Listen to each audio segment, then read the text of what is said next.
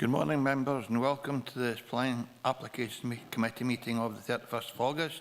This meeting has been live streamed and will be made available on the Council website for public viewing. Remote participants, please follow the good practice guidance, which includes muting microphones and switching off your video when you're not addressing the meeting, writing speak in the Teams chat function when you want to contribute. If you're in the hall, you can do this on your iPhone or iPad. Please don't repeat contributions already made by other members. No material should be posted in the chat function if it's intended as part of the discussion. Usual standing orders apply, including that any votes will be undertaken by roll call. If any member has to leave the meeting, please either leave the Teams meeting for that period of time or write leave in the Teams chat function and then join when you rejoin the meeting so we can keep track of whether the meeting was quorate. All members should speak clearly and directly into the microphone when making contributions. When referring to reports, please provide reference to the relevant page and paragraph to allow everyone to follow. Please focus contributions on areas where clarification is required or to propose an alternative to a recommendation. Usual standing orders apply, including that any votes will be undertaken by roll call. Tracy, can you confirm sediment and remote participation, please? I'm happy to confirm remote participation by members today. Thank you, Chair. Good morning, members. We've got 14 members present in total, 5 members present on Teams, being Councillor Beretti, Councillor Blake, Councillor Dashper, Councillor Drysdale and Councillor Walters. And we've got 9 present in the Council chambers, being the Chair, the Vice Chair, Councillor Dennerley, Councillor Giusti, Councillor Howie, Councillor Hislop, Councillor McFarlane, Councillor Slater and Councillor Thompson. I don't have any formal apologies, Chair. Thank you, Tracy. Are there any declarations of interest, members? Stephen, please. Thank you, Chair. It's just to declare an interest in items 11 and 14. The first because I'm aware of one of the representatives who may or may not be speaking today, but it wouldn't be such that it would influence my ability to make a decision. And also item 14, the Lockerbie Old School project. I think probably all elected members are very much aware of the project group, so it's just to declare that, but it wouldn't affect my ability to make a decision. Thank you. Thank you, Stephen. Any other declarations of interest? Andrew? Thank you, Chair. I've got 3 declarations of interest. Item 7 and 8 are because I know objectors and I know supporters of the application, but I don't feel like I need to sit at the meeting. It's not I've not got any friendships with the people there. Item 9 I pulled in and I called in because I support the application, so I'll give my 3 minutes and then I'll leave the room after giving that presentation. Thanks very much, Andrew. Ivor? Chair, I called in item 16, but my understanding was you didn't have to leave the room because it's on the policy grounds I've asked it in for, not on support or otherwise for the application. I'm sure we all know at the end of the day it's down to the individual elected member to determine whether he or she should leave the meeting, and since Councillor Giusti has declared that he is supporting, then I appreciate that that's a decision for him. The other decision is for you, but I'll ask Tracy just to offer you some other governance advice on that particular issue. Councillor Hislop. Yes, Chair. Normal practice is if you've called in, if you've not predetermined the application, then you could remain after you've gave your reasons why you called in the application. Any other declarations of interest? In that case, the last one is I have one. Agenda item 13.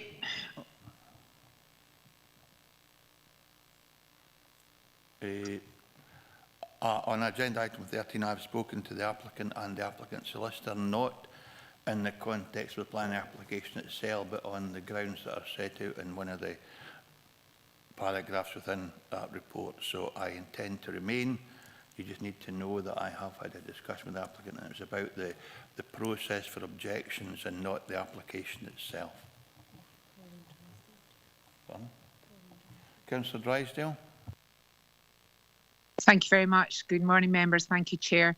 I'd like to declare an interest in item number 4, the Whitehill Portling Dalbeattie, as I have had contact with the applicant, and I do know 5 of the objectors, but I will remain in the room during the debate as my interest is such that I believe I can stay in the room. Thank you, Chair. Thanks very much, Pauline. If there are no other declarations of interest, we'll go into agenda item number 3, minute of the previous meeting, 22nd of June 2022. This is for members' approval. Is this an accurate representation of the business that was conducted, or have members any issues to raise? In that case, we'll take that as a true record. Thank you very much, members. I'll now ask Tracy, our clerk, to outline the procedure to be followed today. Tracy, please. Thank you, Chair. The Planning Applications Committee will consider each application in turn as detailed on the agenda. The case officer or other appointed officer will make a short presentation addressing the determining issues, accompanied by digital images. Any late information, amendments or corrections will be reported at this time. Members may ask questions of officers following the presentation on points of clarification. The Chairman has been provided with a list of eligible representatives who have registered to speak at this meeting within the period specified in Council policy. No other persons will be allowed to speak. The Chairman will individually invite those who have registered in advance to speak to make their presentation, after which they may be questioned by committee members. No questions may be asked of members. The order of eligible parties being heard will be as follows: third parties objecting to an application, third parties supporting an application, statutory consultees objecting to an application, elected members of Dumfries and Galloway Council who are not members of the Planning Applications Committee, and such members should withdraw from the meeting after making their presentation, and applicants or their agents. Representatives were offered the option of attending today's meeting in person, joining remotely via Microsoft Teams, or to provide a written statement to be read out on their behalf. And a copy of the public speaking list is available from the committee officer taking notes of our proceedings. Presentations will be strictly limited to 3 minutes per person, except for national and major developments, which by their very nature are more complex, where the time limit will be 5 minutes. The Chairman of the committee will ask you to come to a conclusion if you take too long. Representatives are encouraged to use the time allotted to clarify any points they consider material and address the determining issues. Certain matters are not normally material planning considerations and will not be taken into account by the Council when deciding on a planning application. Representatives should not raise any new matters without explaining why they were not raised earlier with the case officer. Please do not repeat what is in the report, as members will have already read the report. After all the representations have been heard, the meeting is then in formal session, and no members of the public may address the committee from the public gallery. The Planning Applications Committee will then proceed to determine the application. Thank you very much, Tracy. And for benefit of members that are here, we will have an occasional break to just allow Councillor Dennerly's interpreter to have a comfort break, and if members could speak slowly so that the signer can indeed catch up what we're trying to say, I think that would be appreciated. Okay, members, we'll move on to, and I should say as well, for speakers, can you please try and confine your speaking to 3 minutes? We have a long agenda, and I will ask you to draw your speaking to a conclusion at the end of each 3-minute segment. So agenda item 4, an application for the siting of 3 glamping pods, installation of shared septic tank, formation of car parking and turning area, footpaths and associated works at land adjacent to Gorsbank, Whitehill, Portland, Dobiti. This is a full application. The recommendations to refuse, reference number 21/2331/full, and case officer Judith Turnbull. Judith, will you take us through your presentation, please? Yes, thank you, Chair. Good morning. If we move on to the location plan, please, thank you. The application sites on an elevated coastal location, currently part of a rough agricultural Field, it's in the East Stewart Coast National Scenic Area, and there's a core path bounding the southern boundary and another path along the elevated part of the site which meets the core path. Move next one. This is the existing site plan. This drawing's been flipped round from the location plan. The site is outlined in red, and it's adjacent to the core path, which is along the side of the site in green. The land under the control of the applicant has been outlined in blue.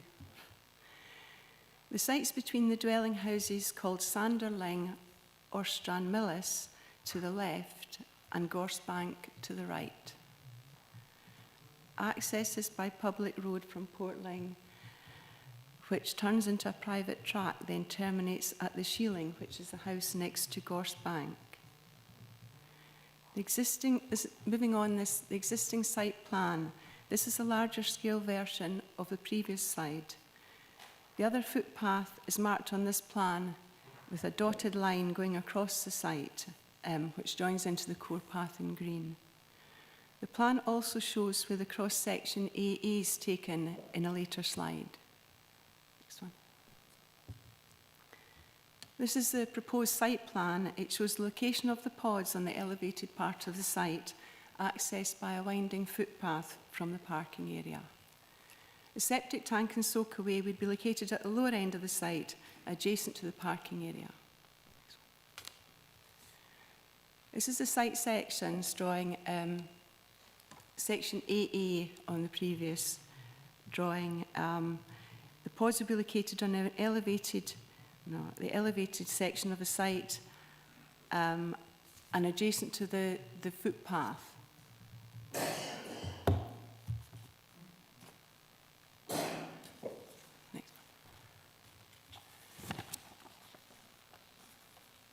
These are the proposed pods and the elevations. These pods are called Blériot Plus. That's the model name, and they're named after the pioneering French aviator Louis Blériot, the first person to fly the English Channel in 1909. The pods would resemble part of an aircraft fuselage in shape. The dimensions would be about 7 metres long, 3 metres wide, and a total height of about 3.5 metres. The pods would sit on legs above the ground, accessed by a small flight of steps. These are the floor plans of the pods. There's two floor plans, even though they haven't got an upstairs. The first one is the day layout, and the second one is the sleep layout. And the bench seating becomes a king-size bed, and the sofa becomes bunk beds, providing accommodation for 4 people. Each pod has basic kitchen facilities and a toilet with shower and wash-hand basin. Proposed finishes of the pods would be untreated eco-thermal wood cladding to the external walls, which is timber which has been heat-treated, which increases stability and durability. The end panels would be plywood painted grey, the steps would have an Iroko timber finish, and the legs would be steel with grey finish. Moving on to the images, the first one shows the view towards the track from the site. This is taken coming down from the main part of Portling towards the sea. The site's on the right, as indicated by my arrows, and you can see the gable end of the dwelling house Gorsebank just visible beyond the site. This is just taken slightly further down. You can appreciate more clearly on this image the steep slope of the site. In this image, you can also see the sign. You should be able to see the sign for the path going up the side of the site and the sea in the distance. The 2 images on this slide. The first one is the access to the path from the track. It shows where the coastal path leaves the track, and the second one shows the path leading up the side of the site. This one is taken from the southwest corner of the site, about the height that the pods would be sited at. This is taken from about the same place, but now looking over the site northeast, over the house called Sanderling. This is panning right from the previous image, looking directly down the site where the proposed footpath would come up. You can also see the core path at the edge of the site, particularly close down near the track. And the last slide, thanks, has got two images that have been taken from further away. These are both taken on the other side of the valley, the first from directly across the site and the second from further north. And I've indicated the approximate location of the pods on each of these images. So to conclude, this application is recommended for refusal on 3 grounds. The first is that the landscape and visual impact would be unacceptable in the national and regional scenic areas. The second is on design grounds, that the proposed development would not be in keeping with the design nor respect the established layout and pattern of development in the area. And the third is that the proposed development would conflict with nearby land uses with potential loss of amenity and privacy at nearby properties. Thank you. Thanks very much, Judith. Any questions for our case officer?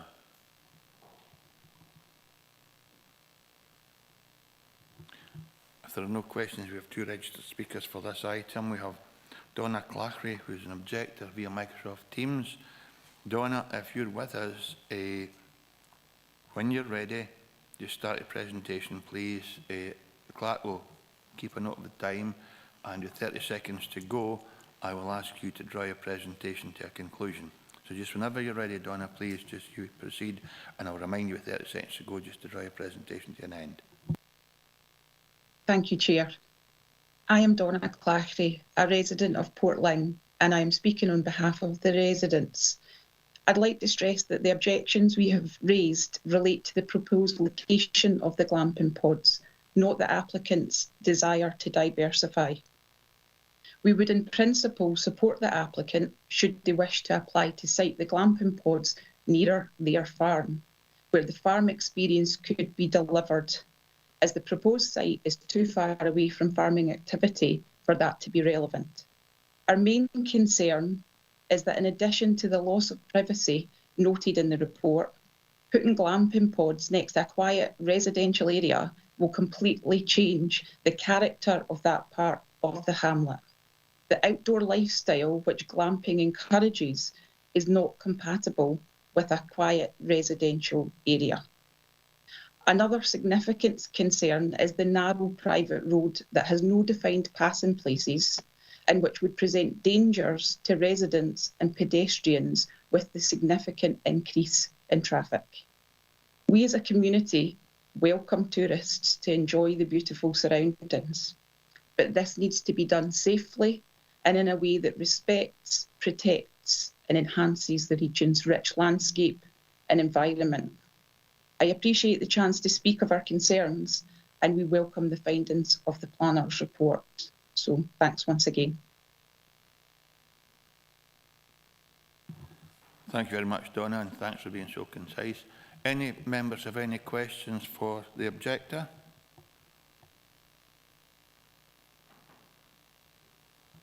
In that case, thank you for your time, Donna. Thank you, and thanks for joining us. We now have the applicant, Stephen and Tracy Rowan. I believe they're here in person. And again, it's a collective 3 minutes, Stephen and Tracy. So if whenever you're ready, just start the presentation. I'll remind you of 30 seconds to go to draw it to conclusion. And if you'd be kind enough to wait in case any members have any questions for you, I'd be grateful. So whenever you're ready, thank you. Under policy OP2, the proposed development has had due regard to its location on the edge of the regional scenic area, having respect to and avoiding any significant impact on the qualities of the area. There will be no high protruding ridge lines or incongruous materials visible, and the additional planting will help screen the site from neighbours and blend the pods in with their surroundings. The bases for the pods will be dug into the side of the hill, so they won't be prominent. Drawings in the application show the existing gorse will screen them from the roadway. Local Development Plan 2 clearly sets out tourism as a major element of the economy and encourages sensitive quality development in suitable locations. This diversification project is fully in accordance with the relevant criteria adding a diversified income to the existing farm business, providing access to the countryside, a facility for outdoor recreation and a boost to the local rural economy. The location, siting and landscaping treatment of the site have all been taken into consideration when responding to the guidance outlined in Policy NE2, and it is felt that the proposal will not adversely affect the NSA. The neighbouring property on one side is already used for holiday accommodation. Point out that by providing this proposed type of accommodation, it is not removing affordable private rents from an already undersupplied sector. In terms of the suitability of the access road, the increase in traffic will be minimal as this road is already used by tourists, beachgoers and fishermen. In fact, the development will improve the current situation as our entrance will be available as a turning area and a passing place. We are suggesting a 7-metre radius clearance of gorse bushes from the units to act as a fire break. A fire break across the hill will be made during construction. Each unit is intended to accommodate one couple or family. The glamping pods are not destination accommodation units as such and will not be occupied by stag or hen parties or groups of young partygoers. Consequently, no hot tub fire pit facilities will be outside the pods, reducing any chance of late night groups creating noise. Can also confirm there is mobile phone signal on the site. The distance of these pods is proposed to be circa 50 metres from the rear of the nearest property. This distance, combined with the acoustic barrier offered by the gorse bushes, should result in no more noise than currently exists from walkers using a footpath adjacent to the site. Although the Community Council could not support the proposal, it did not lodge an objection. This is a small-scale agri-tourism development and not something bigger as is being portrayed by some local residents who understandably don't want change. You have 30 seconds to go, sir. We are a reputable local farming family who are a long-standing part of the community. The pods will blend into the hillside, unlike high-visibility modern caravans or white-rendered modern houses. In conclusion, the proposal is in accordance with the relevant policies and guidance in the development plan, and as such, planning permission should be granted subject to any reasonable conditions the Council may wish to impose. Thanks very much, sir. Your timekeeping is perfect. Anyone, any questions for the applicant? I've got Mr. Donnelly, Councillor Donnelly, then Councillor Hislop. John.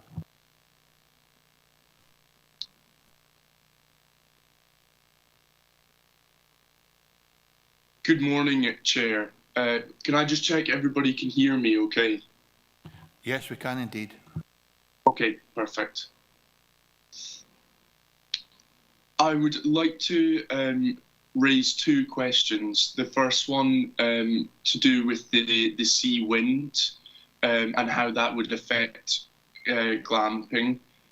For example, if there's going to be really bad weather or a storm which could come from the sea, is that a health and safety risk for the tourists using the accommodation? My second question is about adders. I'm significantly concerned about the adder population in that area. They are a protected species, and I have concerns that the glamping site will affect the adder's conservation and habitat. So is there any protections that you plan to put in place in order to ensure that the adder's habitat isn't affected? And these questions are to the applicant. In terms of the adders, although the site is not a protected habitat, Nature Scotland point out that whilst not a European protected species, adder are protected from damage and disturbance through the Wildlife and Countryside Act. So sensitive site clearance and excavation will have to allow the adder population to move to adjacent undisturbed areas. Much of the site clearance could be carried out by hand for that reason.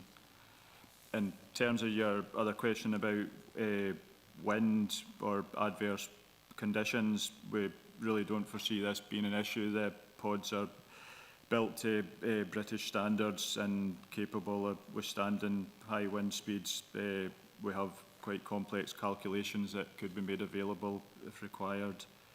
There's already a lot of holiday accommodation along the coastline, and I don't believe it's a relevant issue. Thanks. Thank you. Content with that, John? You want to come back in? Okay, I'd like to address the point about adders. I'm really concerned. You said that you're planning to move the adders, but do you have a formal plan in place? For example, where will you be moving them to? You're speaking about the European Act of looking after adders and ensuring their safety, but we're now in Brexit, so I don't understand how that act is relevant. Would you be able to speak in more detail about how you're going to move the adders? Have you had advice from a conservation expert or an adder habitat expert? You know, I feel slightly suspicious that you're not environmentally experienced enough to do something like that. Hey, do you want to come back, sir? Yep. I point out that it's a 30-hectare field, and this is only a very, very small part. And also, we've farmed this land for 50 years, and to my knowledge, nobody has ever seen any adders on this field at all. So I'm sure there's plenty of suitable habitat for adders nearby the site if there did happen to be any. And the officer's report in 2.5, section A and B, make reference to that, John. Any other questions for the Councillor Haslett?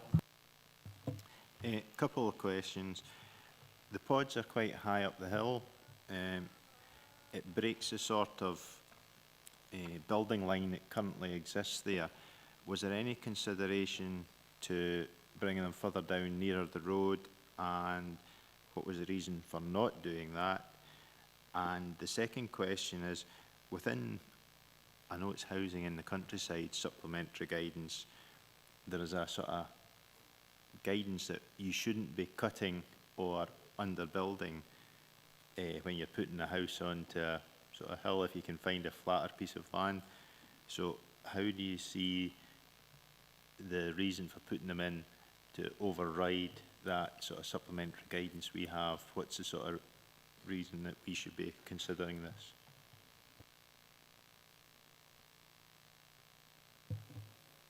The reason for trying to set the pods into the hillsides just to make due regard to the sort of the location so that they do blend into the hillside. And I mean the type of pods, they're sited on I think it's 4 600mm concrete pads. They don't require a lot of base at all. Your previous question about the exact location is just to obtain the sea views by going slightly higher up from the roadway, and also just to keep it slightly back from existing properties, so that we're trying not to create any conflict with the residential population. Thanks, Councillor. Councillor Barretti. Tony, please. Thank you, Chair. Quick question. How far from the main farm building that was alluded to would these pods be going? If you can help, sir, I can get the planning officer. She might be able to tell, but it's your question to you initially. I couldn't tell you an exact measurement on that. I'm guessing it's 200, 250 metres. It's the other side of the hill. Judy, do you have a more specific? No, so 250 metres is as much as we can get for you today, Tony. Yeah, so it's, Chair, so it's within walking distance of the farm to the pods for observation purposes or just maintaining the pods is what I'm trying to get at, and it's not more than a mile, which means that you wouldn't be bringing a car to check the pods every single time that you were wanting to check them. That's fine, Chair. Thank you. Thanks, Tony. Okay. Any other questions for the applicants? In that case, thanks very much for being here. Thanks for your presentation. Members, we're in session.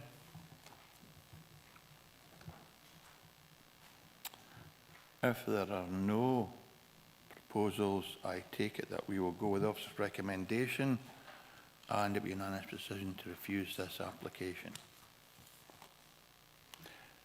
Decision of the committee, Tracy, please. Members have agreed to refuse the application on the grounds detailed in the report. Thank you. Move on to agenda item number 5. An application for the erection of a dwelling house with detached garage, carport and installation of sewage treatment plant at plot 5, land to north of Linwood, Bar Hill Road, Dalbeattie. This is a full application, reference number 21/2362/full. The recommendation is to approve subject to conditions, and case officer again, Judith Turnbull. Judith, will you take us through your presentation, please? Yes, thank you very much, Chair. If we look at the first slide, location plan, please. Thank you. This is quite a big site, as shown on the location plan. It forms part of a wider area which is identified as an allocated housing site, Site 6B, called Bar Hill Road in Dalbeattie. The site got planning permission recently for the infrastructure and associated development to service the site. I've included an extract from the Local Development Plan 2 showing the allocated site in pink with the application site outlined in red, if you can see that. There are 2 allocated sites shown on the extract, and the smaller, thinner one at the top of the pink area is another site, 6C. So the allocated site that this forms part of is only the bigger site here. You can move on. Thank you. This is an aerial view of the site and the wider area. It shows the main A711 public road to the left and Bar Hill Road to the south of the allocated site, and the private track which gives access is quite light in colour, and it's going north from Bar Hill Road and through the site. You can also see that the west of the site near the burn is quite wooded, and the eastern part where the dwelling house and garage would be located is more of an open pasture area. Thanks. This is the existing site plan showing the wooded area to the west of the site and the access track up the eastern boundary. Proposed site plan, it shows the position of the dwelling house and the garage, and also the proposed deviation of the access track, which was included in the previous application for the allocated site. The proposal also includes a new access as well as parking and turning area adjacent to the dwelling house.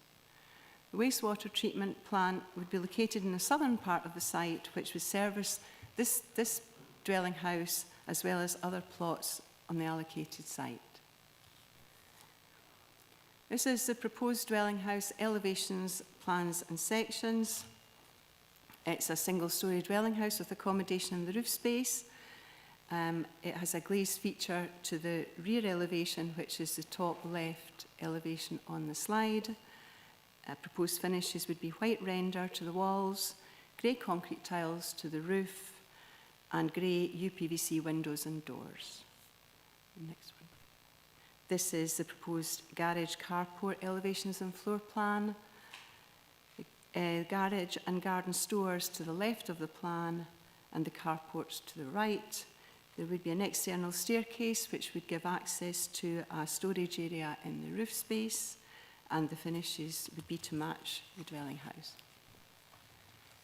Moving on to the images, the first one is taken on the approach to the track on Bar Hill Road. You can see the private access going off to the left of this road. Next one.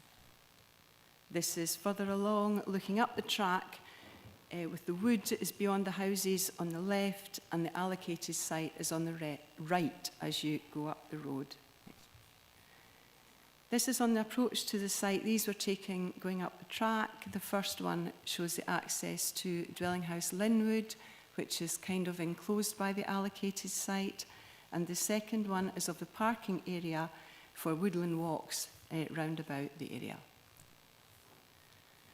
This is taken from just opposite the parking area. It's looking from the track along the southern boundary of the site. That's the boundary with Linwood and looking along the fence towards the barn. This is views taken over the site from the track. These were taken as a walk further up the track. The first one is looking north up the track over the site, and the second one is closer to the access. You can see just on the right-hand side. This is a view looking west over the site, over the part of the site where the dwelling house would be located. The trees in the distance are along the boundary next to the barn. It was quite difficult to get photographs in at the western boundary. It was quite heavily wooded, but I managed to get a couple, although it's quite dark. So these are taken in the boundary with the barn and the gardens of Queen's Grove, which you can see behind the trees there. And this is in the lower lying wooded part of the site. This is a view north from the site. It shows the top of the site taken from the approximate location of the dwelling house, looking over the area where the garage would be built. That's Woodside, you can see peeping over the bushes in the distance. And the last image is looking south along the eastern boundary. It's taken looking down the dike with Linwood visible between the trees and the access gates on the left-hand side. So to conclude, the application is recommended for approval, subject to the conditions as listed.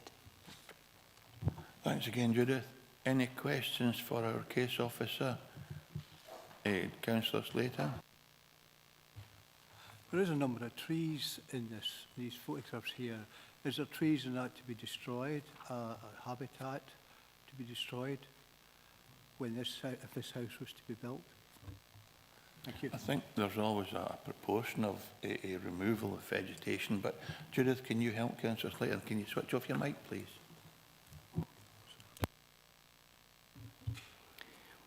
There has been quite a lot of clearance being carried out on the site already, and the area for the dwelling house and the garage would not seem to involve any trees because it's not an area that's really had trees recently.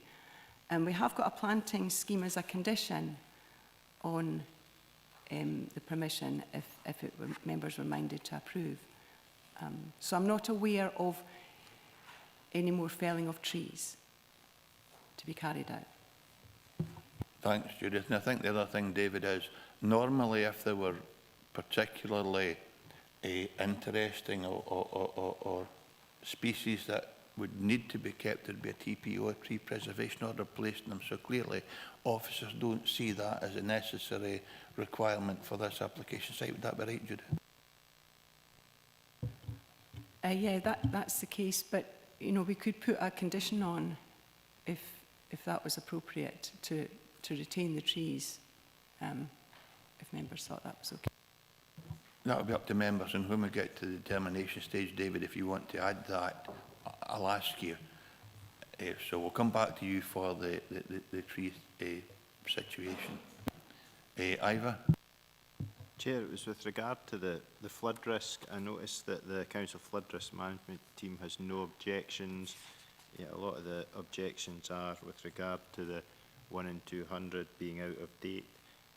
Did the flood risk assessment team, management team, although they made no objections, did they make any comment? Judith? I haven't got the consultation responses in front of me, but the wider flood risk matter was taken into account in the assessment of the overall site, which has already been granted. I think this location is part of the higher element of the site, Ivor, and the flood risk relates to a location further down. But can you help Judith, or is that right, Judith? Yes, that's correct. There was a flood area determined, and the area that could be built upon is excluded from the flooding area. Thanks for that, Judith. Thanks, Ivor. Any other questions for the case officer? Stephen? Thanks, Chair. It's just on one of the conditions in the report talks about the improved access road, and I was just wondering, could you clarify how far down that improvement would go to the existing road from the main road? Obviously, there's a number of developments potentially that could happen in this area, so it's just to get a sense of what's tied to this particular development. Judith? It's normally 50 metres, Stephen. I don't know what that, but right. I can probably assist with that, Chair, because I dealt with that application. Really, all roads officers were looking for were improvements to visibility at the actual junction with Bar Hill Road. So the road is going to remain private. It's not going to be adopted by the council, so there's no change beyond that actual junction with Bar Hill Road itself. Thanks, Stephen. Any other questions for case officer? In that case, there are no registered speakers. We are in session. David, did you want to develop the discussion any further, or are you content with the fact that we have a planting condition on the recommendation? Yes, I am content. Thanks very much, David. So, if there are no views, I'll take it it's the will of the committee that we approve this application, and that's unanimous. Thanks very much, members. Tracy, can you confirm the decision, please? Members have agreed to approve the application subject to the conditions detailed in the report.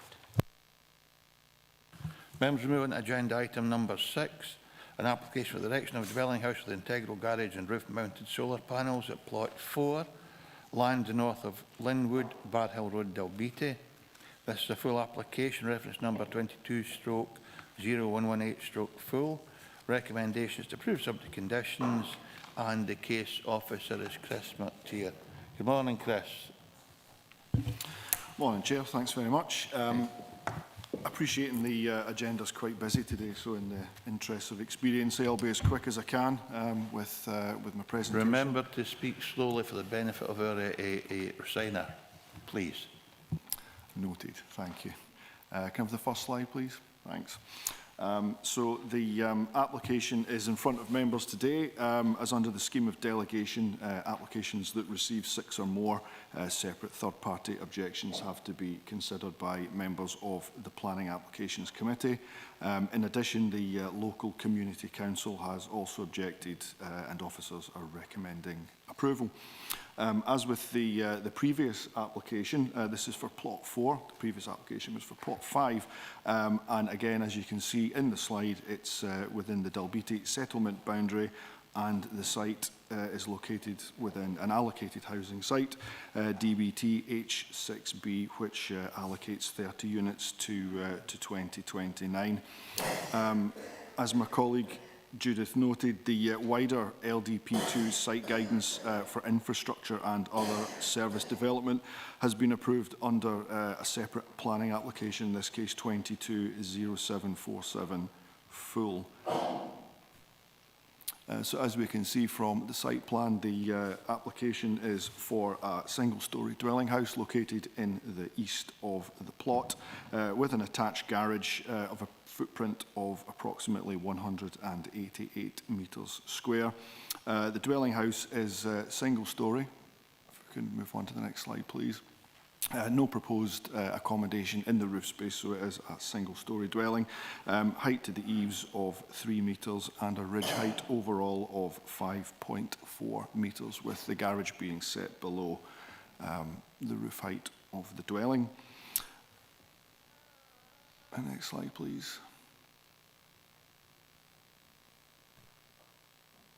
So we can see the site sections there. The dwelling house is located on the higher ground to the east of the Eddingham Burn, which is located just on the left of the lower-lying section area there. The dwelling is proposed to be finished with a mix of smooth white render and timber cladding to the walls, interlocking roof tiles and grey UPVC windows and doors. As we saw from the previous application, access to the site is from Bar Hill Road via an existing private access. And just a few photographs. As you see, this is looking north from the access track out across the site. And looking west. And looking northwest, you can see the low dry stone walls which delineate the northern and southern plot boundaries. These are being retained and repaired where necessary as part of the application. And I think that's just the last one, looking across the site from the access spur that takes you down off the main private access into the site. That's us. The application is considered acceptable, and for the reasons outlined in the report, we recommend approval subject to conditions which, just for the avoidance of doubt, do contain a scheme of proposed planting which will include existing trees within the site, and a separate condition requiring the retention and not to be felled. So. That's the end of my presentation. Happy as ever to take any questions from members. Thanks. Thanks very much, Chris. Questions for our case officer?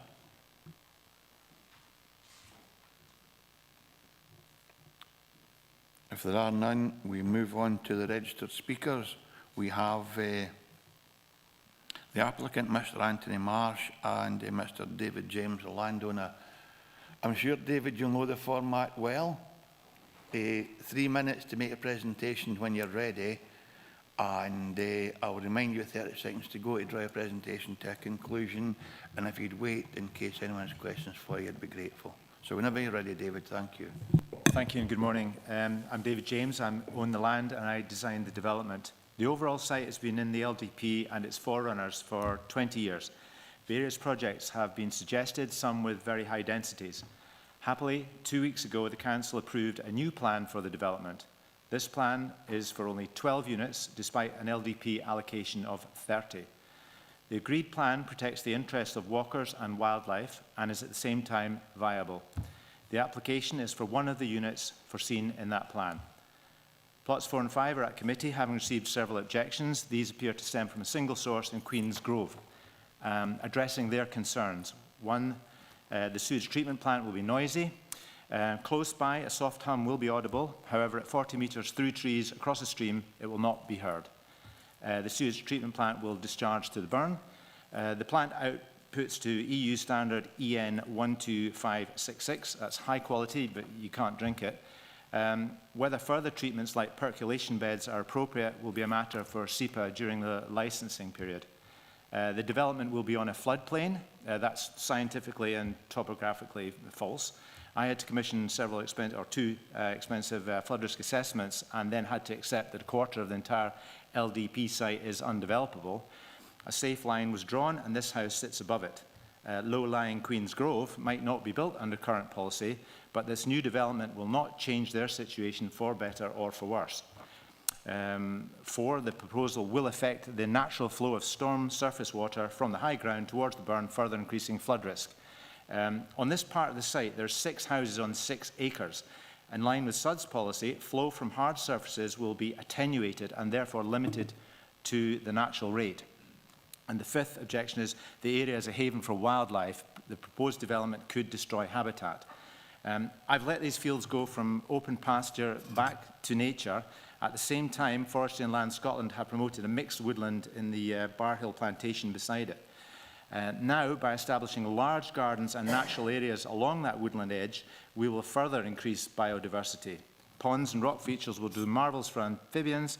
Red squirrels travelling to Queen's Grove will enjoy much more variety on their journey. Probably adding to the part about trees that these trees are rapid-growing alders. We'd hope to be replacing some of them with more suitable trees that are better for nature. You have 30 seconds to go, David.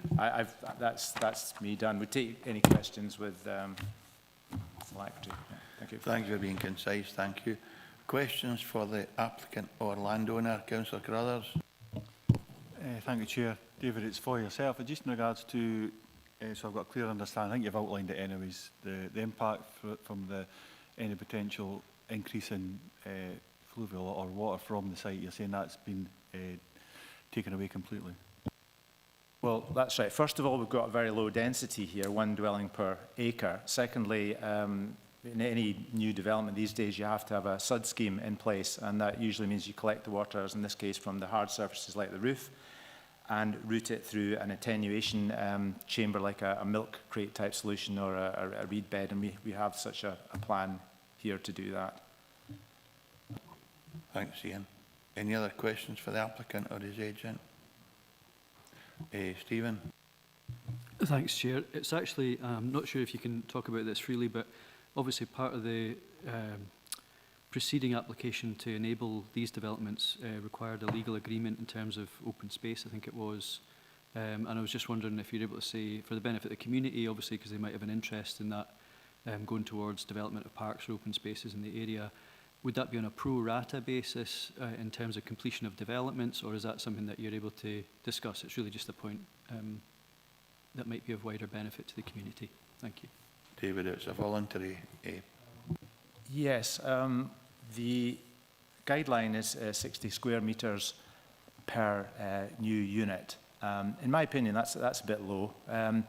Officially, we've only exceeded that by a small amount, but I only included the areas just to go above that official lower limit guideline, but there are other areas when the development shall remain in nature, so we will, in effect, in the end, we'll be well above that. And speaking to the would-be house builders like Tony here, etc., they've got a desire to do a lot for nature within their large gardens. So, yeah, it's 60 square metres per house is the guideline that Dumfries and Galloway operates, but Chris will know that a lot clearer and probably help you with that. Content, Stephen? I mean, I think so. Thanks for the answer, David. I think it was more just in terms of if there was an actual developer contribution required, or just a stipulation that it had to meet a certain standard, as David's described. Thank you. I'll get the other David to reply, David Sutty. As part of the overall development, there was a developer contribution required, but that was only in respect of affordable housing. The open space provision was actually more than satisfactory within the scheme, so there was no need for external provision. And there's also a play park immediately opposite across Bar Hill Road as well. Stephen? No, thanks for that clarification. And I was just wondering, is the requirement for affordable housing still in place, or was it deemed to be not bothered with? Yeah. Yes, there's a developer contribution required for affordable housing in that area. I don't know if Laura wants to, if you want to bring Laura in on that, she can provide greater clarification, but that's, as I understand, completed now. Laura, do you want to help Councillor Thompson? Yes, thank you, Chair. Councillor Thompson, there was a planning obligation in place for the wider application which covers affordable housing. We are currently working our way through the provision of the affordable housing contribution, and the planning obligation also recorded the fact that there was an open space contribution required, but that the layout of the development more than met that, so that is recorded in the planning obligation. Thanks, Laura. Thanks, Chair. Thank you. Any other questions for the applicant or agent? David Slater. Just as regarding Stephen mentioned there, open space is becoming less and less for public, and open space is part of people's well-being nowadays. So that's obviously appears to be a loss of local space. That's the question I really ask. I take it the questions for the applicant and agent, though, because that's where we're... Yes. Yeah, okay, David. Well, as Laura indicated, we've more than met the requirement. I think the requirements should be higher, but that's another, for another day. The road, the trackway, the first half of it is used by walkers who like to go into the forest. And we've done a good job, I think, in the plan of preserving that, so the experience of somebody walking from Bar Hill Road towards Bar Hill Wood will be much the same as it always has been.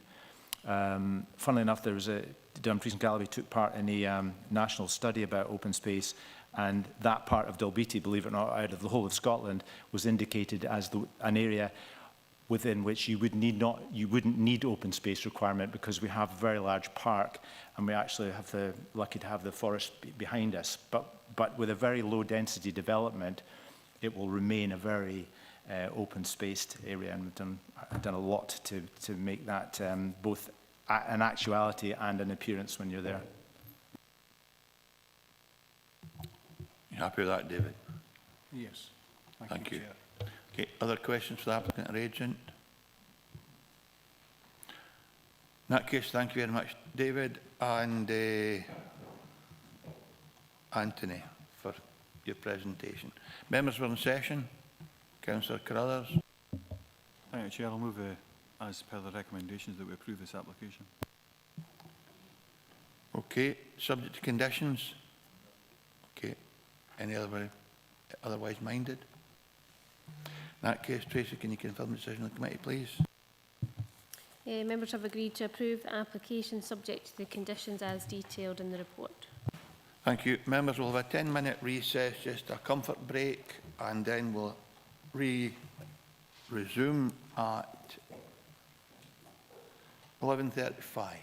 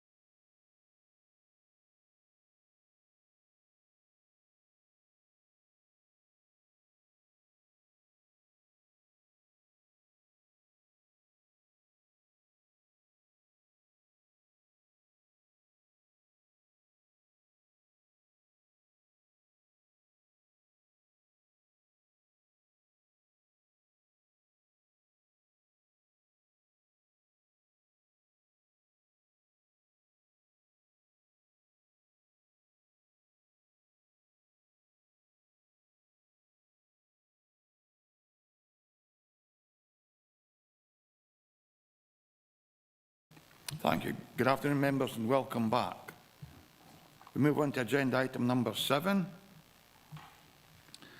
An application for alterations including enlargement of 2 window openings to form double door openings at first floor level with associated balcony area, installation of retractable canopy and glazed screens to form sheltered outdoor seating area, and installation of 3 electric vehicle charging points at Mount Stewart Hotel, Fort Patrick, Stranraer. The full application, reference number 21/2514/full. Recommendations to refuse. And case officer is Iona Brook, but David Sutty is taking us through this report. David, when you're ready, please. Thank you, Chair. Yes, Iona is on leave today, so the next 3 items I will cover on her behalf. So, looking at the slides in the presentation, the first one just is the location plan, where you can see the red line is drawn around the west, the front elevation of the hotel building, and also a small area where the 3 electric vehicle chargers would be proposed. Next, please.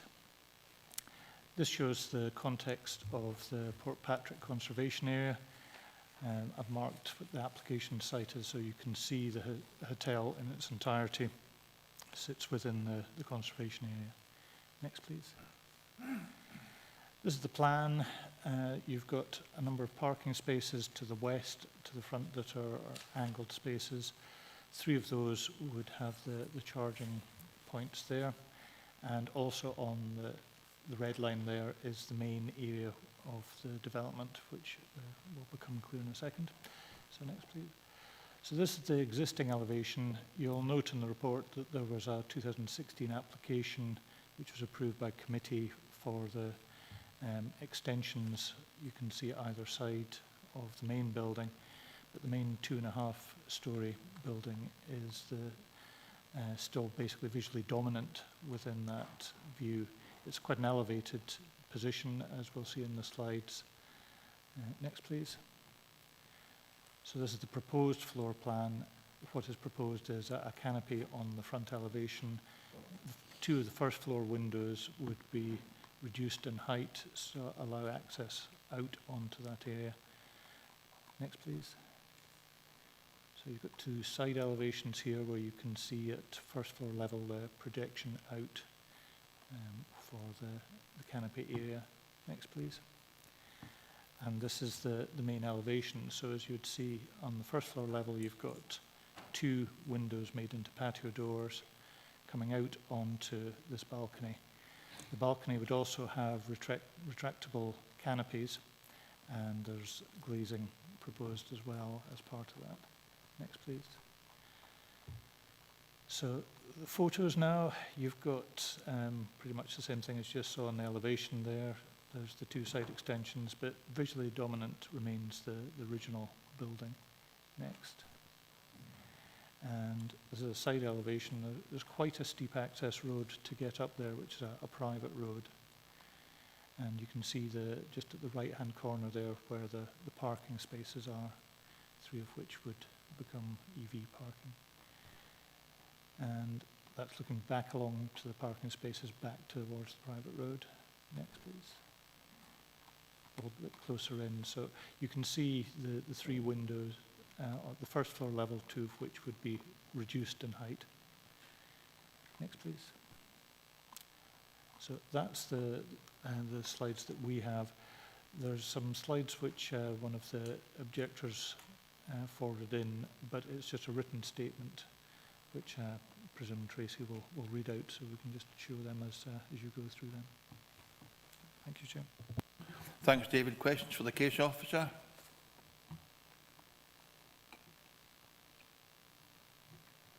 If there are none, we have 2 statements to be read out. One for... Oh, Tony. Sorry, Tony, come in, please. I'll let you off, Chair. I noticed that in the photographs, there wasn't a photograph from the side of the harbour looking up to the hotel to allow what residents or visitors might see once they enter Portpatrick. I will say, Chair, that I know Portpatrick very well because I've been there quite a few times. And if you look around, it's not always immediately visible what you're looking at and the frontage, although the photographs show that the frontage is very prominent. What that angle of vision would look like from the actual bottom end at the harbour end, Chair. Thank you. David. Thank you, Chair. Obviously, I'm just showing the slides which were provided by the case officer, but I did note that in the presentation which the applicant has put together, there are some slides which show a distant view, so that would be one to look out for in their presentation. Hopefully that'll help when they come round in their turn, Tony. Any other questions for the case officer? In that case, we have two statements to read out, one from David Shaw and one from Peter Walker. Your name, Tracy, please. Thanks, Chair. The first statement is from David Shaw. I am unable to attend this meeting at which the above application will be considered. However, I wish to emphasise my strong objection to the proposals. There are already significant parking issues on the narrow public and private roads in the area as a result of insufficient on-site hotel parking. In addition to interfering with residents' access, indiscriminate parking has inhibited the access for emergency vehicles, exposing residents to unacceptable risks. An increase in hotel capacity coupled with the reduced parking available after the proposed development will only exacerbate these risks to unacceptable levels, and I feel sure cannot be supported by current guidelines. The proposed development will also impinge on the amenity, privacy and security of local residents. I think the slides that Abby's got are maybe for the next objector, which is Peter Walker. He's not referenced them, so if you could maybe just go through them while I'm speaking, please. I will be abroad and unable to present at the meeting on the 31st, but wish the following to be read out on my behalf. For parking, in addition to the well-documented concerns raised, South Cliff House find their entry blocked by hotel guests and staff parking indiscriminately. Vehicles parked on the public road at the junction often obstruct the exit from the hotel and South Cliff House. Visual impact. The proposed additions to the front of the hotel can be best described as not in keeping with the village. The proposed development destroys the classic design and symmetry of the building. When viewed from the public road, the development is very much in your face and exacerbates the breaches of the building line, which again is detrimental to the view from South Cliff House. The loss of amenity. The proposed balconies clearly overlook South Cliff House and breach the privacy of the residents of South Cliff House. These will also be clearly visible from the village. Additional facilities will increase the potential for noise. Thanks, Chair. Thanks, Tracy. We now have, I take it by Mrs. Carter, Andrew Carter, but if unable to attend, his wife will speak via Teams, so it'll be Laura Fraser Carter. So Laura, are you with us? Actually, it is me, Andrew Carter. Okay, Andrew, fine, thank you. Usual arrangement, please. You will have 3 minutes. The clerk will time your presentation with 30 minutes to go. I'll ask you to draw your presentation to a conclusion. And if you'd be kind enough to wait in case members have questions for you, I'd be grateful. Just whenever you're ready, Andrew. I will do my very best, sir. Thank you. Good day to you all. So my objection to the Mount Stewart development plan, based on the real-time issues, we are South Cliff House, guest house next door, and the parking problems for all of us, you know, the Mount Stewart, South Cliff and then residents, is an ongoing issue and has always been. We appreciate that the Mount Stewart are a business and are doing the same as us, but they also serve food and attract other people into the business, which is great. And, you know, that just sort of impacts more people walking up. I don't think anything's been spoken about the road leading to Southcliffe, the area, but it's a small road which doesn't really have any passing spaces, you know, for cars to drop in and out to. I do feel more traffic will be coming to the area because of this. Also, there are walkers, there are known walking spots, so you know, hikers and stuff are forever walking up and down the road with dogs, with children. So just the impact of all this traffic, I think, would be quite sensitive to that. Within the proposal of the actual plans to the building, unfortunately, the balcony does tend to impact on Southcliffe House's private views, and yeah, we just feel that it's a little bit sort of above and looking into bedrooms and such thing.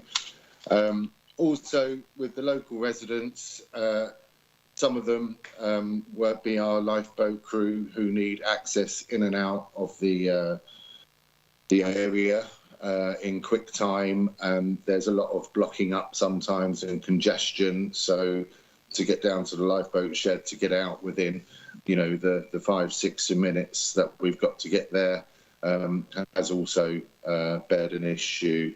I have heard from local residents not in Southcliffe that staff are parking down below and impacting problems.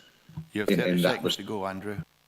Okay, so yes, just to conclude, it is mainly on the access to and from Southcliffe as an area, and pedestrians, children, guests and visitors. So I object to what the Mount Stewart would like to propose. Thank you very much, Andrew, and thank you very much for keeping to the tight time scale. Thank you. Questions for the objector, Andrew, Councillor Giusti. Thank you, Chair. I'd just like to ask the objector about, he referenced the balcony overlooking Southcliffe itself. Would that be able to, do you believe that that will be able to be dealt with via be conditions, be it blacked out screening or something on that side or on that elevation? It would be on how it looks, as well as actually getting, you know, our privacy sort of intruded on.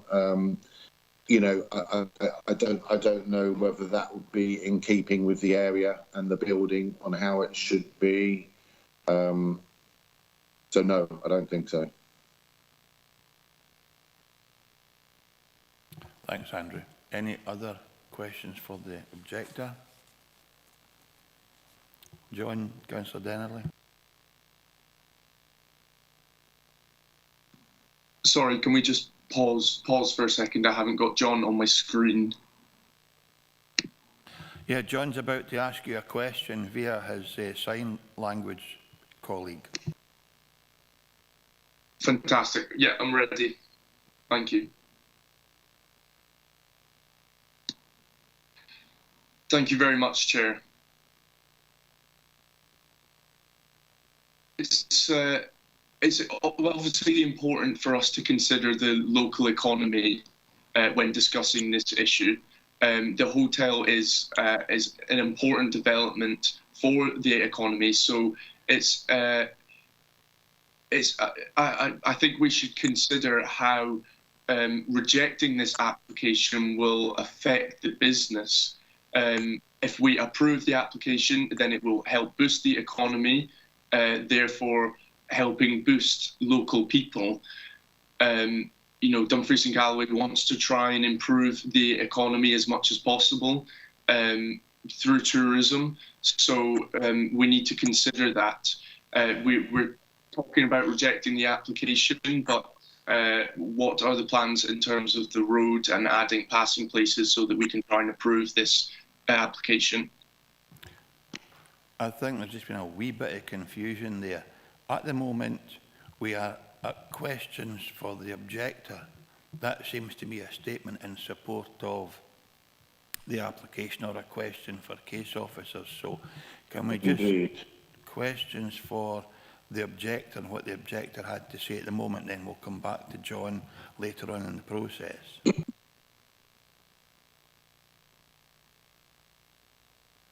Thank you, John. So, questions for the objector on the grounds of his objection. If there are none, we'll move on to Councillor Jackie McCammon. Jackie, if you're still with us, and I realise you've had some difficulty with your devices, but I see you there. So, 3 minutes, Jackie. I will ask you to draw your conclusion or your presentation conclusion, 2.5 minutes, and hopefully have summed up by 3 minutes' time. So whenever you're ready, Jackie, thank you. Okay, thanks, Chair. And morning, members.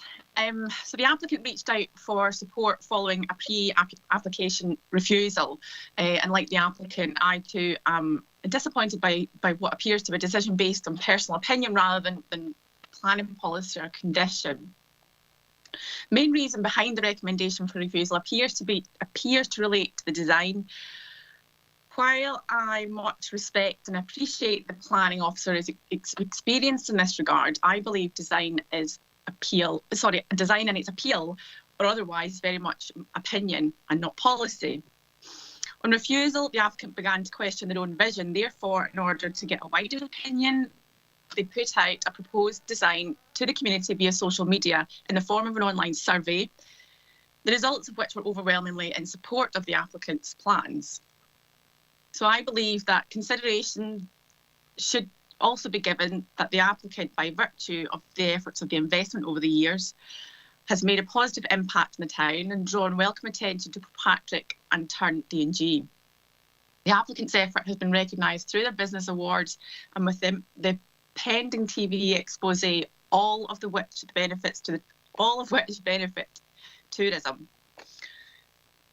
Small businesses, especially in the hospitality sector, are still feeling the effects of COVID and soon to be hard hit by the rise in energy prices.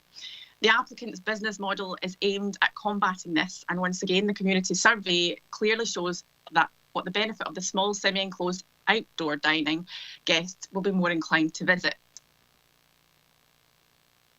Okay. Jobs will be secured and families' rising living costs eased. We, both in local and national government, are making policy, and we need to be an enabling authority, supporting small business investment and sharing and supporting their vision. Groups such as Scottish Tourism Energy Response Group, set up in 2021 by the First Minister, pledged 25 million.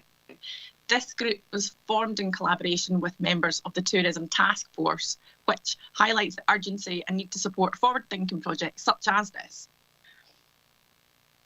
The hotel is within the conservation area house, not a listed building.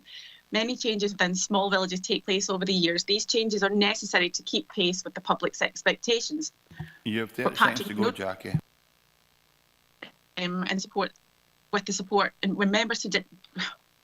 With the support of members today, it is my firm belief that not only will Mount Stewart Hotel and its staff benefit, the area as a whole will. So in summary, it is my firm belief that by supporting this application, the members will also help boost tourism across South West Scotland, support local business and protect local jobs, and send a positive message that this council is an enabling council. Thanks. Thank you very much, Jackie. No, I don't think we can ask Jackie questions, can we? She's called in the application. So you've heard from Jackie, and she has now left the meeting and allow us to continue on. We now have Mrs. Diane Hunter, the applicant, who's here in person. Diane, if you'd like to come forward, please. You'll have 3 minutes to make your presentation. I'll remind you with 30 seconds to go to draw it to a conclusion, and if you'd be kind enough to wait in case anyone has questions for you, I'd be grateful. So whenever you're ready, Diane, thank you. Okay, this design has been very much in our business plan since embarking on the remodelling of the hotel 7 years ago. The quarter mile in Edinburgh is referred to as an integration of medieval and modern architecture. Forward thinking would have been required to support such a project. We feel the same applies in this instance, but on a much smaller scale. This final part of the alterations will bring the appearance of the building together, giving a more balanced look. There will always be some that simply do not like change or do not have the vision to support an application such as this. After much research, the support received demonstrates that the opinions of the planning department are not universally agreed with, and the changes will be very much welcomed. Our online survey results have been overwhelming, with in some cases over 90% in favour of the change.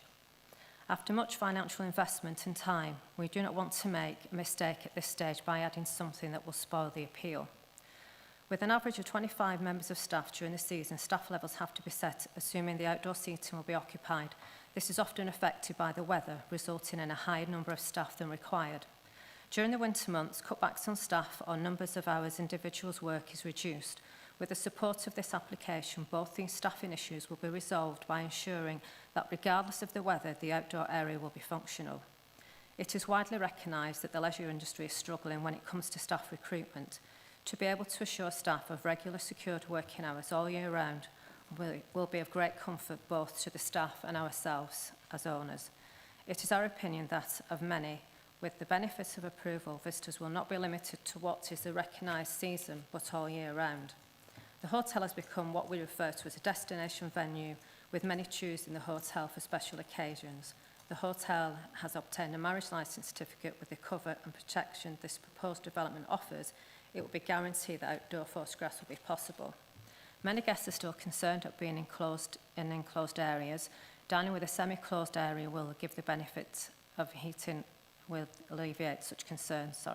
Similar establishments have created unlicensed makeshift structures to combat this issue. With your support today, we can offer a fully approved facility. Our 2019 and 2022 Scottish Hotel Awards are recognition of the hotel's success, as is our nomination for the new BBC Scotland's Great Escape series. It is clear from our bookings that the hotel is attracting visitors that would not otherwise be here. The tourism sector is one of the most important for Scottish economy. We are doing our best under immense strain. We ask you to support us whilst many are closing around us. Expectations are much higher than ever before in Dumfries. You have 30 seconds to go. My understanding is the LPD2 plan promotes tourism. If Dumfries and Galloway is to continue to attract visitors, change must be supported. Thank you. Thanks very much, Diane. Any questions for the applicant? Councillor Juice. Thank you, Chair. One of the questions in the report, brings up is parking. Having worked in hotels in Portpatrick, I realise that a lot of the hotels down at the bottom of Portpatrick don't actually have their own parking, and some of them have actually removed the parking that they did have. So that being said, I know that the lane up to the Mount Stewart is quite tight, and I can understand where some of the objections are coming from. Do you have any proposals to manage your staff on their parking to alleviate the area? And what's your thoughts on how to manage our own customer parking? Is there anything before they come to the hotel to say that parking is available down the hill, etc., and that up the hill, I imagine that it's lined and that it's clear where they can park and cannot park, and therefore not blocking the other buildings and the other houses in the area? Have you got any plan for that, sorry? Okay, if I could just invite Graham, who's going to speak on my behalf, if that's okay. Sounds good, Mr. Chairman.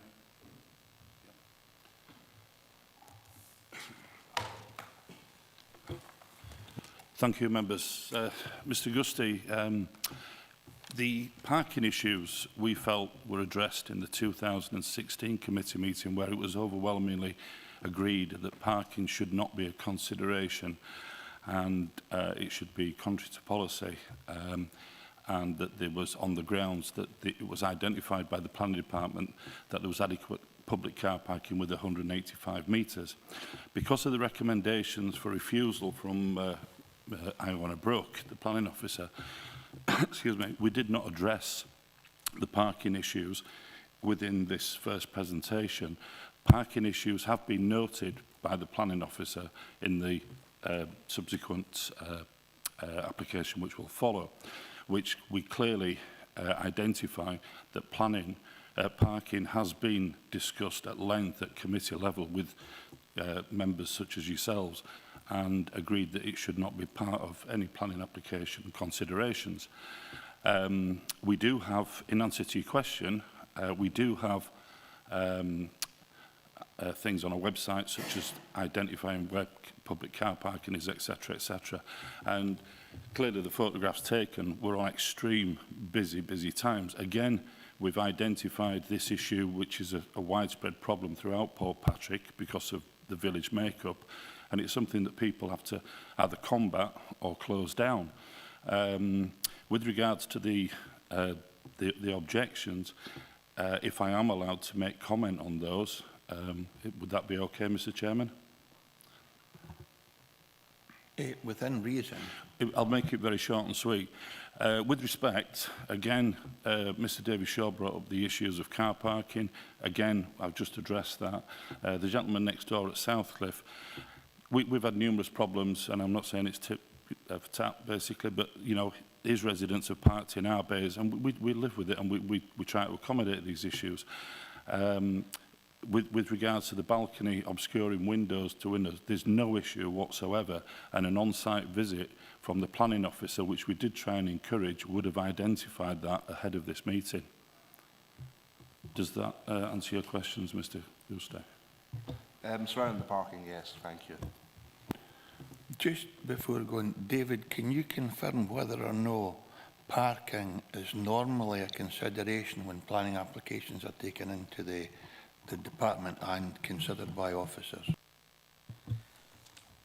There's quite a number of issues I would like to come back onto, to be honest. First and foremost, item 7, the one which is actually before you at the moment, is a planning application for alterations including enlargement of two window openings, and basically forming a balcony area with retractable canopy and glazed screens. Yes, there is also the bit about the 3 electric vehicle charging points, but they're on existing parking spaces. So you'll notice there's no objection from roads, there's no recommendation for refusal on item 7 to do with any parking issues. So I would be keen to draw members' discussion back onto the key issue, which is really on page 60 of your agenda papers, which is solely to do with the external appearance of the balcony and whether or not it's in keeping in a conservation area. Certainly, there are lots of issues about parking and access on the next item, and I'll more than happily cover onto them. But really, just to be clear, this item here has nothing to do with a recommendation for refusal on car parking issues. It's purely the effect on the conservation area of putting that balcony on that first floor level. And again, I don't know if you can go back a few slides. That it was just that one there, actually. Yes, that one on the left-hand side, I think answers Councillor Barretti's earlier point about the prominent location of it. So certainly, in my opinion, from many viewpoints, you would be aware of that balcony, its impact on the building. No, you can't come back at the moment. We are still at questions for the applicant. So you've asked a question, Andrew, that's been sorted and addressed by David. Are there any other questions to the applicant at this moment in time?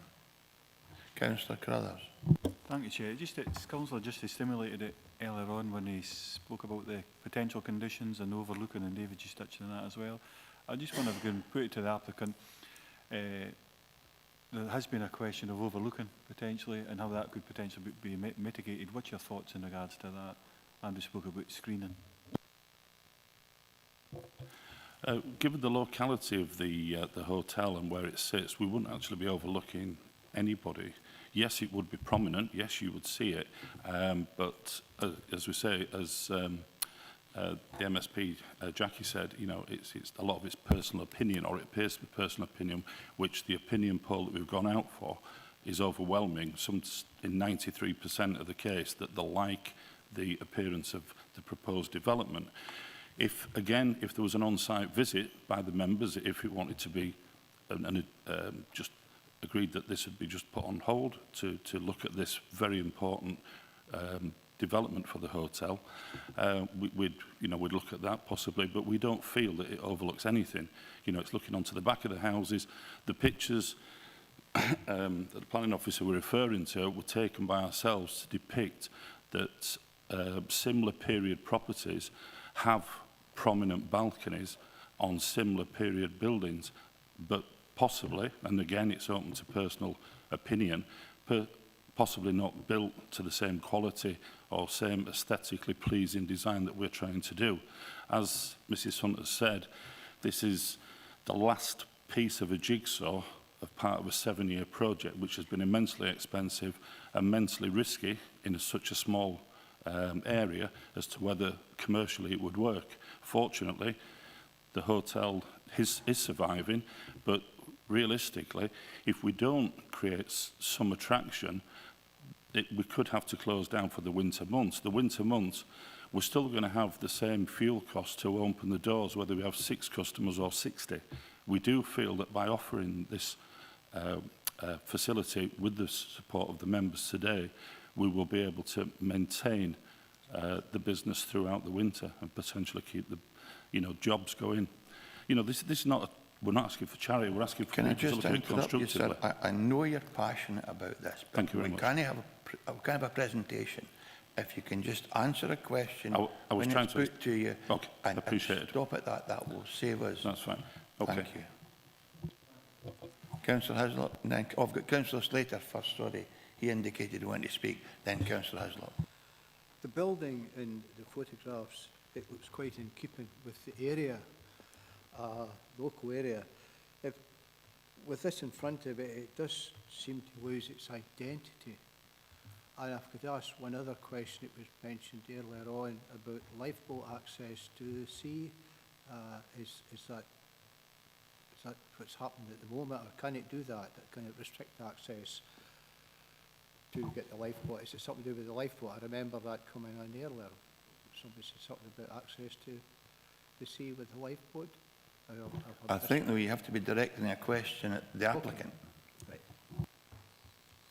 In answer to your question, I think what the objector was saying from Southcliffe, who moved to Portpatrick and moved away back to London, now uses it as a self-catering property. He doesn't live there, but when he did, he was part of the lifeboat. So clearly, if he's on call, he would have to go down to the lifeboat station, which obviously would mean passing the frontage of the hotel. I've not been aware of any time that he's been restricted of doing that. And again, the second application, which I appreciate is not part of this, illustrates how other similar property establishments are, without question, potentially causing issues to emergency vehicles, lifeboat, Coast Guard, etc. But we're focusing on our development, and we don't feel that there's any problems whatsoever. Thank you. And I'm sure the lifeboat crew would get to the lifeboat station, whether to run, walk or cycle. It wouldn't be something they wouldn't turn out to. But that's another discussion for another day. I've got Councillor Hislop, Councillor Drysdale and Councillor Dennerley in that order. It's down to the fact that you've chosen a sort of modern style design, and if we think, I'll look at things that I know about, and Dumfries was one, the Crichton Estate, we've got Rutherford and McGowan, which were 2 sandstone buildings joined by a modern style a glaze sort of connection. And we also had, just along from it, which was the Johnston House with a modern, and we were asked to put on pre-patented copper, I think, and we got slated for that, although we wanted sandstone to match it in. What made you choose the sort of modern style rather than something that might have blended into the style of the house that's already there? I don't know if it's possible to take the images back and see the CGIs, the computer-generated illustrations that we went to at great expense to create, to try and give a better depict better how it would look.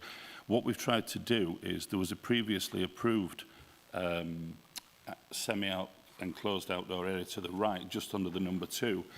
And what we're doing is continuing the glass height and size and colour in terms of smoke glass rather than the 900mm high clear glass. So our vision, in answer to your question, was basically to complement and keep the same aesthetics going across the building rather than having lots of different materials. The timber, as in Douglas fir, is exactly the same timber. It's a natural product. Yes, it's painted. We feel that it ties in with the banding around the windows, with the front wall, with the extensions. The smoke glazing gives an element of privacy. We do know that this has been used before and approved by the planning officers. Also, by screening to a higher level, it will protect people from the wind, prevailing wind, and also it will alleviate any noise, if there is noise, coming from the hotel. So in terms of local residents, we feel that it should be a betterment. As the planning officers quite rightly said, parking hasn't been noted as an issue on it. It's purely the aesthetics. And as Diane said in her presentation, we question ourselves because we understand that these planning officers are experienced in this field and have seen many things before. And we did question ourselves, hence putting it out to a public opinion, which was quite widespread. And in terms of personal opinion, you know, is your favourite colour blue? Well, mine's red. It's quite simply come back overwhelming at 93%, as you could see from the poll that's on the screen there. And also the poll does extend via the link, should we be able to use that, to show that people similar, if within 1% or so, would be more inclined to go there because of COVID and feel safer in a semi-enclosed area, and also to have a family function such as a wedding, anniversary. I think we're drifting away again, sir. Apologies. You were asked why you didn't choose a more. Obviously, you know, I'm trying to answer why we've used this, and obviously one thing leads on to another. So apologies, Mr. Chairman. Thank you. Councillor Drysdale, then Councillor Dennerley. Thank you very much, Chair. I'd just like to ask the applicant's agent, on the back of Councillor Hislop's question, why the smoked glass? Because when you see these developments across the rest of the UK, particularly Devon and in the southeast, and actually in the Lake District, they tend to use clear glass so that the natural stonework can be seen from ground level and from eye level. So it was just really to come in on the back of Councillor Hislop's point for some understanding as to why it was a smoked glass. But on an aside, I do understand the difficulties that the hospitality industry is facing at the moment. Thank you. Thanks, Chair. Thank you, Pauline. So is that a question or observation? I wanted to, as I said in my statement, Chair, I wanted to ask the applicant why the smoked glass over the clear glass. That was the only question. Thank you. Thank you. As previously indicated to your colleague, it was chosen to replicate a previously approved application by the planning officers. If I could possibly bring in Mr. Derek Scott, our planning consultant, he might be able to elaborate more on a professional level, being, you know, a planning consultant himself, if that's possible. Okay. Derek Scott, please. Hello, can everyone hear me? Yes. Sorry, sir. Thank you for the opportunity to be brought in there. The specific question was why did we choose smoke glass instead of clear glass? And I suppose there's a number of elements to that. Firstly, as Graham has mentioned, it was to tie in with the previous approved scheme. But secondly, to allow an element of privacy for people sitting there. If it was the difference between an approval and a refusal, I suspect my client would be happy enough to accept clear glass if that was the only difference between us. Thank you, and thanks for being so concise. Councillor Dennerley. Still questions for the applicant?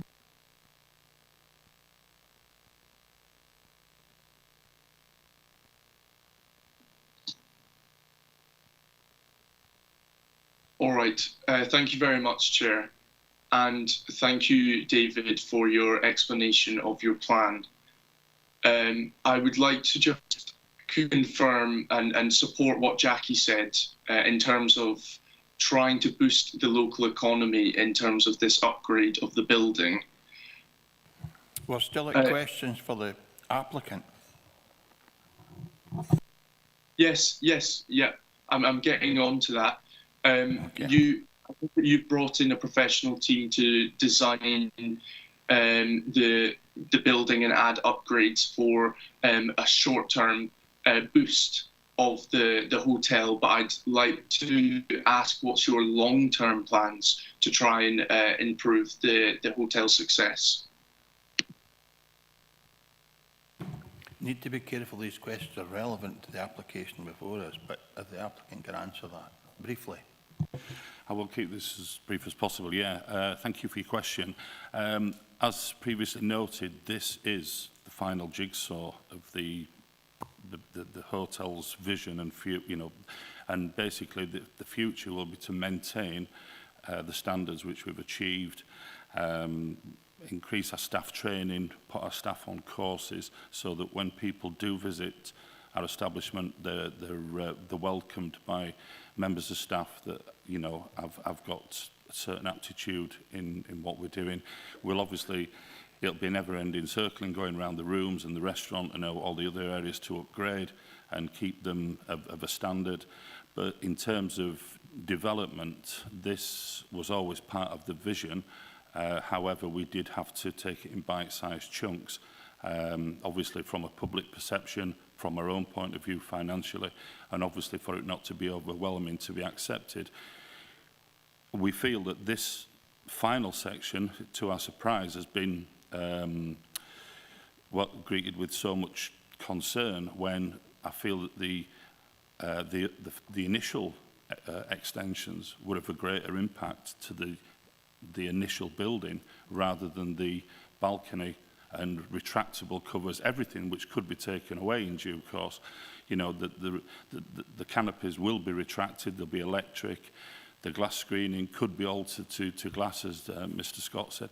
So really, I feel that on a personal level, and everybody has their own opinion, this is a minor change or development compared to previous ones, and what it does, it brings everything together, it ties the whole thing together. One person, if I could just finish off, who was actually the lady who did the CGIs, said that in her opinion the building looked naked now that she's seen it with the benefit of the balconies and canopies, etc. But in essence, our vision is to maintain standards, improve service and move forward and offer something in Dumfries and Galloway that may not be currently available everywhere. Thank you. No other questions for the applicants? Tony Beretti, and I expect the response to be concise. Tony, please. Thank you, Chair. Two questions. The applicant has said that the glass will alleviate noise. I want to know what evidence does he have that that length of glass will alleviate noise, and B, the pole that he showed. I couldn't see some of the writing on it, so I want to know, where did the majority of these pollsters actually originate from? Were they residents of Port Patrick, or were they residents of an internet community? Thank you, Chair. Thanks, Tony. I don't know that relates well to the plan application. I can answer those very, very quickly. Our agent, Mr. McFadden, which isn't available today, but he has circulated evidence to various people, such as Derek Scott and ourselves, that he's had several flat roof extensions that he's worked on, whereby the owners of the properties that have had all residential, I may add, have wanted to use the flat roof as a sun terrace, and in every occasion it has been approved by the planning local planners that the glazing will act as both privacy screening and soundproofing. And I only have my agent's word on that, but he has evidence of several, I won't say numerous, several instances where glazing has been considered by the planning department suitable for noise reduction and privacy. Sorry, what was his final question? I do apologise. How wide was your internet? Oh, sorry, yes, I do apologise. Initially, we went out to, obviously, family, friends, guests, etc. And a manageress that we have, Vanessa, she made us aware of this social media, something I don't do, and it was called Monkey Survey, which basically goes out on your Facebook, your website, whatever social media you do, and it's open to anybody to respond. And it was a totally impartial poll which came in overwhelming, as we said, you know, which much to our delight, obviously, but it could have gone differently. We weren't in control of that. Thank you. Okay. Any other questions for the applicant? In that case, thank you very much for the presentation. Members, we're in session. Andy? Yeah, thanks, Chair. If you wouldn't mind, just before we go into session, if I could ask a question to David Sutty, please. Certainly. Yeah, David, you've mentioned it's within a conservation area. Would approval of this plan set a precedent in relation to our policy decisions in relation to conservation areas and perhaps restrict our ability to make alternative decisions in the future? And what is the consequences of going against the officer's recommendations in this case? Thanks. Thank you, Chair. Yes, it is part of a conservation area. I think every application has to be considered on its own merits, but against the relevant policies. So obviously these are council's policies, they're not the planner's policies. And your local development plan 2 has specific policies and supplementary guidance. HE2 is the one on conservation areas. I think the particular concern is that, as you'll see on page 56, historically, officers and members have been supportive of the development of the hotel building.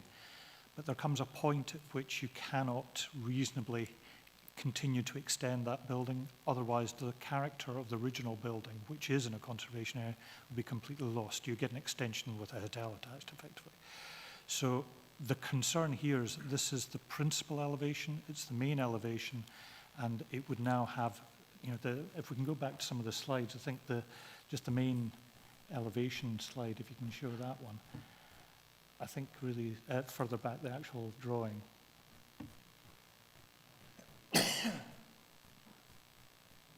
Sorry, one back. Yeah. What you can see if, actually move on to the next slide, which is the photo. You can see that there have been a number of alterations and extensions incrementally over time. This has had an effect, but they're all still at that lower level. In the centre, the predominant view is the building that was the original hotel. What now the concern is that you're going to be adding something which is actually going to mask and obscure that original building. So yes, people have been supportive of both this hotel and other developments. Economic development is a material consideration, but you've got to weigh it up against the other policies in the development plan, which include the conservation area character. And we've got concerns that this would really adversely affect the character of that building and have a knock-on effect. Okay, members, we're in session. Councillor Thompson. Thanks, Chair. No, it's been very interesting to hear the various representations, and at times, you know, it's almost like an economic development committee rather than a planning committee. But I think there is that, I mean, this in front of us today, the actual, what we've been asked to do is decide, and the recommendation is to refuse on the following grounds to do with the conservation area and the impact that it would have given the previous developments and what we're being faced with now.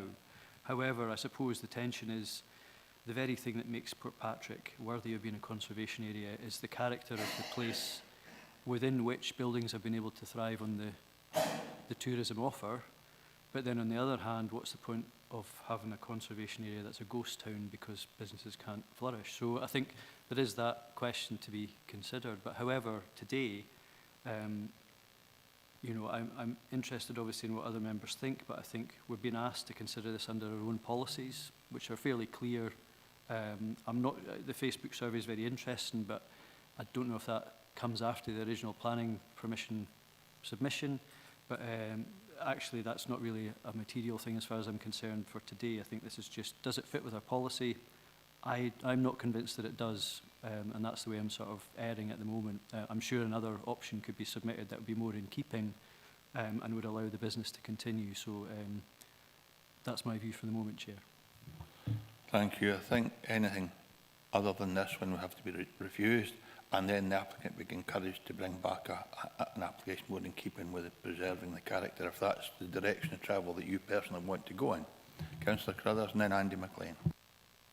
Thank you, Chair. It has been really interesting, taking it because of the size, scale and the importance in that local area. It's had a lot of debate and probably thrashed out a lot of non-planning issues as well, Chair, as I think you've pointed out, but still a local economy economic drivers is very important to all of us as councillors. Interested to hear what Councillor Thompson just said there as well. I agree with a lot of what he said, but Councillor Drysdale brought up a particular point, and that was probably my main issue. So it is going back to a lot of this is opinion, and I agree it is council policies, but a lot of the council policies can be different. But I've seen difference of opinions in how they should be interpreted between professional planners, architects, so on and so forth as well. But the smoked glass, soundproofed or otherwise, whatever that type of glass, I'm sure we could condition that. So that's what took it away from me. The option there to take away the smoked rather than the screen glass. When you see that, you think you could see the building so much more. It has much of a lessened impact on the character of the building, and I think it mitigated enough for me. I'm keen to see the application absolutely supported, Chairman, if that's possible, but also would support a site visit if that was possible as well. I think the applicants asked for that. I think it would add to the case. Going back to 2016, I'm sure I was at that one, and it certainly helped there.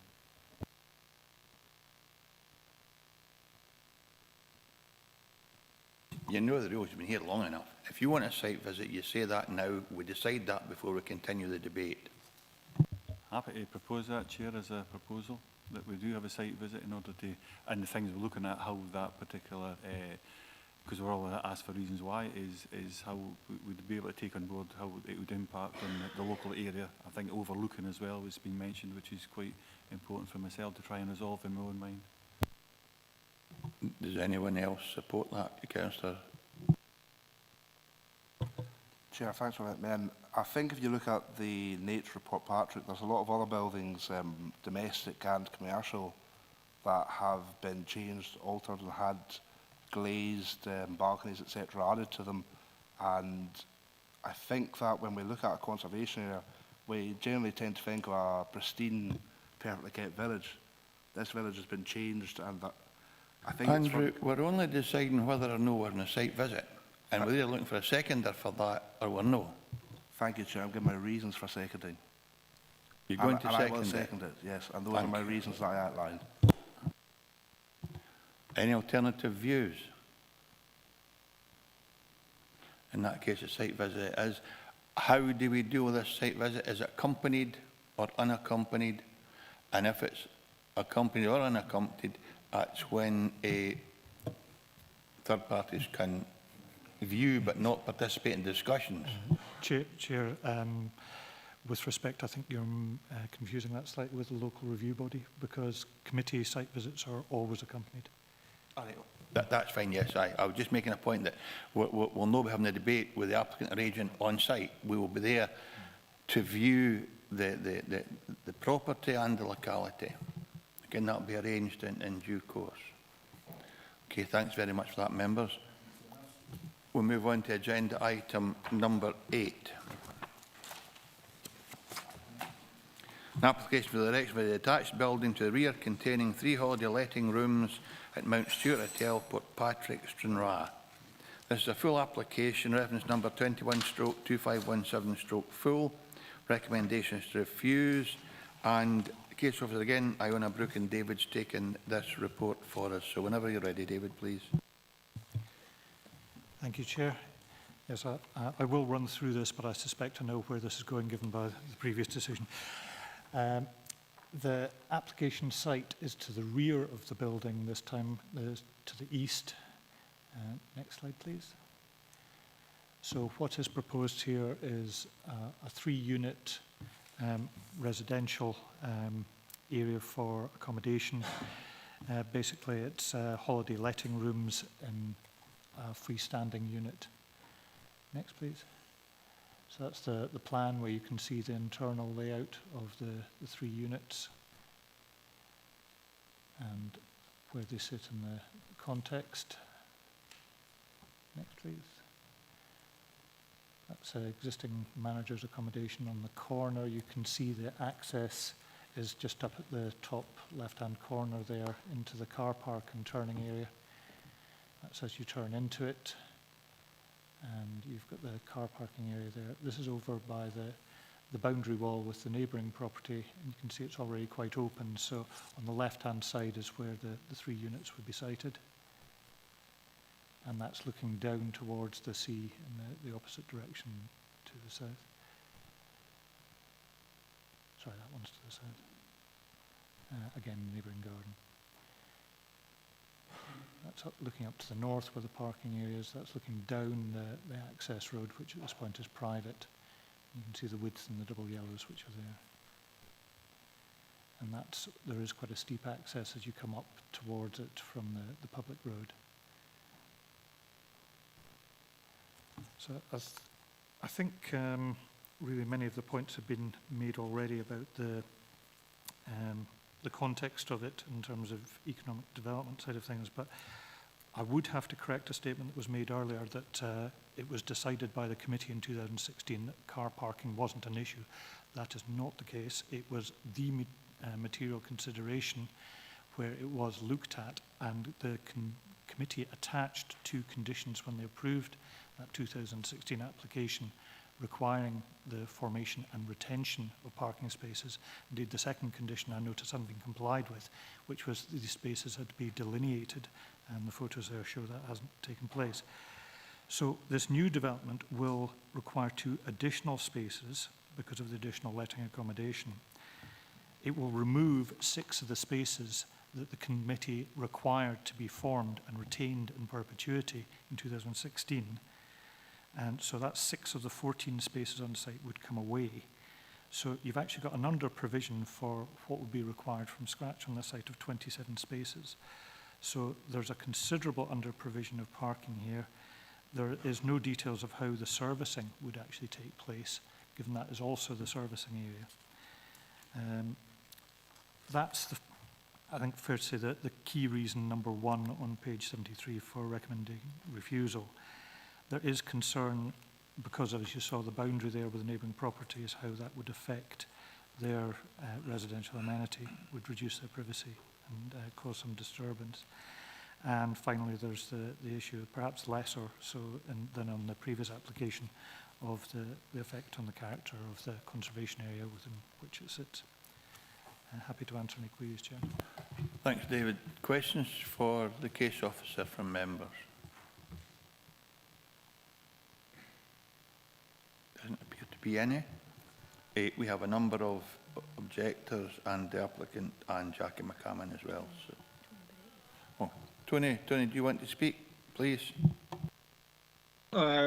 Yeah, given what we've just gone through, Chair, and the depth of how much parking was involved, although it wasn't part of the application, I'm just wondering if it's not possible to when we do the site visit, to include this portion of item to do the site visit as well as this, so defer a result until we've done a site visit on this particular issue as well. Thanks, Tony. I'm sure Councillor Carruthers was coming round to that. We're just going through the process at the moment, and the process is that we'll listen to objectors, we'll listen to the applicant, we'll listen to the councillor that called the agenda item in, and it's at that stage, if members want a site visit, that someone would propose that. So it's helpful your suggestion, but we haven't got to that stage yet, Tony. We're simply at conducting the process. So the process is that there are no more questions for the case officers. We'll move to the Objectors, we have 4, and the first 2 are statements to be read out. Tracy, please. Thank you, Chair. Objector is Mr David Shaw. There are already significant parking issues on the narrow public and private roads in the area as a result of insufficient on-site hotel parking. In addition to interfering with residents' access, indiscriminate parking has inhibited the access for emergency vehicles, exposing residents to unacceptable risk. An increase in hotel capacity, coupled with the reduced parking available after the proposed development, will only exacerbate these risks to unacceptable levels, and I feel sure cannot be supported by current guidelines. The proposed development will also impinge on the amenity, privacy and security of local residents. And the second statement is Objector Mr Peter Walker. Under parking and safety issues, access to the houses via the private road is often restricted by hotel guests parking inappropriately, and on many occasions to the extent that emergency service vehicles such as ambulances and fire engines would not get through, and indeed this has happened. This clearly prejudices the safety of all those living on the private road beyond the hotel, and this development, which reduces available parking spaces for hotel guests and delivery vehicles, can only be made much worse and should not be contemplated. Additional bedrooms, like the development at the front of the hotel, it is clear that the hotel has already been overdeveloped, and the standard of these proposals is below an unacceptable standard, and as has been made clear in representations already made. Nuisance and loss of amenity. The addition of 3 proposed rooms plus 2 existing self-catering flats in the car park will undoubtedly lead to noise and partying to the detriment of the neighbouring households. We have already had guests complain of noise in the early hours. These balconised bedrooms directly overlook the garden house and windows of Southcliffe House and Strand Hill, and is a serious invasion of their privacy. Thank you, Tracy.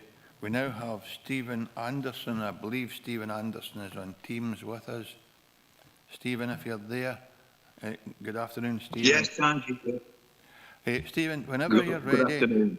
We will have a presentation from you. It will last 3 minutes. I'll remind you with 30 seconds to go to draw your presentation to a conclusion.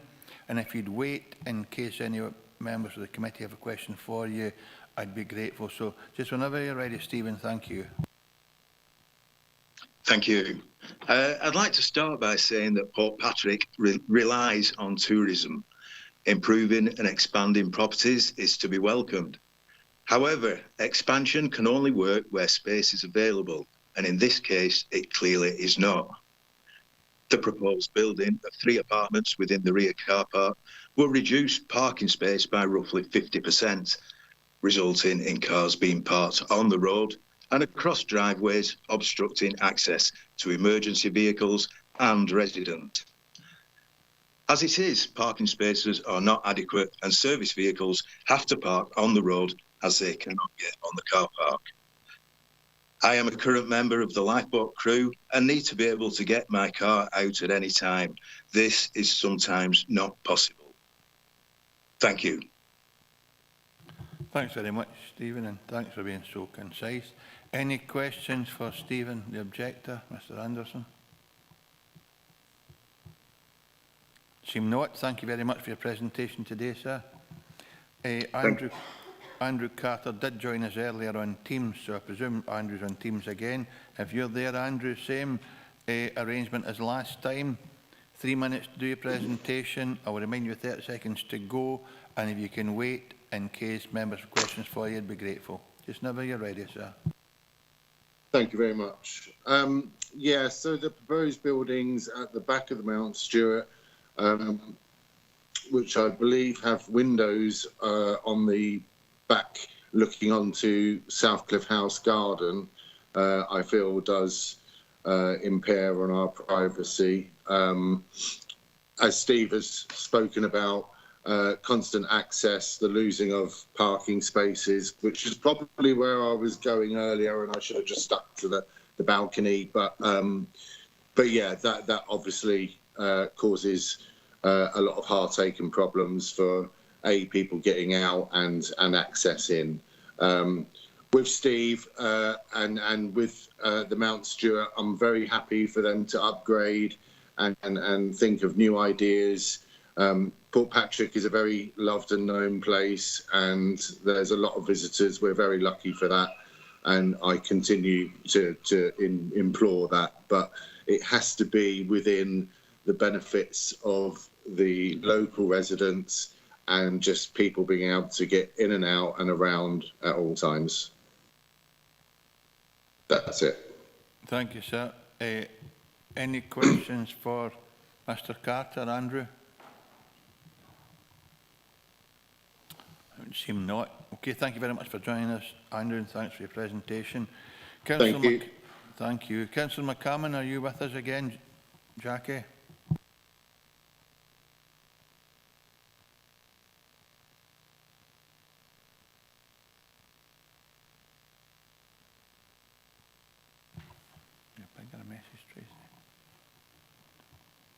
I'll see if Tracy can ping Jackie a message to see if we can get her online again. She seems to have some difficulty with her connection to the other devices. You got her? Thank you. Thanks, Jackie. Nice to see you, Jackie. Okay. You've got the same 3 minutes again, Jackie. I'll remind you 30 seconds to go to bring the presentation to a conclusion. And just whenever you're ready. Thank you. Thanks, Chair. Can I just check that everybody can hear me properly? I know that's annoying when someone says that, but I really am having trouble. Yeah, we can hear you fine. Great. Okay. Thank you, Chair, and again, thank you, members. I must apologise for my last stuttery statement. My technology is just not playing with me today. I also want to thank Graham for the very kind promotion to MSP, but I've got no desire to be an MSP right now. So I'll get on with it. So the applicant approached me for support after their agent was advised that approval could be recommended, but with a few minor alterations to the external finishings. However, despite the applicant's initial submission using the exact same finishings as approved in 2019 and the development being only several feet away from the proposed units, which in their view, they complied with the planning officer's recommendations, they now find the recommendation is for refusal. Car parking, as we've discussed at length today, once again seems to play a major part in the refusal of the application, and I appreciate David Sutty's earlier comments, but at the time of preparing this statement, it was my understanding that in 2016, members made it clear that car parking, regardless of its numbers, should not be a consideration and planning should be granted as an exception to policy, and I believe this was seconded. It was also requested that this should be noted on the recommendations for approval that the facility for public car parking is the reason for approval and not hotel parking. The Scottish Government, as part of their policy, wishes to promote alternative forms of transport other than that of private cars. Therefore, a reduced number of car parking bays would assist is in no way contrary to achieving this goal, not to mention helping to prevent drink driving and the environment. In 2016, in addition to the fact that it was agreed that public car parking alleviated the requirement for the hotel parking, it was noted that the road in question is private and the local authority and police have no jurisdiction over parking, including on the yellow lines currently displayed. Due to the noted points, I feel the decision of the members in 2016 should be upheld and it be confirmed once again that the car parking provision should not be considered in this planning application. With regards to the design, the proposed new build is well screened and not visible for key points within the conservation area.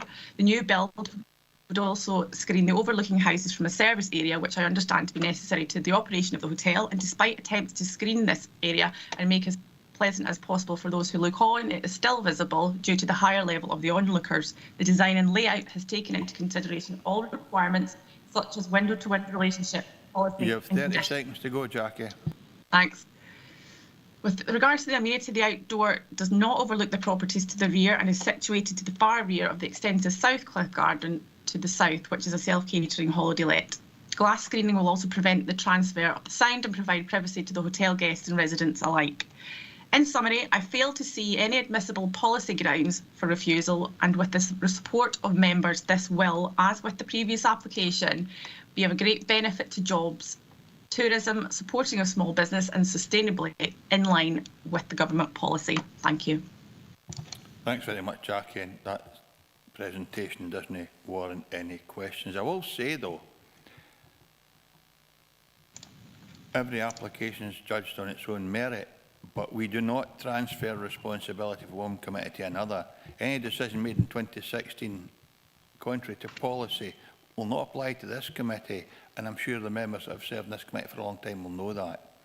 We apply policy as we see it, and dispensation as we see that as well.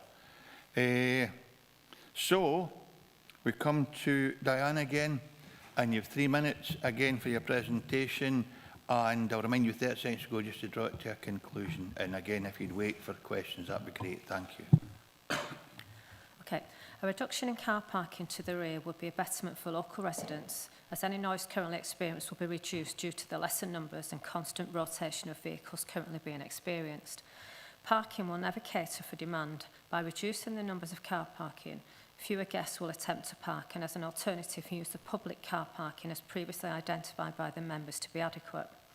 Parking is not available at any of the other establishments in the village for guests or delivery vehicles as illustrated, potentially causing delays and possible obstruction to emergency vehicles and generally unsighting drivers and pedestrians alike.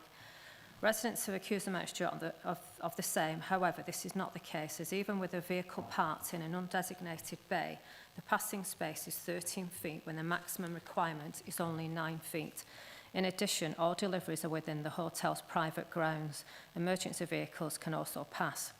As part of the proposed development, we intend installing fast charge electric car points. A total of 3 are planned, and we could consider more if that's an option.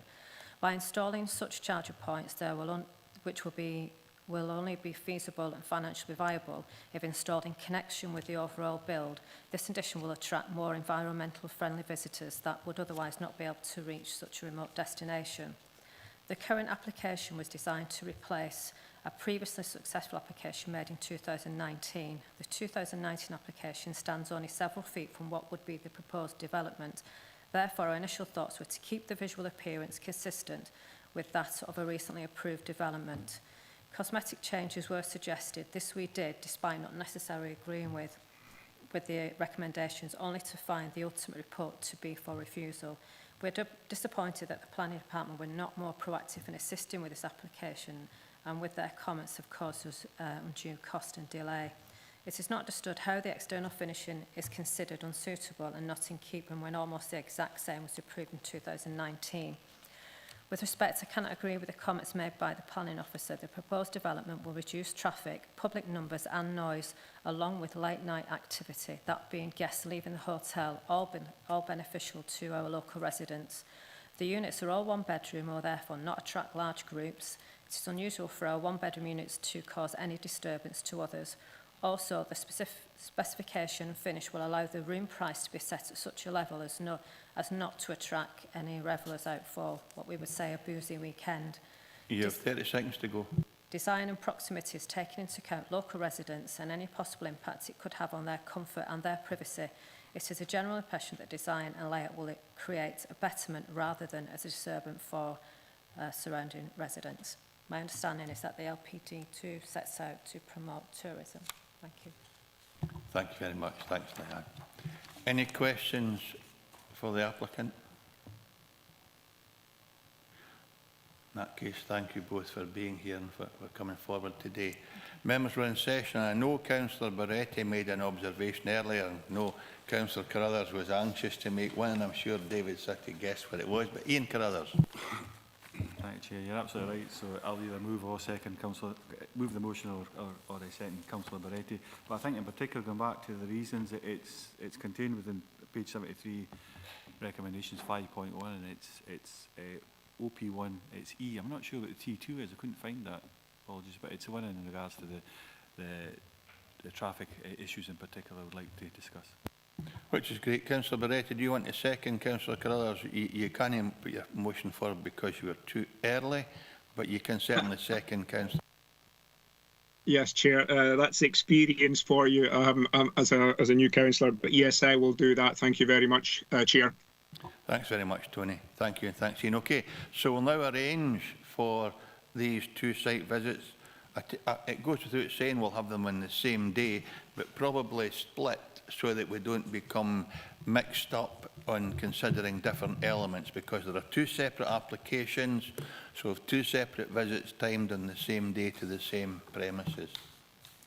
Okay, it's 12:50. It's time for a comfort break anyway, but given the time, we'll break for lunch and we'll resume again at 13:20, 1:20. Thanks again. Thanks, folks.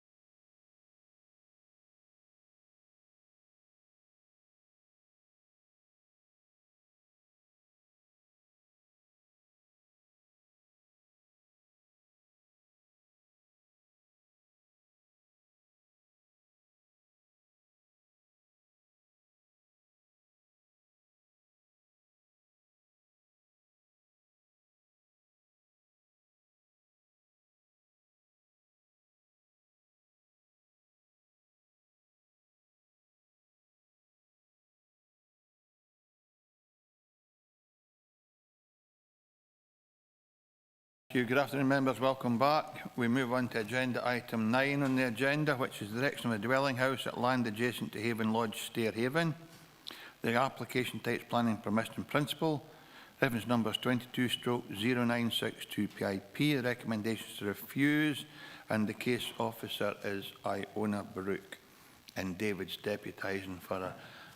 Andrew, you did say you had supported this application. You're declaring an interest. That's what you said at the start of the meeting, yeah? Yes, Chair. Maybe better leave then. Oh, I thought for me speaking, Chair, at the beginning before we... Oh, right, my apologies. Yes, of course, aye, my apologies. That's the process. And I see you're listed here. My apologies, Andrew. David, you're then Iona. Thank you, Chair. Hope Iona's enjoying her day off.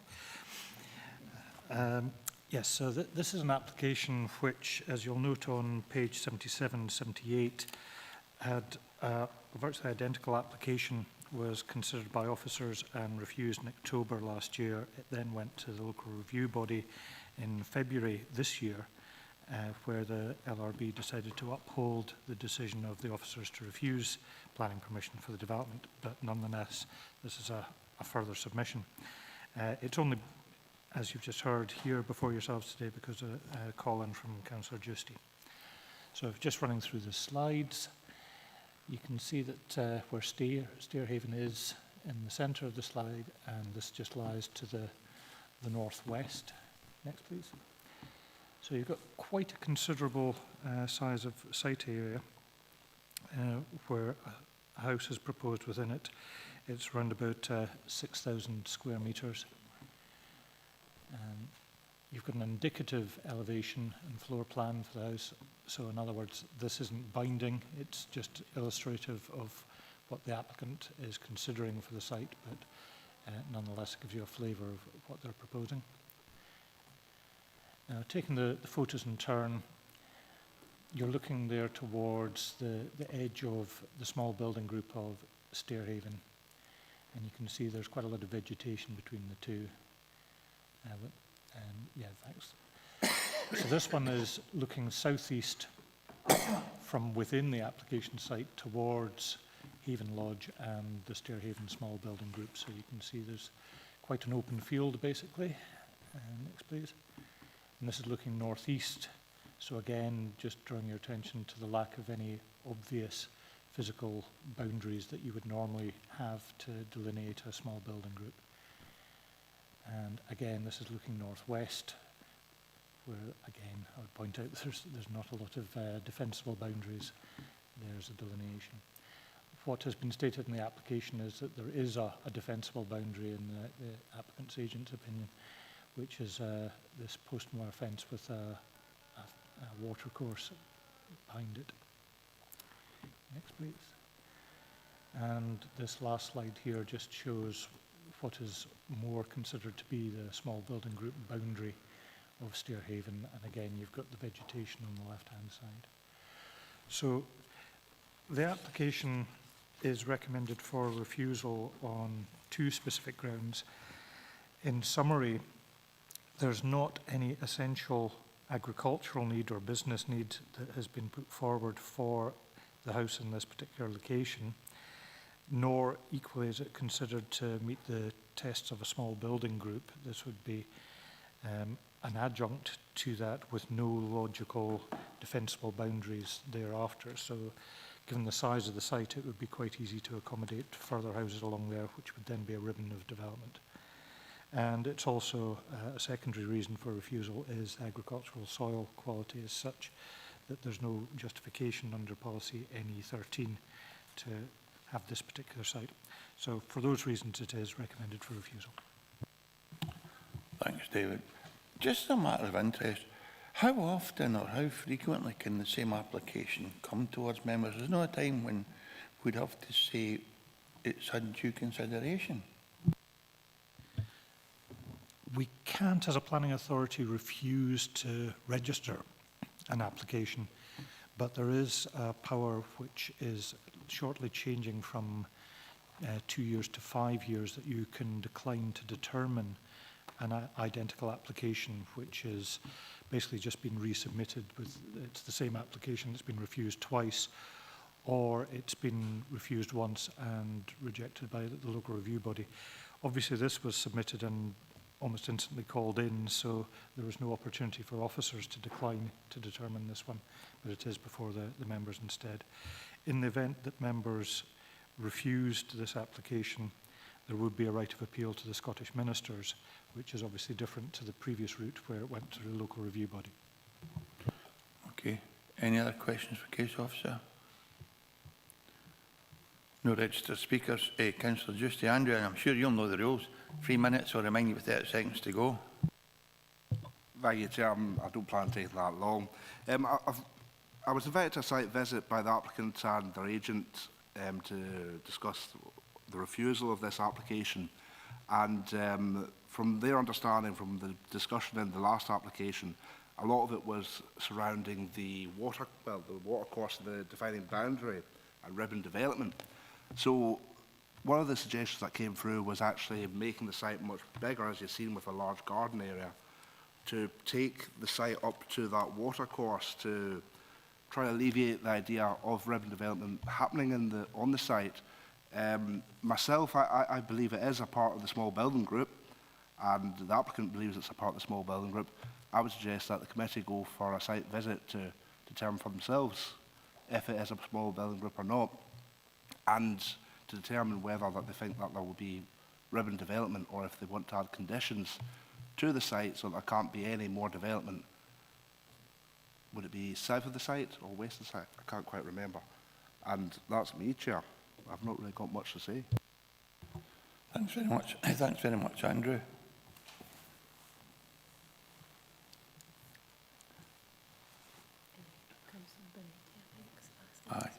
Aye. Andrew can propose a site visit himself, but that can be members if they choose to do that.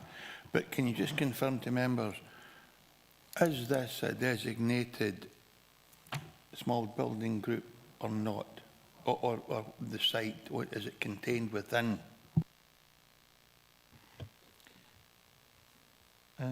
Chair, it is, Stairhaven is designated as such, but just because a site is designated as a small building group, it doesn't follow that any development is acceptable.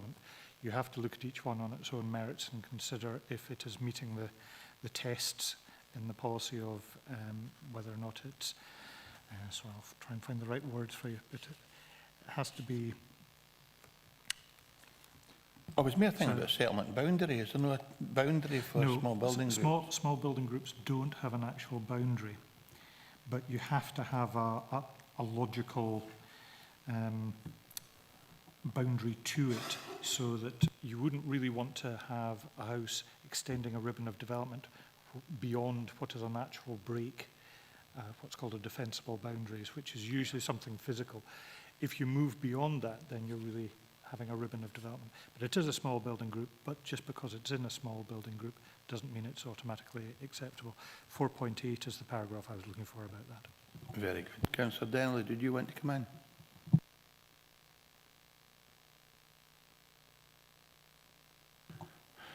Okay, so no registered speakers, no other questions for the case officer. We're in session. Councillor Crothers. Thanks, yeah. I think if what David's saying right, I'm absolutely sure it will be, this is the last time we'll see this, or have the opportunity to see this for quite a while, potentially 2, maybe even 5 years. It probably is worth, I would have thought if we could coincide it with a visit we've already got arranged on the same day, obviously at a different time, I'd be comfortable with a site visit. And the only aspects I would want to look at is the establishment of the potential boundary of the established small building group. Whether what's been argued at actually a watercourse further along is a defensible boundary, we could use that just to get a visual on that. It's the only reason I'd want to be looking at it, because I think that's the real argument that is up for grabs here. If that's possible, I'd be happy to propose a site visit subject to that, looking at a particular point and it being on the same day. Okay, I've got Councillor Barretti and then Councillor Thompson. Tony? Yeah, thank you, Chair. Having driven and walked this area quite some time over years, would it be fair, I actually wanted to ask the planning officer, would it be fair to say that along that route from Glenluce all the way down to the Isle of Whithorn, there aren't examples of lone houses on the coastline, because it's had a checkered history of planning over the last 150 years.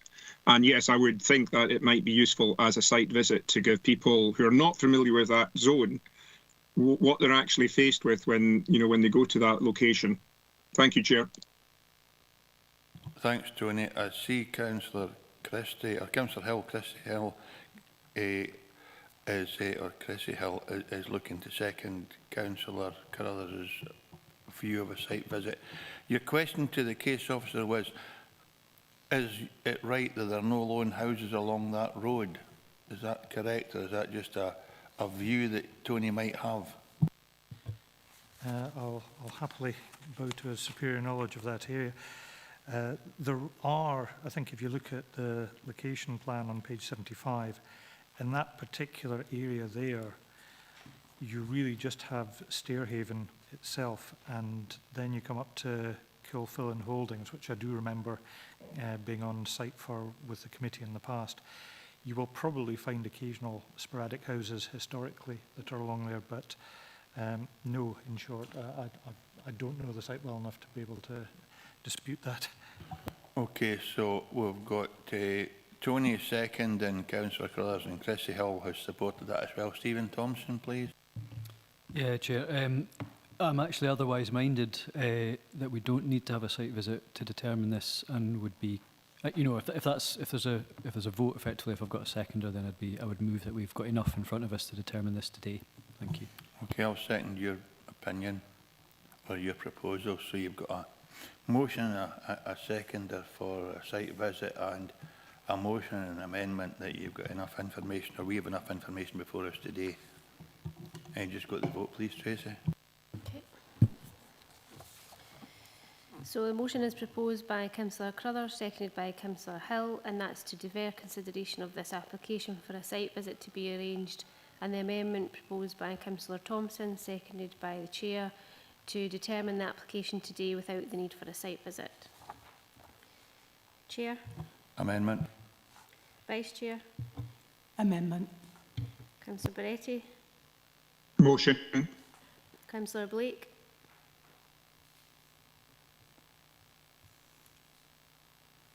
Councillor Ian Blake?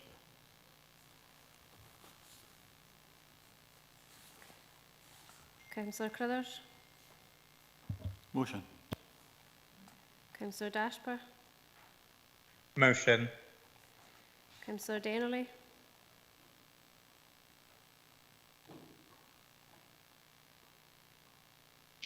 Motion.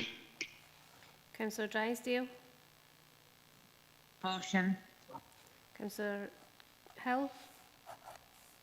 Motion. Councillor Howie? Councillor Hislop? Motion. Councillor McFarlane? Amendment. Councillor Slater? Councillor Thompson? Amendment. We'll get to vote. Oh, sorry, Keith, I'd noticed you were out earlier. Sorry. Councillor Walters? Motion. So the motion carries 8 votes to 6. The application has been deferred for a site visit to be arranged. Chair, if you don't mind, just as a mover of the motion, I did ideally say this specifically that same day as well as the other site visit. Thank you. Sorry, Ian. As the mover of the motion for the site visit, ideally the same day as the Port Patrick visit, please. I'm sure that'll be useful. It'll be appreciated by everyone. Thanks, Ian. Agenda item number 10, an application for the erection of a dwelling house at Mill Park Cottage, Dalton, Lockerbie. The application type full plan permission, reference 22/0369/full. Recommendation approved subject to conditions, and it's Carla. Good afternoon, Carla. That's fine. Once you get settled, just take us through your presentation, Carla. Thank you. Well, we should maybe ask for Andrew to come back first.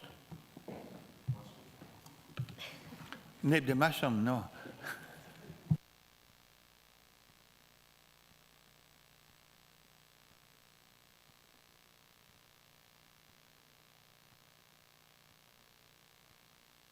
Welcome back, Andrew. Thanks, Carla.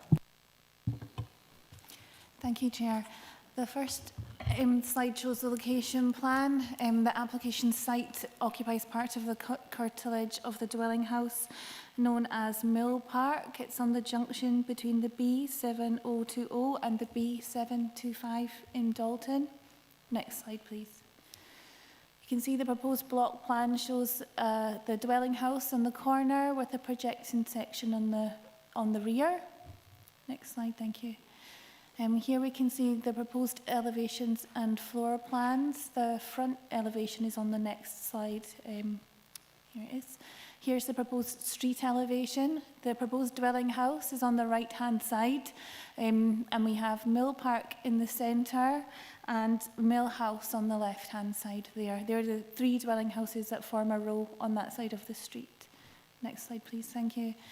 This shows the approach towards Dalton from the B7020. The application site would be on the left-hand side. You can see parts of the spire of the roof and parts of the roofs of the dwelling houses in Dalton through the trees, the bushes there. Next slide, please.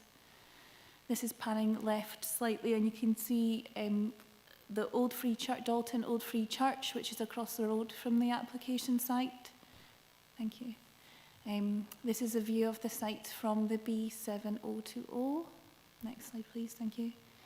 This is looking towards the site across the road at the junction. You can see the side elevation of Mill House, and the application site is bound by a hedge there. Next slide, please. Thank you. This is a view of the site, an alternative view of the site taken from the B725. You can see the church across the road and part of the front elevation of Mill House. And next slide, please. Sorry, that's Mill Park. Next slide, please. This is within the application site looking northwest. You can see the application site is grassed, and you can see the mature boundary, that the hedge that forms the boundary of the application site. It currently forms part of the garden ground of Mill Park. We can see the side elevation of the dwelling house here. Next slide, please. This is the existing street view, taking in Mill House, Mill Park, and the proposed dwelling house would be beyond that on the right-hand side. Next slide, please. Thank you. It's actually panning right, showing the dwelling houses that are across the road from the application site. Next slide. Thank you. This is neighbouring dwelling house, Mill House.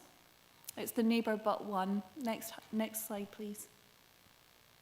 This is existing dwellings that front onto the B725 across the road from the application site. Next slide, please. Thank you. And this is Dalton Standing Stone, which is a historic ancient monument, which is to the southeast of the site across the road from it. That ends my presentation. Thank you. Thank you, Carla. Any questions for our case officer on her report? Andy? No? Andrew? Oh, David, right. Okay, David. I'm looking at the site here. It's near a junction. Could you tell me where the access and entrance points will be to this building? Because it's obviously right at a junction here, a three-way junction. Thanks, Carla. If you can go back to the block plan, please. That's it, thank you. You can see there's a proposed detached garage to the left-hand side of the dwelling house there. The access would be taken in there. If you go, could you go back one more? That might be better. Yeah, here. You can see the access would be between the existing dwelling house and the proposed dwelling house. Thanks, David. You all right with that? So there's an access point already there, and they're going to take access off the... No, am I right, seeing that right? You're saying that there's an access point already there that's going to be used to get into the premises or into the land? The proposed access for this dwelling house is there. If we go back to the street view, you might be able to see what's there at the moment. So I take it again at the right-hand side of that picket. Yes, there's an opening. I think there was a small opening in the shed there, but there's not a formal access. So it'll be created in through the hedge, David. Yeah. Andrew Justy. Thank you, Chair. It's just to try and get a relation of the area. The objections, there's 1, 2 and 3, the Terrace, Dalton, Lockerbie. Whereabouts are these 3 houses located in terms of the map? Just to get where their objections come from on the amenity side.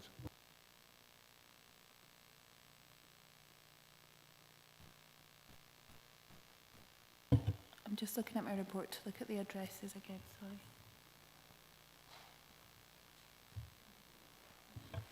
Chair, I might be wrong, but I suspect these properties are actually on the main street through Dalton and not on the location plan. The 1, 2 and 3, the Terrace. Kobe is directly opposite, and Dormant Grange is well off the map here. Yeah, I think the terraces are the houses that are across the road from the application. I think the slide you had, which looked up the street, I think that probably incorporates them. Yeah, you can actually, there you go. You can see that on that location plan now. The right-hand side, you've got 1 to 5 marked. Yeah, they front onto the B725. Thanks, Andrew. Councillor Denley, John.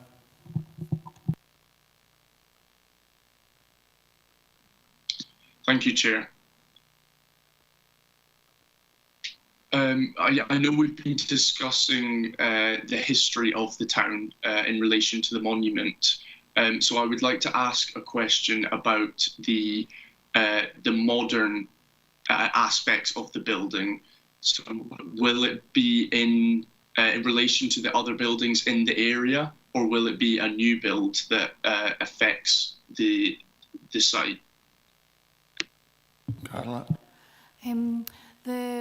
It's a new build in that corner. The Dalton standing stone is across the road from the application site. I don't know if we can we zoom in on the location plan, please? You can see the stone is across the road from the application site on the B7 on the junction where the B725 curves.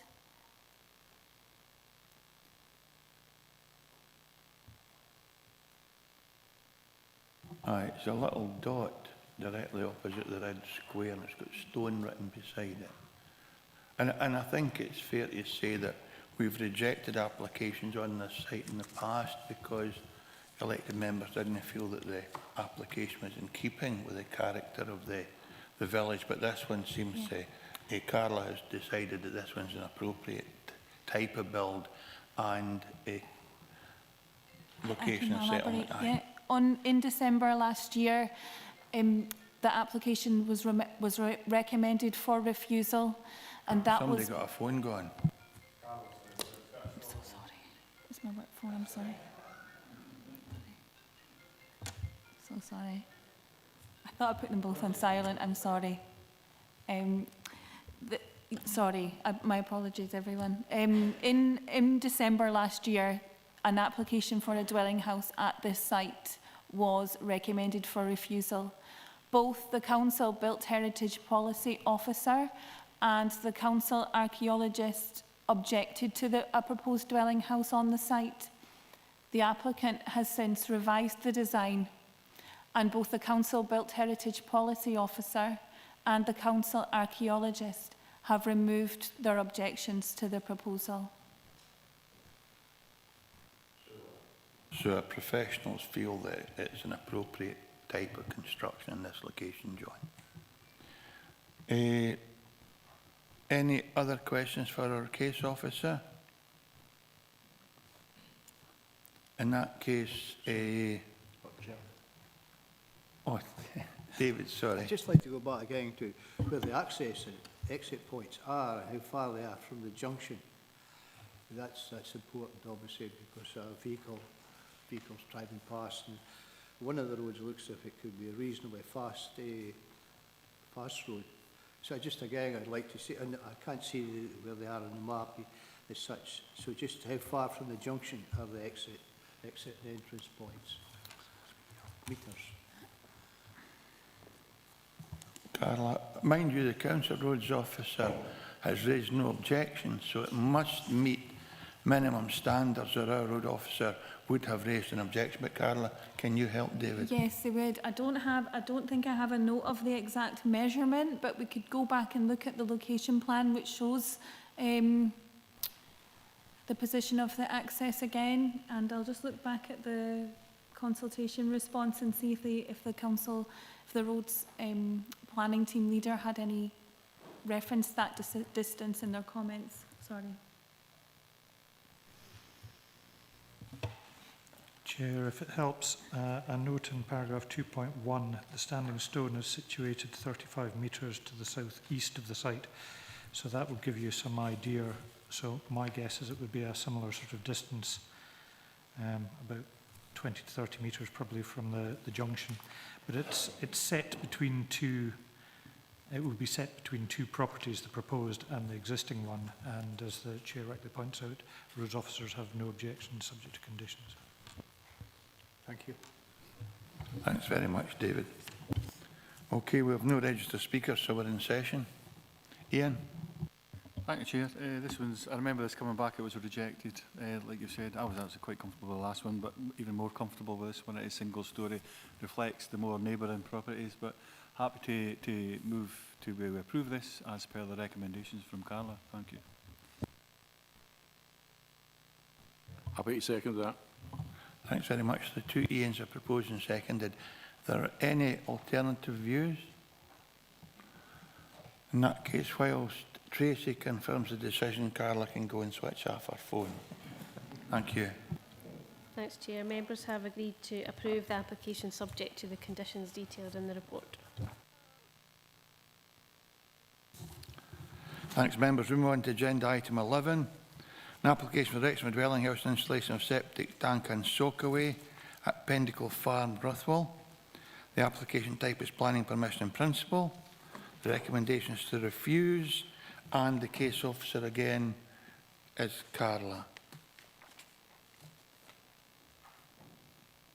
And again, just when you're comfortable, Carla, you take us through your presentation, please.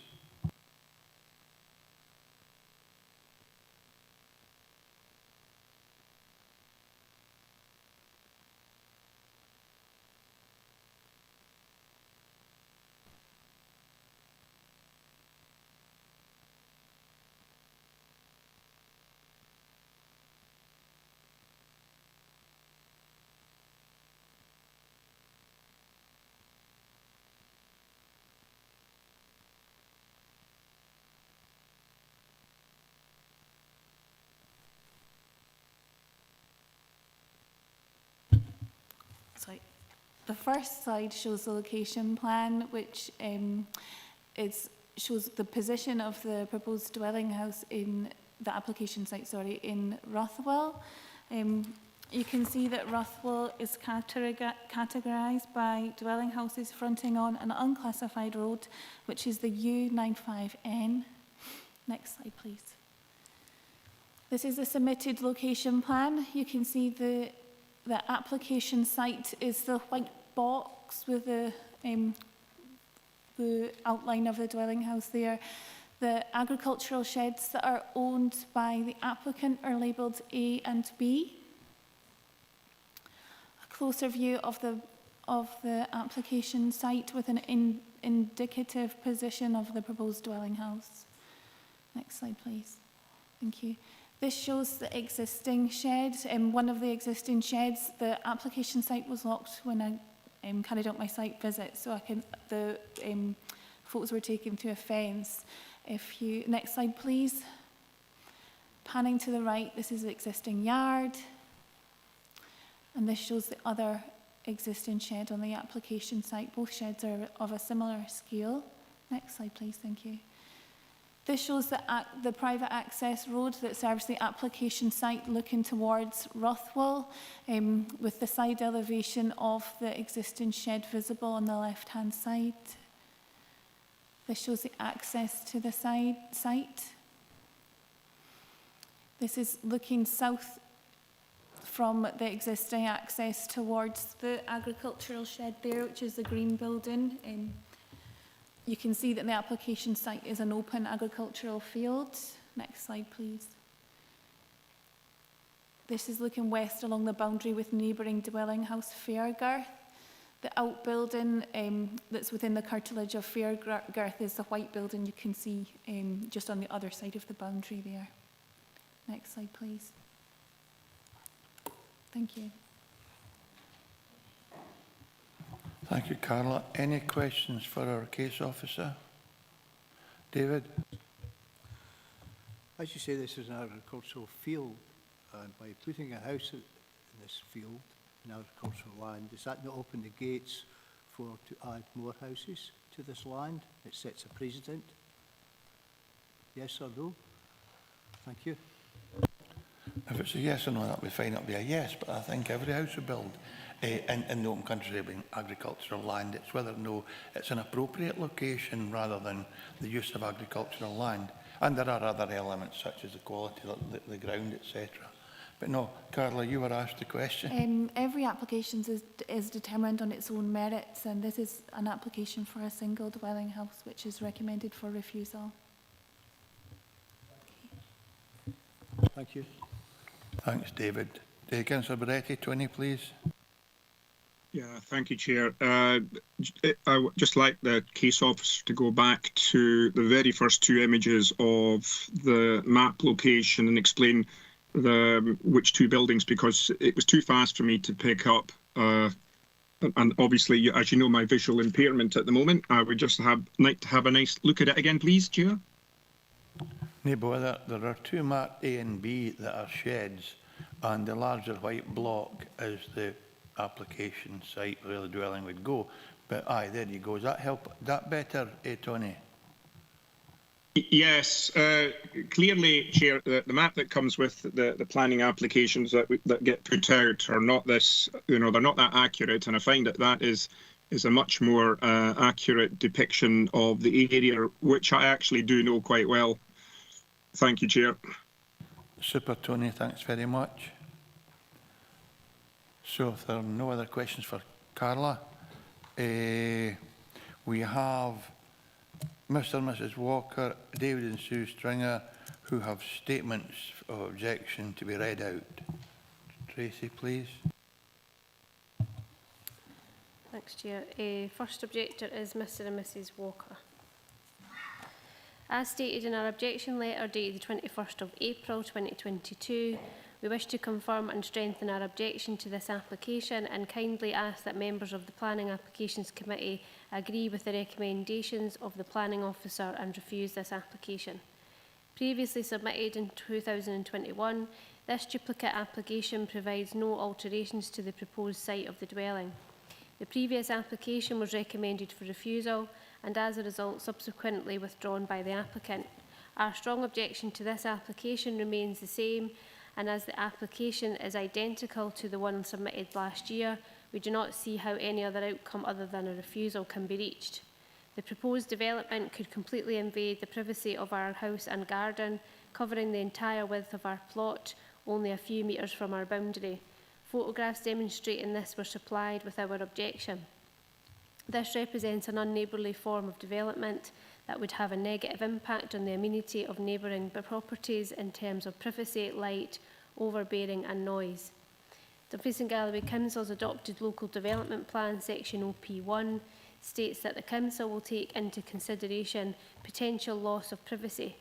Policy H8 also states that it is important that when developing, the proposal would not materially reduce the privacy or amenity of adjacent properties.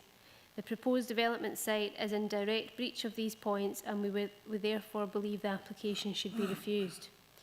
The first 50 metres of the private lane from Ruthwell Village to Lady Hall Farm is under our ownership, forming part of our property. This is not mentioned in any of the planning documents. There is permission for agricultural access and access to existing properties, but this does not include any new dwellings, and we have not been approached for permission to grant additional vehicle access. Supporting statements in the application state that it is essential that properly trained personnel are available at all times. We have sought independent advice from a farming professional in this matter. Many farmers have a substantial amount of land that cannot all be seen from their residence. If there is one, and some have small areas of land such as this away from their farm on which they graze livestock. Thank you for considering our objection to this planning application. It's causing us significant stress and anxiety, and we sincerely hope that the Planning Application Committee takes on board the representation submitted together with the recommendation of the Planning Officer to refuse the application. And the next statement is from David and Sue Stringer. In reference to the planning application in principle, we, David and Sue Stringer of 3 Ways Cottage, Ruthwell, object to the proposal. In brief, our objection is stated on the following points. The application, if granted, would impact negatively on the privacy of our house and garden. This is based on the proposed development as shown on Site Plan 1 and 2, which would cover nearly 50% of our rear garden boundary, which consists of post and wire fencing. If the application was granted, we feel this could set a precedent for further development. The village of Ruthwell is entirely surrounded by agricultural land. If successful, what would then prevent other farmers also seeking to build on their agricultural land? Just one development would change the existing boundary of this historic village. Also, following the publication of the case officer's planning application report, we would like to comment on point 4.8. This states that the herd is currently 67 cows. There are currently approximately 36 cows, including young and bull, in this field, and during the 8 months we have lived here, the herd has never appeared to be significantly larger than the size of the current herd. We understand the herd size would impact on the man-hours required on the farm. Those are our main objections to the proposal, and we hope to take the planning application's recommendation to refuse this application. Thanks very much, Tracy. Councillor Brodie hasn't registered to speak, but we'll have a call for him in case he happens to be online. It'll be his right to speak to the committee or address the committee if he is available. So, Councillor Brodie, Richard, are you online today?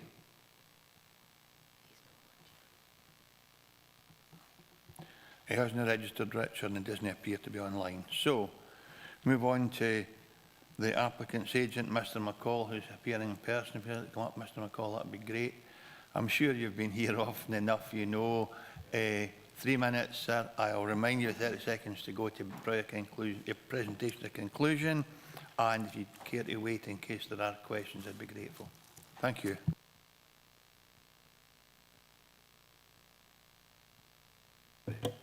This is a small farm, but where there is livestock, the welfare of the animals is critical, and it is for this reason that it's essential that an experienced agricultural worker is available on the farm at all times. And I think important also that the applicant needs to reside on the site. If I can now turn to some of the responses to the delegated report. The proposal, in my opinion, meets criteria 2 of the policy, as it's been demonstrated that the house is essential at this location for the reasons stated, and as confirmed in the labour requirement report. The business requires 0.78 labour units, which is equivalent to 1 worker, and the business needs this level of labour to enable it to be managed successfully. 1 part-time worker just could not manage the 67 cows, although this density of cows has now been amended, I believe, and all the other farming duties, and therefore only a full-time worker could operate the business successfully. It is unreasonable to state that the accountant's statement is insufficient to confirm the viability of the farm, as the statement from the applicant's accountants clearly confirms that it is viable. The removal of the house from the farm was the subject of a legal divorce, which you see in the report, And as this is not a planning matter, I think it's unreasonable to state that the removal from the farm should be considered as a severance by the applicant when, in fact, it is not. The proposal wouldn't have an adverse effect on the character of the surrounding area, and the farm, although small compared to other farms, makes a contribution to the local farming industry, and this should be recognised in this case. The essential need for a dwelling house far outweighs the reason for approval, and I trust that you will support the application. I don't know of any other farm anywhere where there is not a worker on the farm at all times, and this is what we are trying to establish here. One other and the final point, the newly elected council leaders stated in the local press that their priority was to support existing and new businesses, including the farming industry, to boost the local economy, and this case is a fine opportunity to demonstrate that commitment. Thank you very much. Thank you, Mr. McCall, and again, thank you very much for being brief. Any questions for the applicant's agent? Andy. Yeah, thank you for coming along today, and thank you for that. You say that there's a requirement to have someone on the farm at all times. Looking at the plan, it looks as though Ruthwell Farm straddles the lane, which would be the access. So wouldn't there ordinarily be someone on that farm, ordinarily? And how have they coped up till now? Because clearly this is a new application and it's not a new farm. Thank you. Of Pendickle Farm, but the reason for the removal of the house from the farm is clear in the supporting documents. The farm is existing with the existing sheds, and the house is proposed to be in the corner where it's shown.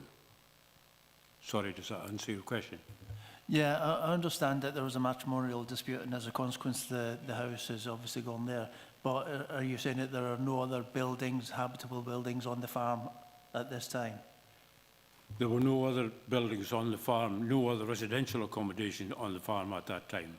There was only one house associated with the farm, and that was removed because of a legal movement. Yeah, thank you. You said there was no other habitable or dwelling on the house. Does that mean that there is another one now? There's not. There was only one house on the farm. It's now gone, so there are no other residential units on the farm. Thank you, Chair.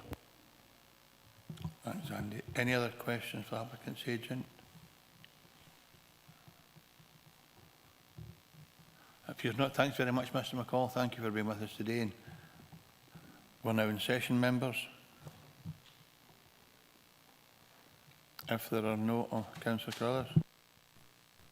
Not necessarily an alternative, just so I've got the gist of what's being proposed to me. It looks, if it's a set of circumstances, but we don't find ourselves in very often, where there's been a loss of the existing house to a farm through a legal process. I take it is what I'm hearing, but ultimately, you think in that case that demonstrated there was a need for a residential unit on the farm at that time. I may be wrong, and maybe just need in regards clarity from a planning officer's. Just on the statements that have been made, because you would think that, okay, this previously has been an essential need, that's been removed for various reasons, but now we're saying that, so there's not an essential need. We read the labour requirements and such like the report, that would demonstrate that it was. So there's obviously a conflict, a difference of views, just to get that from a planning officer's point of view, just exactly what we're thinking there. Okay, but it's in the papers. The planning officer thinks it's not essential at this particular location, but Carla? The holding that is referred to as Pendickle Farm is the two agricultural buildings. The dwelling house that was formerly associated as a dwelling house, it's named Pendickle, which is on the which fronts on to the U95N within Ruthwell. I think there may be some confusion when you're referring to Ruthwell Farm at the top of the lane. That's a separate holding. Thanks, Ian. Okay. Unless there are any alternative views, we'll go with the officer's recommendation. That's unanimous. Can you just confirm the decision of the committee, please, Tracy? Thanks, Chair. Members have agreed to refuse the application on the grounds detailed in the report. Thank you very much. We go on to agenda item number 12. Application of the siting of double modular classroom buildings and installation of 4 external condensing units for a temporary period of 3 years at Gretna Primary School, Annan Road, Gretna. This is a full planning permission reference number 22/0278/full. Recommendations approved subject to conditions. Carla again. Thank you, Chair. If you move on to the next slide, please. The application is for a modular building to expand the facilities at Lockerbie Primary School. You can see the location plan here. Lockerbie Primary School is located fairly central. Sorry, I'm saying Lockerbie, it's Gretna. Sorry. Within, I don't know where sorry. Gretna Primary School is located fairly centrally within the town. Next slide, please. You can see on the proposed block plan the position of the modular building. These are the plans and elevations of the modular building, which would consist of 2 classrooms with toilet facilities in between. Next slide, please. This is the proposed site of the building, which is roughly where those the tyres are. The modular building would be slightly forward of the existing outbuilding there. Next slide, please. This is panning left. You can see the northeastern elevation of the school just at the on the left-hand side of the photograph. Thank you. This shows the access to the site coming from Canberra Road. This access is shared with Gretna Bowling Club. Next slide, please. This is looking east towards the site of the proposed building, and the pavilion for Gretna Bowling Club is located in beyond the fence in the distance there. Next slide, please. Thank you. Thanks, Carla. Any questions for our case officer? If no, there are no registered speakers for this item. We're in session. If there are no views being offered, we'll take it as unanimous decision of the committee to agree with the officer's recommendation and accordingly approve the application. Can you just confirm the decision, please, Tracy? Chair, members have agreed to approve the application subject to the condition detailed in the report. Thank you. Agenda item number 13. Erection of a detached domestic garage and 2 outbuildings and formation of raised decked area to dwelling house with associated balustrade, partial retrospective at St Connell's Church, Main Street, Kirkconnell. This is a full application, reference number 22/0831/full. Recommendations to approve subject to conditions, and the case officer, Jimmy Mackenzie. Online. No, Chair, so I am covering for Jamie. Oh, you're covering for Jamie, okay. Just at the outset of this item, I would like to draw members' attention to paragraph 3.2, the note which is there in italics on page 117. That gives some important background to this particular application, but I would like to focus today on the planning merits of this case, and that's really what I'll be focusing on. So this is St Connell's Church in pretty much the centre of Kirkconnell along the main road, A76. It's been converted from a church in recent years to a house, and what is before yourselves are a number of domestic alterations to it. So in the left-hand side, there's a proposed garage which has not yet been built. You've got on the far right-hand side decking that's been added to the frontage of the building, and then 2 partially completed outbuildings, one for a gym and one for a store. So next slide, please. So these are the 2 outbuildings. They'd be finished in cladding and fairly limited in terms of their scale, and as you'll see in the photos, they're quite well set down from the road that runs to the north, so their visual impact is a bit more limited than it might be otherwise. That just shows their location. Again, the road runs round to the north, the top there. This shows the decking, which is complete. It's dark stained. and considered to be acceptable in the application. That shows the road elevation to the A76. And that's another elevation and a floor plan of it, just in context. The garage, the case officer felt it was maybe a little bit too large in that location, so he sought amended drawings, and that's brought it down to 4 metres in ridge height. And again, the materials are considered to be acceptable in that context. And that's the side elevations of it. The next one should be the photos of the site, and the floor plan of the garage as well. So you're seeing the outbuildings, and they're incomplete and probably least satisfactory form at the moment. They would be properly finished off in due course. And that's looking towards the entrance at the western side.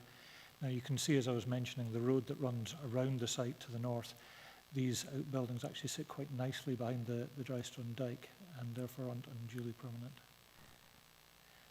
The decking, as I say, has been completed and dark stained. That's another photo looking down towards the site, so you're seeing the outbuildings from the rear, and again from the rear. This is looking along the A76, so you can see the decking is not unduly prominent in the street scene. And the last slide just shows what it was like before the various alterations, when it was just being passed over from being a church. So it was just largely a very open car parking area, which is now garden ground. So subject to a condition regarding the use of the garage and the outbuildings, which is fairly standard, we are recommending that it be approved. Any questions for case officer members?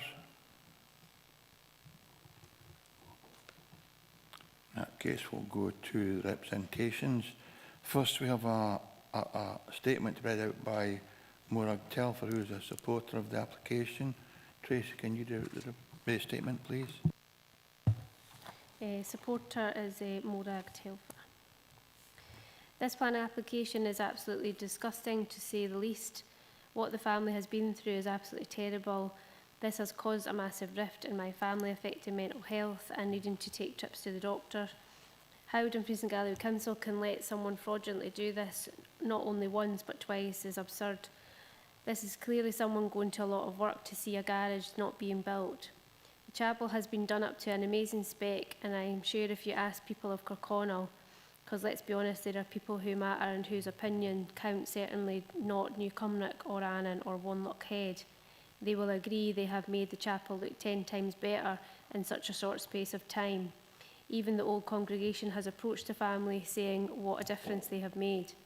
This is my daughter's home, and they have made a beautiful, safe space for their family, and someone has maliciously gone out of their way to make this such a massive deal it did not need to be.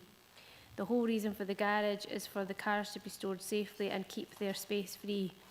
My daughter was working 12-hour shifts, then trailing around Wanlock Head and other homes to see, as the family knows, the people who supposedly made these objections. She has 4 out of 6 come back and say that they were fake, and that she got physical proof, and my sister notified the council. She certainly did not make any objections, but yet here we are still having a meeting with the council, which was clearly notified of these being false. My daughter has been to the doctor on several occasions, and my family has nearly fallen out. My daughter has been to her lawyer several times, and this time and money and worry she has not needed. My son-in-law also really hoped that this is resolved today. So as my daughter was advised, evidence shall be took to the tabloids and made known of a shambles that this has been. Thanks, Tracy. And members know by the report that there's an assertion that the objections, some of them were not legitimate. The report has arrived in front of us instead of being dealt with by the delegated authority that a case officer has. However, we will deal with it today. Laurie, would you like to come forward, please? And despite the concern you have, I'd be grateful if you confine your presentation to the merits of the plan application. The other issue will be dealt with beyond this forum, because we're not able to deal with the legal aspect of that today. You'll have the Same 3 minutes everybody else got. Do your presentation. I'll remind you with 30 seconds to go to bring it to a conclusion. If you'd be kind enough to wait in case members have questions for you, I'd be grateful. Just whenever you're ready, Laura. Thank you. No, we just wanted to come today. It was more for the fact of the fraudulent claims, and to put our point across as why we're building these things. But we're doing it just to make us.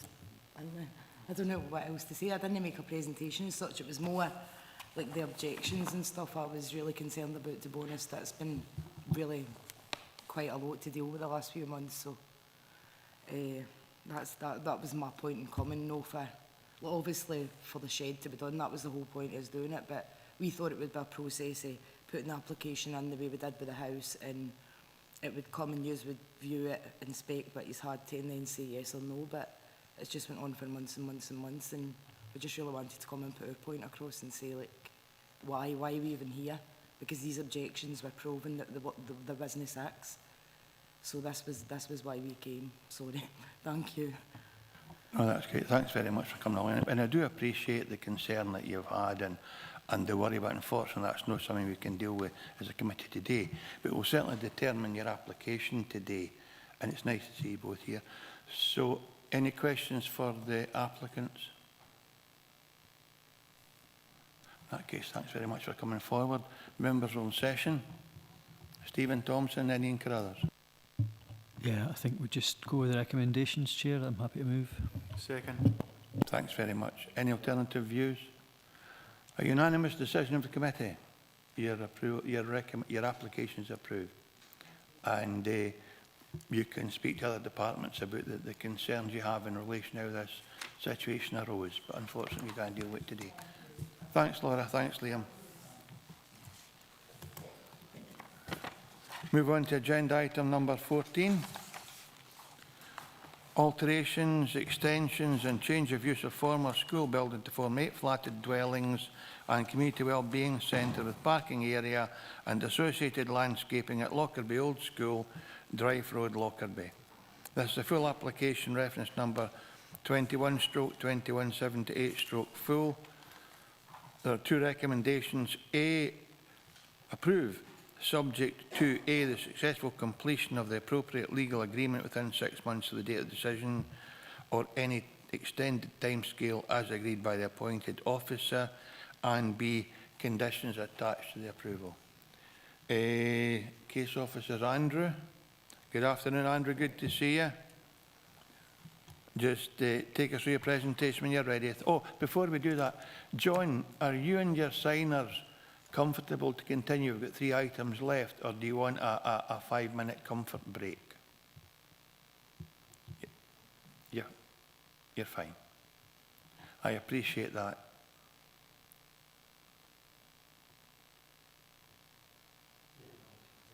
Super. Very kind of you. Very generous. Thank you. Okay, Andrew, just continue with your presentation. Thank you.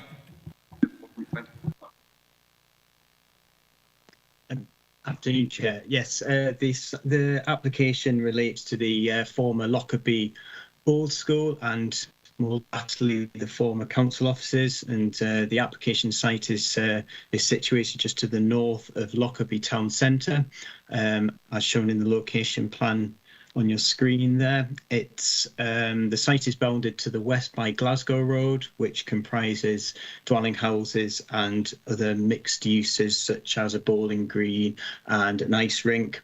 To the east is Drive Road, which comprises mainly dwelling houses, and to the south is Townhead Street, which leads towards Lockerbie Town Centre. So moving on to the next slide. We're going to show some photographs of the site for those that aren't familiar with it. So this shows the south elevation, which fronts Townhead Street. Moving on to the next slide is the eastern side of the building, and you can see that there is an informal car parking area. Moving on to the next slide is the eastern elevation of the building, and this is the previous entrance to the building, which there is proposed to be a new entrance constructed here, which I'll show you plans of in due course. Moving on to the next slide, this shows the northern boundary with an adjoining property called Drive View. This slide has been included as there are residential flats are proposing to face in a north direction. So this shows you what the current boundary treatment is on this property. Moving on to the next slide. This shows the western side of the building fronting Glasgow Road, which you can see on the far left. Again, there is an informal area of hard standing, and there's also areas of landscaping on the left-hand side of the photograph. Moving on to the next slide. This shows part of the west elevation of the building. You can see this is showing towards a previous entrance, which would be redeveloped as part of the proposals. And the next slide shows the remainder of the western elevation of the building. In the foreground, you can see a slight extension protruding out from the building. This would propose to be removed as part of the proposal, with a new entrance door proposed in this part of the elevation. Moving on to the next slide, this shows the northern side of the building. The fence to the left is the current boundary treatment to the newly constructed residential development that was on the former Lockerbie Academy site. Moving on to the next slide, this shows the existing access to Drive Road. And moving on to the next slide, this shows the access and visibility currently looking south. And also the next slide showing visibility to the north. So moving on to the plans, this shows the proposed site layout. Effectively, the proposal is the change of use of the current building. There's not many external extensions proposed except for some minor entrance points. So effectively, the development would be contained within the footprint of the existing building. A lot of the external works are proposed in terms of forming a new access road in an anti-clockwise direction around the site, and also formalised parking spaces, grassed areas for landscaping, and bin stalls in both the west and the eastern part of the site. And there would also be some seating areas as well within this part of the site. Moving on to the next slide. This shows the proposed drainage arrangement. Effectively, surface water would be discharged through manholes and then into the existing drainage network in the surrounding area. The parking spaces are proposed to be porous paving to allow surface water to attenuate into the ground. Moving on to the next slides, these are now showing the existing and proposed elevations. So this is the existing south and existing north elevation. Moving on to the next slide, the top shows the proposed south elevation facing Town Head Street. So on the roof slope, there would be some roof lights, and in the up at the highest part of the roof, that's actually showing indicative solar panels. And on the north elevation, on the bottom of the slide, there's new window openings proposed to form the residential element of the development. Moving on to the next slide is the existing east and west elevations. And moving on to the next slide shows the proposed alterations to these elevations. So the east elevation is the top slide. That shows a new, a replacement entrance to the building. I'll show a little bit more detail of that in a couple of slides' time. And to the right of there, you can see where there's new windows proposed for the residential element. And moving on to the next slide, this is the courtyard elevation. So the top of the slide is looking in a southerly direction, which is towards the community aspects of the development. And the bottom slide is within the courtyard looking towards the residential element. Moving on to the next slide, this shows the existing proposed floor plan. So this is the existing ground floor plan, which is effectively made up of various rooms and offices from the previous use. Moving on to the next slide, this shows the proposed ground floor plan. So the ground floor would comprise 4 flats. In the middle of the building is a courtyard, which would comprise an amenity garden, residence garden, and a memorial garden. And the remainder of the ground floor would be filled with the community aspects. So there'll be a conference theatre, workshop / mixed studio, group meeting spaces, and offices. And moving on to the next slide, this shows the existing first floor plan. And moving on to the next slide, you can see on the left-hand side is where the residential element would be situated, which is 4 flats on the first floor. And the rest of the first floor in the southern part of the building would be for the community use, such as therapy rooms, home working pods, and a mezzanine deck.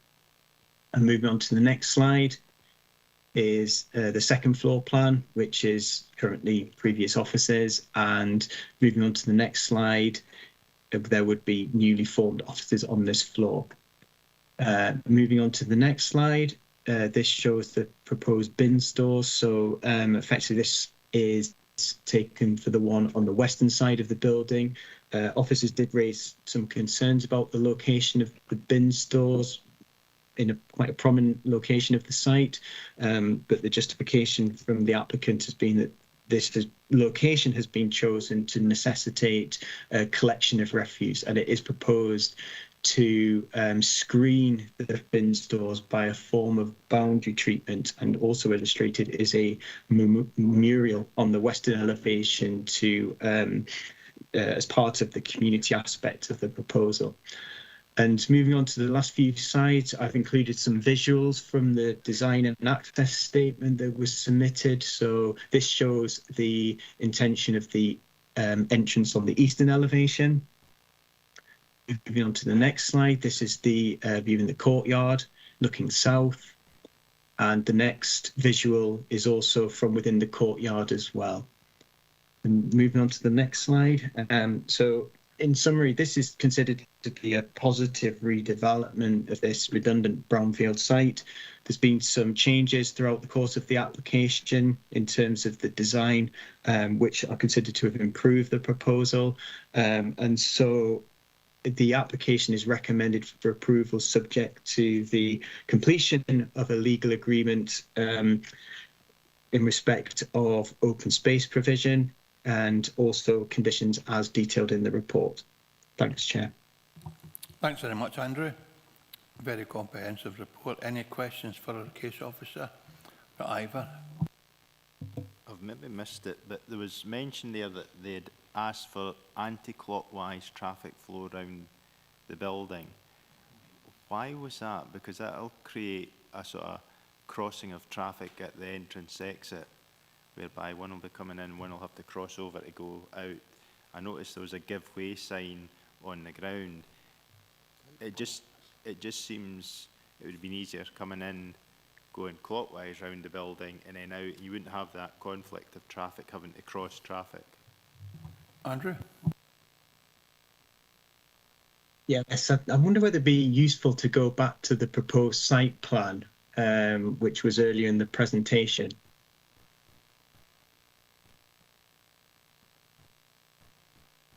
Yes, it was there.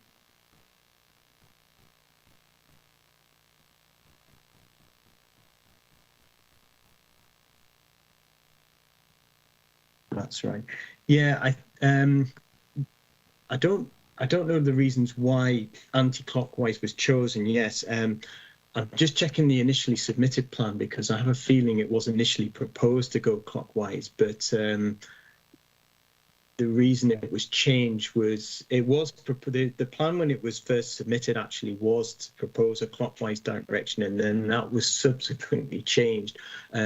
I'm not fully aware of the details as to why. I know the applicant is doing a presentation in due course, but it's my understanding that it was actually worked better for the traffic to go anti-clockwise, so that traffic coming into the site would have, rather than a tighter turn, coming from Drive Road into the site, it was easier to go straight on and go around in an anti-clockwise direction.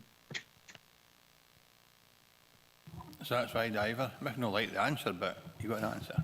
I think maybe I understand the cars will be able to come off the road and without stopping, whereas the ones coming across have to stop in case you created a sort of tailback or something like that, maybe. So it's maybe easier getting them off the road, yeah. Thanks, Ivor. Any other question, David? Could I ask, I'm not sure, but is this a community buyout?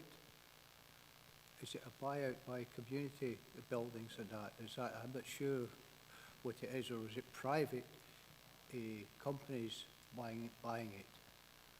And the other question is, what will the flats, will they be for rent or for sale? I think it's a social landlord, so the flats will be for rent, but Andrew will help you. Okay. Yeah, in terms of the function, the applicant is the Lockerbie Old School project. So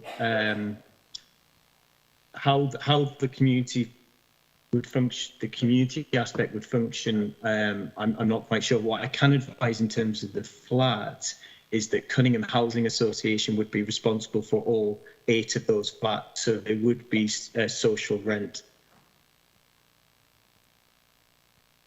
Thank you. Thanks, David. So just to say, it is a private buyout, it's a private company buying. Well, Andrew, who's the applicant? The applicant is Lockerbie Old School project. I don't know what the background they're a is. registered charity, are they? I don't know, Chair. Oh, okay. But we can't answer the first question, but you have been assured that it will be Cunningham Housing, so the flats will all be for rent, and they will manage the applications and the occupant. Thank you very much, Chair. And we can ask the agent whether or no the applicant is a statutory a SCIO, a Scottish registered charity, or no. I've got Councillor Barretti. Tony, please. Yeah, thank you, Chair. You can also direct me if some of this question maybe should come later, but I would like Andrew Robinson to go back to much earlier in the presentation where he had a design plan of the roof area and to which we could see solar panels. I think that was indicative, you said, but yes, you're right. There you go, they're up there, Tony. Right, now, my question is, if I will refer the Chair, if Andrew can keep that picture and refer the Chair to page 140 under conditions, point 4. And it says that hereby, no planning permission is hereby granted for proposed solar panels as illustrated in your approved building. Solar panels shall not be implemented until their details for siting, so on, so on, so on. Now, Chair, I would imagine that these proposals were put in prior to our crisis, energy crisis. And this building, as meritable as it is going to consume an awful lot of energy. Now, if I can see, there are, let's see, 1, 2, 3, 4, 5, 6, 7, 8, 9, 14 panels, which are probably around about 300 watts each. That's not going to be anywhere near for enough power for the size of this building.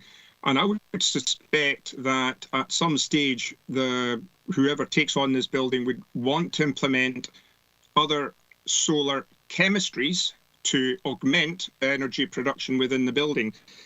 Now, would condition 4 prohibit that? And would the planning allow, a formal request to increase the number of solar panels? Thank you, Chair. Thanks, Tony. Andrew? Yeah, the reason the condition was attached was because whilst the solar panels have been shown on the drawings, it was clearly put on the drawings that they were indicative. So they weren't a final design. So it made sense to attach the condition as what you see in front of you. In terms of to what extent effectively more solar panels could be proposed on top of what's shown in the submitted plans, the condition requires details of the siting layout, arrangement and appearance. And that's, I think, the way that the condition is worded would allow flexibility to consider that. The key thing is the proposal did include the provision of solar panels within it. The key thing is what's in the detail of the condition. The way that this word, in my opinion, would be that the condition would allow flexibility for that, although I think in terms of the orientation of the building, they would probably be limited as to where solar panels could actually be. I don't think there would be the opportunity to site any more solar panels, but I'd be happy to sort of see that when that condition is being dealt with as part of the proposals. Thanks, can I come back on that, Chair? Thanks, Andrew. Is it okay? I think the main concern of Tony's will be that it doesn't prohibit the additional introduction if that's deemed necessary and appropriate. I think that's the point Tony was getting at. Yeah, and I'd also just like to point out that orientation isn't specific to north, south, east and west. The chemistries around today make orientation of panels and different roofs very favourable, and it's all to do with the management system of the energy which is coming off the panels. So I would not agree with Andrew on that basis, but I would agree with him that it is flexible enough for planning to allow that to happen in the future, Chair. Thank you. That's great, Tony. Thank you. Ian Carruthers. So it's on the same point, but I think Councillor Thompson was trying to get in earlier as well. It's see that particular. There's no waving loud, far, no waving enough. No, maybe no. Because it's on the same point. It's only I'm not giving away, but on the list here, and I missed it. Sorry, Stephen. Thanks. But it's on the same point as what Councillor Brighty brought up, and that's a standard condition. We're having quite a lot of stuff. This is, and the thing I was going to bring this up out with committee, actually with David directly, but I wonder if just teasing out here a wee bit. So it is a standard, but it's a full application. The committee's making the decision. So just that level of flexibility, the changes, I wonder if you could put that into context, David. So the committee's making a decision, we see what we think we'll agree, but actually there's a level of flexibility. And I'm thinking just generally across, because this is attached to a lot of different, not just for solar panels, quite a number of different conditions. David, but I presume that our very nature has been flexible, but carry on. Yes, I agree with what Andrew said. That the wording of this is basically to cover the fact that they've just marked it as indicative, so we're looking for further details. I would totally regard the wording as this as being flexible enough to allow quite a considerable increase. I suppose the question you're asking is, when does it become material? At what point does this sort of thing where officers are perhaps exceeding the views of the committee? That is a matter of professional judgment ultimately, but we always are on the side of caution when it comes to these sort of things. If something is considered to be a material change, we would always be looking for a new application. This is a fairly limited element of part of an overall development. And don't forget that there are also permitted development rights for things such as solar panels. There's this, certainly on a house, there's what's called the meter bubble of the roof, which means that if you're not in a conservation area, you're not listed, then you can add a huge amount of solar panels without the need for planning permission. Thanks, David. Thanks, Chairman. That's exactly the point I was getting to, and David's answered it well. Thanks, Ian, and I apologise to you, Stephen. You okay, what's in there? Yeah, no, thanks, Chair. So, I mean, this project's been going for some time, and it was a community asset transfer, the building to the community group. So they're a community body in terms of the Act for community asset transfers. So if that's helpful to members, but it was maybe the last iteration of the council that determined a few of these things. It was just a couple of questions about the, there's been a few issues in the community raised obviously about parking linked to this building. So in the report it does say that there's a sort of under provision of parking, but that arrangements are in place to sort of address that with neighbouring facilities. Given what we've heard earlier on about parking, is that evidently it's deemed sufficient in the report, but is that something we should explore a bit further in terms of how strong that agreement might be? And also the path to the north of the site, it talks about it on page 124, I think, in terms of question marks around whether or not it would be brought to an adoptable standard. And I think one of the conditions talks about the sort of maintenance for the lifetime of the development in terms of that path. So it was just to get a bit of clarity about what we know about that. Thank you. Thanks, Stephen. I'm sure, Andrew, can you help Stephen with these points? I can, yes. In terms of the first point, I think what's Councillor Thompson might be referring to is that in the supporting statement, there is reference to an agreement with Lockerbie Ice Rink exists to take parking. In terms of the assessment, in paragraph 4.21, that has been noted, but in terms of the shortfall of car parking, I haven't taken that as a consideration because we haven't got sight of such agreements. But even if we did, again, it would raise a question as to how enforceable that would be in perpetuity. So in terms of justifying the shortfall, I've taken considerations such as the provision of on-street parking options, particularly on Glasgow Road, the fact that it is very close to a town centre, which has parking, and there's also a car parking nearby, and also the fact that when the events are going to be on, it's very unlikely that all the events would be on at such a point, whereas everybody needs to park at once. So it's those factors really that have been taken into account in considering the shortfall, also against the fact that this is bringing a redundant building back into use as well. It's those factors that I've given more weight to in terms of considering the shortfall is acceptable in this instance, rather than the agreement with Lockerbie Ice Rink, for the simple reason is I don't consider how we could enforce that in perpetuity. So that's the reasons for the first question. In terms of the second question on the footpaths, we asked for the link to be put through to the former academy site to the north, because at present there's no connectivity from that site to the east. There's already the link that would have to be formed wouldn't be built to adoptable standards, but roads officers are. But that is acceptable in this instance because there's already DDA compliant access points available. So it wouldn't be a DDA compliant access. For that reason, it wouldn't be adoptable. So effectively, the maintenance, it would be entirely down to the applicant to maintain that in perpetuity. Thank you. Thanks, Stephen. Ian? Yes, Ian, aye. Thank you, Chair. Thanks very much.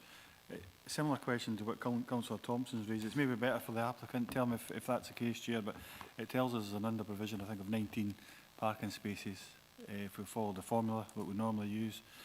I was working in that area the last 3 months, and I saw caught between 8:30 and 9 o'clock at one point. It was like Piccadilly Circus, whether it's pedestrian, young children from P1 right up through to 17-year-old going into 6th year.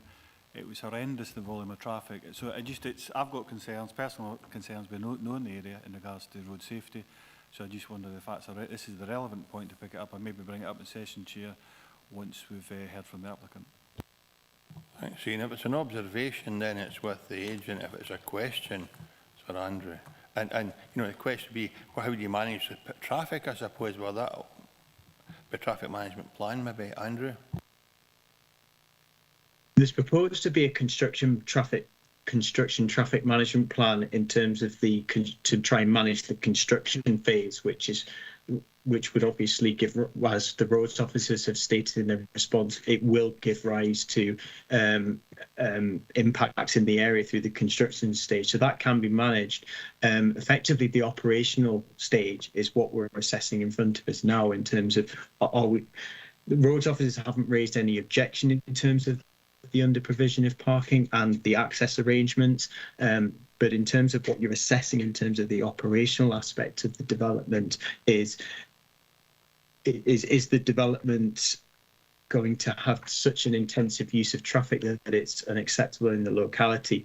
We've made a judgment that we don't think it will be in terms of parking. The traffic management plan, once it's operational, you can't manage the operation of the road network.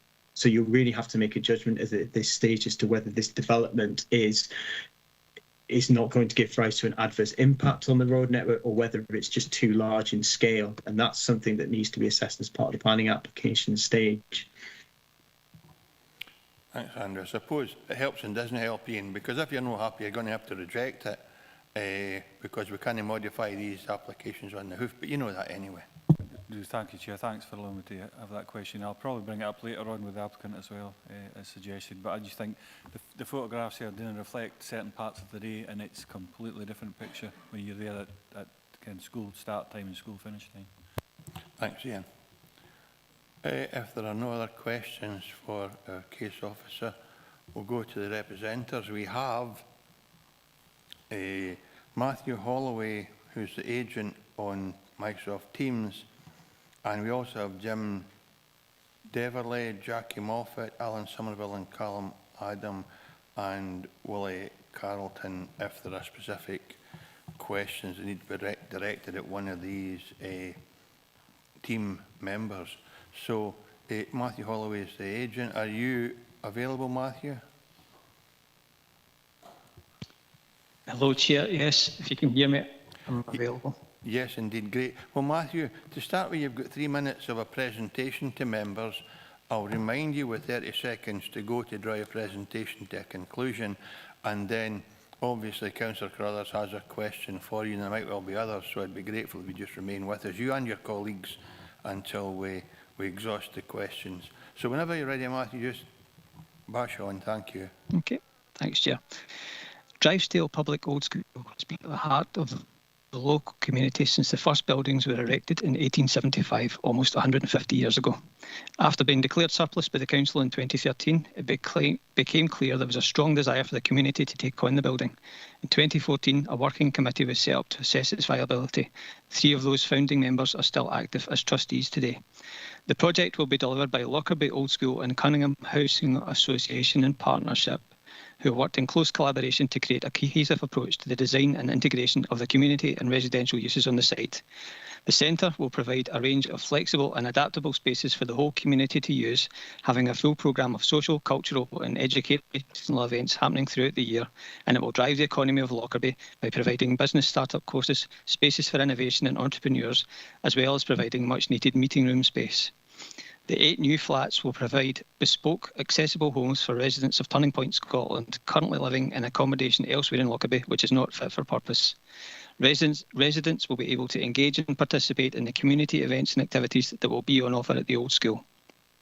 This project represents a significant capital investment of around £6 million and will create employment for permanent members of staff, as well as service providers and numerous volunteering opportunities. To inform the design, Community Enterprise in Scotland produced a 90-page business plan highlighting the gaps in local service provision and long-term underinvestment in the DG11 postcode. Further analysis carried out in 2021 by Social Value UK showed that the old school project would reduce social isolation, increase pride in the town, improve mental health, create opportunities to learn and improve employability. For every pound invested, the Wellbeing Centre will create £3.27 worth of social value, and the residential accommodation will create £5.80 worth of social value. The applicants have demonstrated that there is a community need for the project, that the building is worth saving due to its historical and cultural significance to the town, and that the team have a viable and sustainable plan to carry out these works and to operate the building. The Lockerbie Old School are being championed by Dumfries and Galloway Council as the anchor organisation to bring regeneration to the Lockerbie area. Funders include the Hollywood Trust, the Robertson Foundation, Panam 103, Lockerbie Legacy Foundation and Dumfries and Galloway Council. Remaining funding is being sought from South of Scotland Enterprise and the Scottish Government's RCGF fund. Lockerbie needs to see regeneration and new opportunities being brought to the area, and we believe that this project will help to do just that. In conclusion, we hope that the community benefit provided by this unique project will be recognised and supported. Thank you. Thank you very much, Matthew. Just about bang on time. Thanks very much. So members, Ian Carruthers had a question first. Think of other members coming in, but Ian. Thank you, thanks so much, Chair. So just to put it into context, I attended, it was the English department at the Lockerbie Academy at the time, so very familiar with this building, keen to see something happen with it, absolutely am. But the only concern I've got really, and I'm looking for assurances in regards to the safety concerns that have been raised within here, and I've seen myself, there's a large volume of children and parents for that matter at starting times and finishing times of the school day. I think it's indicating 19 spaces short of where we maybe should be if we apply this particular formula. I'm looking for assurances from yourself as the applicant that any safety concerns like that have been addressed as part of your design. Matthew. Thank you.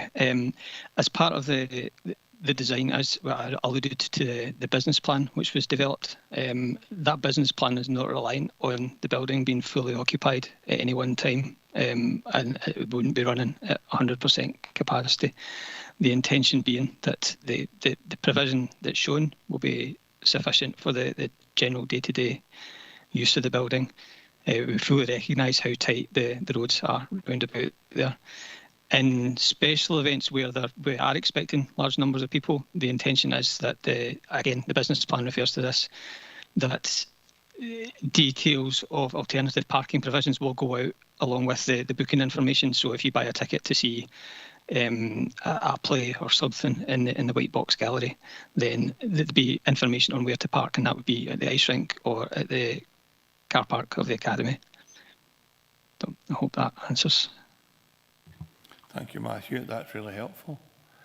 Any other questions for the applicant? Seems you go off lightly after all, Matthew. Thanks very much. Thanks for you and your team to be with us today. We're now in session, members. Ian. Just an observation, Chair. Ian Howie, eventually. I totally appreciate where Councillor Brothers is coming from. But you have that same congestion around about every school. It's just the nature of children being transported to school by cars nowadays mainly. And that's an issue. I can't think of any school where that problem doesn't exist. But just an observation on that point. Thank you. Okay. Well, Stephen? If we're in session, Chair, I mean, I recognise, obviously, because I've heard about community concerns about the road safety issues potentially along that street at school times. I think it's hard to avoid that given the design of Lockerbie Town historically and otherwise, and I think it's just something we have to mitigate and manage. But I think on balance, and given the answers we've had today in the report, I think the sort of the planning gain of this, given the dilapidation of the site over the years, far outweighs some of the other concerns, and I would be happy to recommend this, sort of go with the officer's recommendations. Thank you. Thanks, Stephen. If there are no alternative views and folks are nodding in agreement, I take it it's unanimous decision. Can you confirm the decision of the committee, please, Tracy? Members have agreed to approve the application subject to the successful completion of the appropriate legal agreement within 6 months of the date of the decision, or any extended timescales agreed by the appointed officer, and the conditions as detailed in the report. Thank you, Tracy. We'll move on to agenda item 15.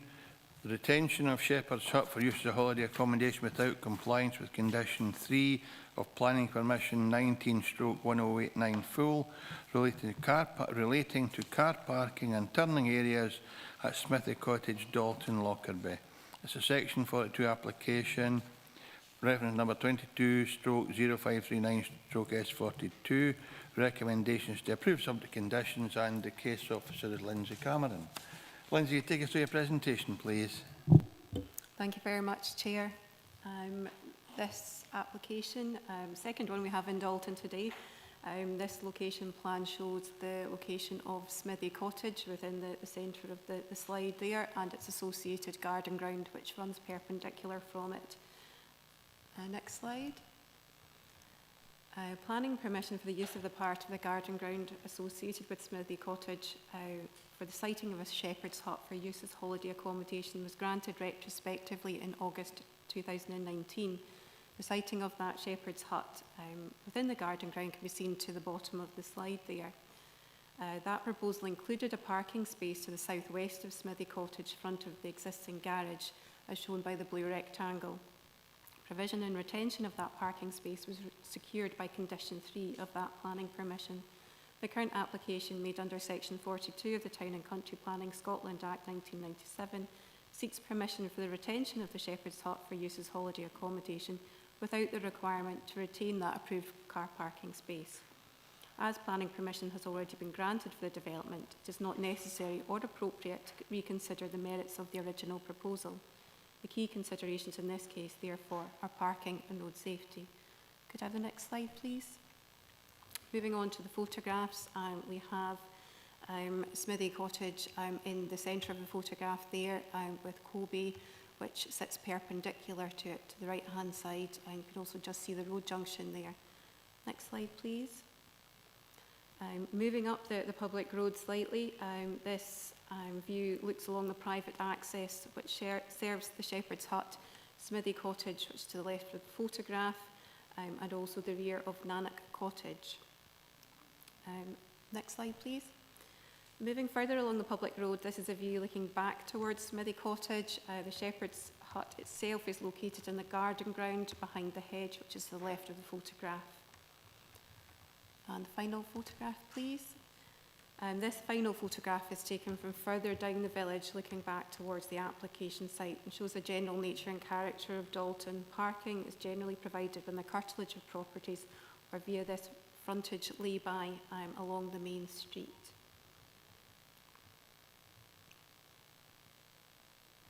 While the existing condition requires the parking spaces available for use by the development, it does not and could not require that the parking space is used by occupants of the Shepherd's Hut.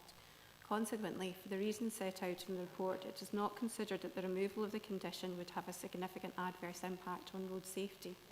In this case, it's not considered that the condition is necessary to make the development acceptable, and as such, its continued imposition would fail to meet all of the tests for the use of conditions set out in Circular 4/1998. It is therefore recommended that the application be approved, subject to the imposition of the two other conditions that were attached to the previous permission.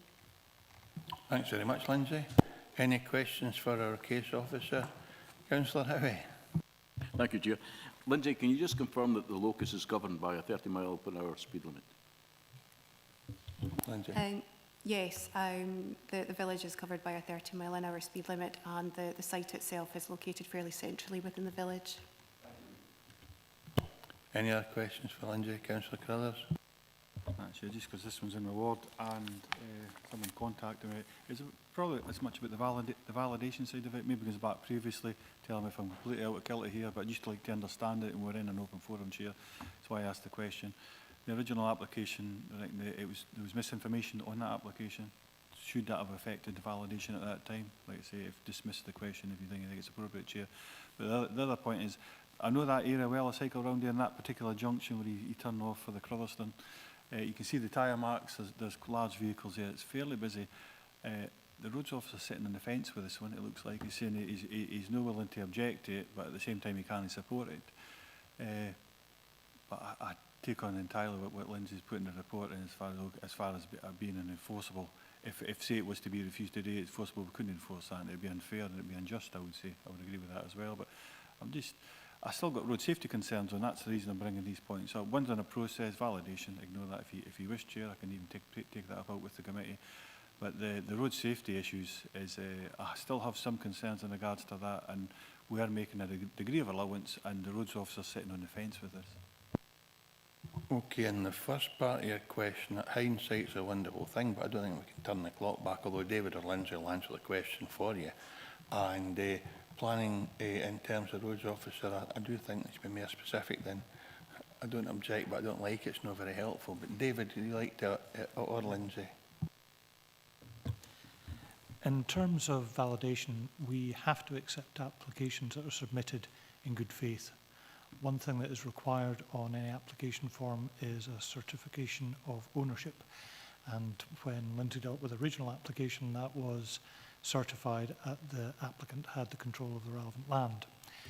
Subsequently, it has transpired that they don't, which is why you've got the application to remove that. So the condition was accepted because that was what was shown. They'd shown that, so basically all Lindsay's original condition was there to do was require them to do what they'd shown on the plan. But as Lindsay rightly also points out, there's no way that you could force the party to have to park in that space. There's on-street parking available, so therefore the people using the Shepherd's Hut could equally park in other places. They're not duty-bound to park in there. So for all those reasons, that's why we are where we are. I don't know if you want to make any comments about the the road side of things, because I wasn't directly involved in the current application. No, there's not anything in specifically that I'd like to add. Obviously, the roads officers have commented based on the parking standards for this type of development. However, they also recognise that there isn't a significant road safety issue, and I think that's why they haven't formally objected to the application, that they've just made comment. Ian? Oh, thank you, Chair. That's appropriate answers, I think. Thanks, Ian. I remember when there were cars in the street and there's fire in the house. Andy? Yeah, thank you, Chair. David, can I just clarify, you said that when applications come in, they get certified, and obviously you ask people to sign them to state that they have ownership, etc. Are you saying then that if people do that in any case, that there's no consequences if it turns out subsequently that it's inaccurate or perhaps deceitful? David? The applicant has to certify if they own all of the land. If they don't own all of the land, they have to notify the owner. You don't have to be an owner of land to do that. In this instance here, if something has been certified, if another party is concerned that it has been misrepresented, then it is open to them to take legal action against that. It doesn't invalidate the planning permission that is granted, because all it is doing is, basically for our purposes, we need to know that the owner of the land is aware of it. You don't have to be the owner. We can grant planning permission for anything anywhere. So, as I say, it doesn't actually invalidate the permission, but if the party who does own the land is concerned about it and they do have control of that land, they can say you can't do it anymore, which is basically what happened here. Thanks, members. Any other questions for Lindsay? I have two statements to be read out in the interests of fairness, because some of them might, or one of them might be lengthy. I've instructed Tracy to stop at 3 minutes. So when you're ready, Tracy, we have two statements. We have one from Alexander Clark and one from Lynn Brown. And I think Tracy can speak a bit quickly, because John got a copy of this in advance so that he wouldn't be left wanting, for wanting a better one. First statement, Alexander Clark, objector. Relevant history to this planning application is as follows. The Shepherd's Hut was constructed and operational without any consultation with Dumfries and Galloway Planning Department or any planning permission. Retrospective planning permission was sought in July 2019, reference 190189 FUL, after the illegal building was reported to the Planning Department. Retrospective planning application 191089 FUL, within the application, a declaration was signed by the applicant stating that they owned all the relevant land that was required for all off-road parking and vehicle access, including the turning point for Smithy Cottage and the Shepherd's Hut. The declaration was duly signed by the applicants, understanding that to knowingly and recklessly to give false, untrue information within the planning application could result upon conviction to a fine. August the 7th, 2019, I spoke with the planning officer, having explained via email and within telephone conversations that the applicants did not have and have never owned any of the land for vehicle access and off-road parking, including the turning point required for both Smithy Cottage and the Shepherd's Hut. I stated that as the owner of Nannock Cottage, I had both the heritable and irredeemable right of access to off-road land. These rights are attached in my property deeds. The planning officer told me during our phone conversation that she could not award any planning approval to the applicants if they did not own the aforementioned land. I explained to them that I could prove my point in the form of the land certificate number for Smithy Cottage, and I was requested to forward this by email, and these certificates were duly done on the same day, 7th of August 2019. Pages of title registration were received, and the planning officer refused a copy of my title deeds documents, which are attached. Even after producing this clear evidence that totally contradicted the drawings and declaration given by the applicants, the planning officer then requested from the applicants a handwritten letter stating that they owned the land required to obtain planning approval for the Shepherd's Hut. application 190889 FUL, including all off-road parking and vehicle access.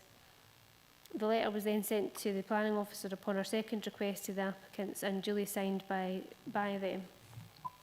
I sent a registered letter to the planning officer stating all of these facts, including reference to Smithy Cottage, land registration certificates for Dannock Cottage, despite all the evidence in writing and actual copies of the land boundaries and certificates relative to Smithy Cottage given to the planning authority. Planning permission was granted with conditions attached on the 21st of August 2019. 29th of August 2019, after consultation with relevant qualified professionals, I submitted a registered letter to the Head of Economy and Development at the Council, including a copy... Time, could you just finish the paragraph, please, unless it's that great big again. Yes.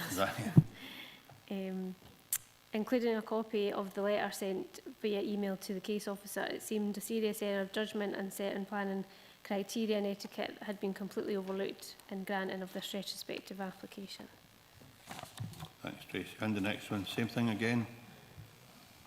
Lynn Brown, objector. I quote the Council Roads Officer's report per current National Standard Development Guide that 1 off-road parking space is required for 1 holiday accommodation unit. These national standard guides are set in place in order to protect and secure via health and safety standards all road users and to avoid at all costs the threat of fatal accidents occurring. With reference to this application, please note the following facts. 1. There are no public footpaths in Dalton Village to assist in any alighting, unloading, exiting and any parked vehicle upon the busy B725 main road that runs through Dalton Village. 2. The junction corresponding with the private vehicle access lane leading up to Nannock Cottage has a bus stop directly to the right of it, plus another bus stop directly opposite it next to the busy village pub and restaurant. Therefore, parked buses thus creating existing road hazards, but also limiting views to oncoming traffic. 3. Approximately 15 to 20 metres from the same junction is a busy T-junction B725 to B702 Lockerbie to Crotherstown A75 access roads. 4. There exists a total blind spot at the junction to the right of the private access lane to Nannock Cottage and the B725, on which great care has to be taken to double-check any oncoming traffic along from the uphill blind corner and the bend from the A75 B702 onto the B725. 5. For anyone not of the area and not having local traffic knowledge, the existing hazards attached to the busy B725 main road through Dalton Village and any attempt to perform any turning point manoeuvre will undoubtedly end up creating a disaster to both themselves and any other oncoming road users.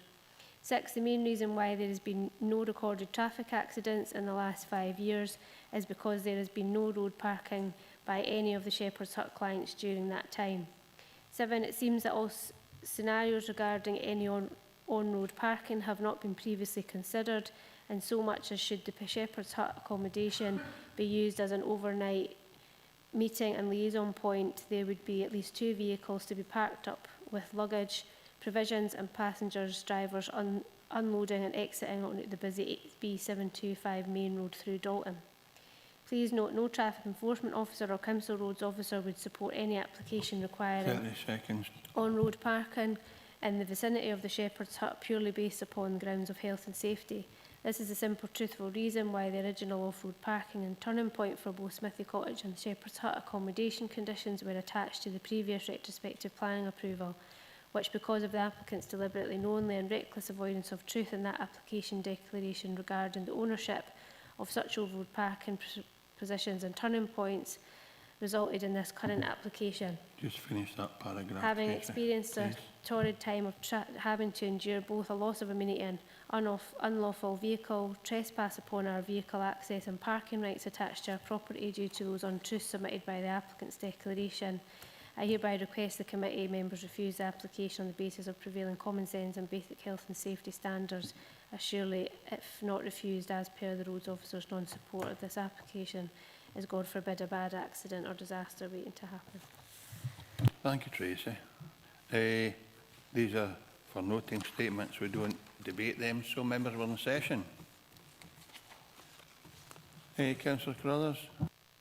Just a comment to start off with, Chairman. Any other day I would be recommending refusal for this if it was a new application, but clearly it's not. We've been advised that it's unenforceable. So it has got a permission, or that's the extent, that's made clear within the report itself as well. It is when A75 is closed for whatever reason on the Cullen side of Dumfries, they send them over on the Lockerbie Road over to Lochmaben and back down through, right through this road, takes them right through Dalton and back on at the Kinmount Straight. It's a bypass for the 75 as well when it's closed. It can be extremely busy round about here, so, but I mean, I'm not going to, under this particular set of circumstances, Chair, I'm not going to move that.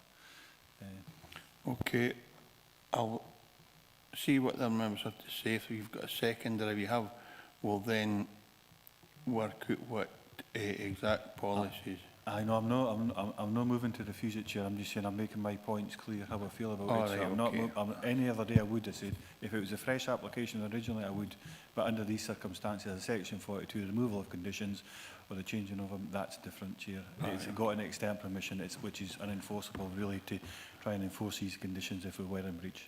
Okay, thanks, Ian. Okay, so on that basis then, do we go with officer's recommendation? Stephen? Yeah, thanks, Chair. I mean, notwithstanding what we've heard about the sort of background to it, I think I don't think we can do very little safely other than go with the recommendations, and I would suggest that we do that. So you're suggesting we go with the recommendation? Uh-huh. Yeah, thanks, Stephen. Okay. Okay, in that case, it's a unanimous decision of the committee. Tracy, we go with the recommendation. Just confirm it, please. Members have agreed to approve the application subject to the conditions detailed in the report. Thank you. Agenda item 16, application for the erection of a dwelling house at North Cowshaw, Shield Hill, Lockerbie. An application of planning permission in principle with reference number 22/0108/PIP. Recommendation is refused. Case officers Lindsay Cameron. Lindsay again, please, when you're ready. Thank you, Chair. This application site is located to the north of the C16N public road, which leads from the A701, which is located towards the left-hand side of your slide, to Shield Hill at the top right. The proposed site is some 380 metres southwest of the farmhouse in Steading at North Cowshaw. Next slide, please. The application site forms part of an agricultural field and is surrounded by agricultural land with the dwellings of Berrydale and Windon lying a short distance to the southwest. Next, please. This is the indicative site layout plan which has been submitted, which shows the dwelling, a garage, the proposed access, parking and turning area and a septic tank. Next slide.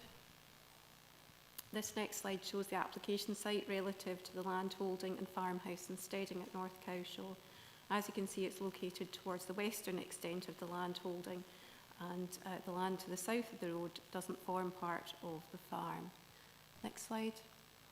Moving on to the photographs, this is a view taken from the public road as you approach the site from the southwest.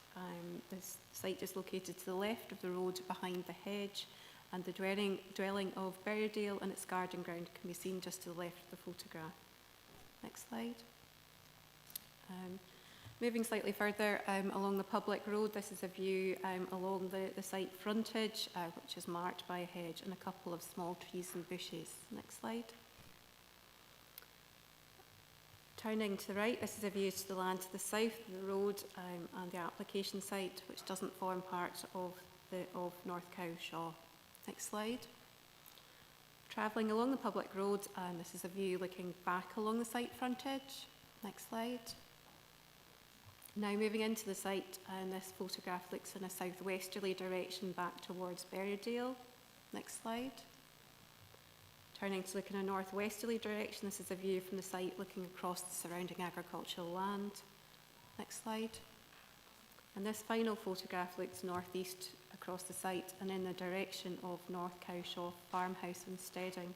The white chimney and park gable end of the cottage, which can just be seen towards the right of the photograph over the hedge, lies to the southwest of North Cowshaw and is separated from it by a small area of woodland. In this case, it has not been satisfactorily demonstrated that there is a compelling and genuine essential need for a dwelling house at this particular location based on the operational needs of the business, such that the proposal is contrary to LDP2 policy H3 and the associated supplementary guidance. Therefore, it is recommended that the application be refused for the reasons set out in the report. Thank you, Lindsay. Questions for the case officer? Okay, none. Given that you called this in, Ivor, do you want to address the committee? Chair, the reason I asked it to come in was specifically on an agricultural holding. How do you narrow down one site as being the necessary site for a second house? It could be anywhere on the farm, and somebody can come and say, well, actually, it doesn't need to be there. It could be 5 yards this way or 5 yards that way.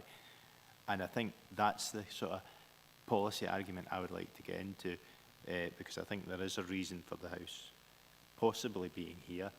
And I think one of the other considerations, once we've got the papers, is the fact that they sort of say there's not enough because of the labour units, but you've got a family house, family home, whereby eventually the son who works on a farm will want to get married and move out. And this business currently relies on both the father and the son working on here to make it viable. And if the son's not there, you then create a difference. And I think that's a policy issue we need to consider. If we've got currently 2 people living on the farm, why can't we put another house here? Because they need 2 to make this viable farm just now, so they need 2 in the future, and if one has to move away, it could cause health and safety issues, because if you have one person working with animals, you never know what's going to happen. A bull could turn on you, a cow with a calf could turn on you, and it's just things like that. So that's the sort of policy issues I'd like to discuss. I don't think we're in the right forum for that, Ivor. I mean, if we want to change council policy, you set it. We all set it. And we try our best to apply it in a fair and reasonable manner. And you know, the report says quite rightly, the person there will only be awake 24 hours a day, and it's no far further settlements to travel. But I'm not going to debate that way today. If you have a particular proposal to put forward, that's fine, but I don't think we should be arguing policy. Chair, well, my view was that we had to bring it here for a reason. That was the reason. I feel that there's enough in the policy that we could look at this, and I would like to debate those points with regard, if you have a farm that requires currently out with normal working hours. It doesn't say it has to be 24 hours a day. The report, I think the officer states, the hours out with the normal working hours. Well, if you take lambing time, you're there 24 hours a day. Somebody's on site going out checking lambing ewes all the time. Come after they've lambed, you don't just check them once a day. They're checked 2 or 3 times a day. You've got times before they go to clipping, whereby they can roll on their back. You need to watch them all day there. So I think there is an opportunity to look at the hours out with the normal working hours. And if the son has to move, there's 1 bus there a day. And I'm sorry, but he's got to get a bus from Dumfries. There's not a bus comes from Dumfries in the morning. So there's no way to travel there other than if he has his own vehicle. Now, I don't know if the circumstances, but we need to make sure that the site is accessible to the second worker, which has been, the officers have said in the report, has been shown to be a viable farm with the 2 workers there. So you're not trying to persuade us to grant a permission on the basis that somebody might not have a car. No, I'm saying that this is essential for having 2 people on this farm, because the case has been proven. The officers have admitted that yes, there's 2 people work there, but the problem is the son wants to develop his life and move in with his wife or future wife. Now, as for the siting of the house, when you actually go on site, the fields 1 to 6 are invisible from the farmhouse. So for security and for animal husbandry, for watching, these are the fields that are used for lambing, etc. To see them, that's a sensible site to actually put the house on. because you have views over 1 to 6. Now, that's an important thing when you come to lambing time, whether it's foxes in the field, anything like that, animal husbandry. That's why you would look to see if this is where you would want to site the house. And I think things like views over the land to see animal husbandry is essential. Now, any farmer will tell you, it doesn't sit like this with his arms on a post looking at stock all day. He actually, a quick glance, and a farmer knows what's going on. And if that's throughout the day, if it's 8 o'clock at night, 6 in the morning, that's when he needs to be there. Doesn't always need to be there at 5, between 9 and 5. Cows don't say, oh, tomorrow, 6 o'clock or 4 o'clock in the afternoon, I'll need calved. So you do need the 2 people on site. And that has been shown because this is what makes this a viable business. So I think that we should approve this application on the grounds that it currently has 2 people on the site, and the site location is for observation reasons for animal husbandry on fields identified as 1 to 6 on the map. Have you read paragraph 414? Halfway down.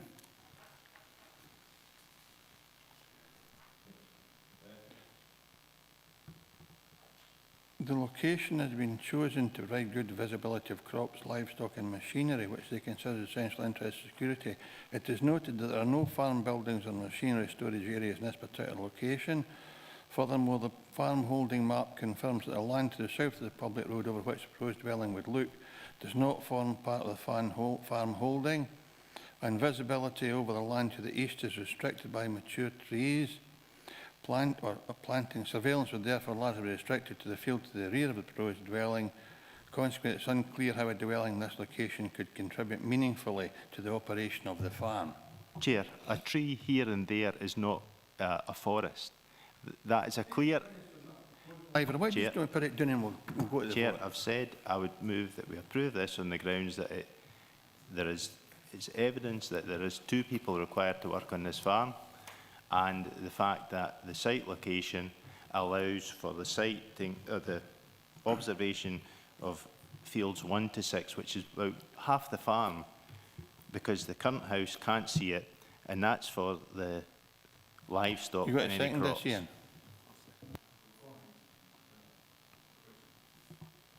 Go on.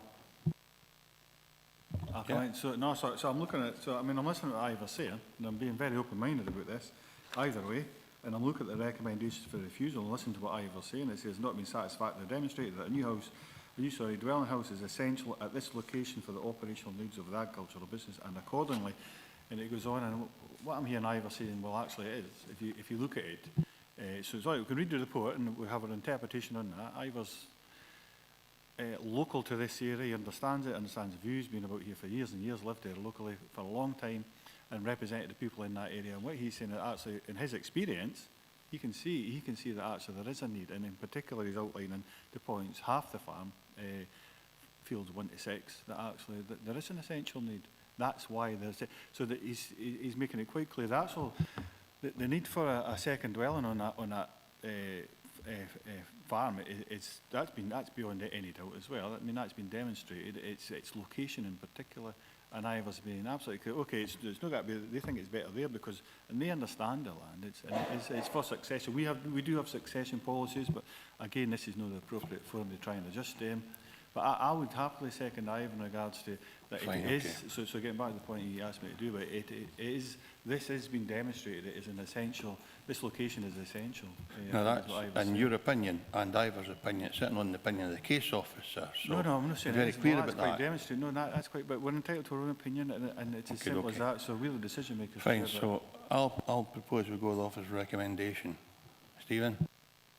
Yeah, and Ivor's quite right to represent his opinion in terms of what his knowledge is, but ultimately we've got a report in front of us, and it seems to demonstrate that the new dwelling house isn't essential, and I'm happy to go with those recommendations. I haven't heard anything otherwise, or anything that's been put in front of me that demonstrates otherwise. So I'll second you. Thanks. Thanks, Stephen. Okay, we'll go to the vote. Tracy, just remind members what they're voting, please. Oh, David wants to go in just to make sure maybe the policy is right.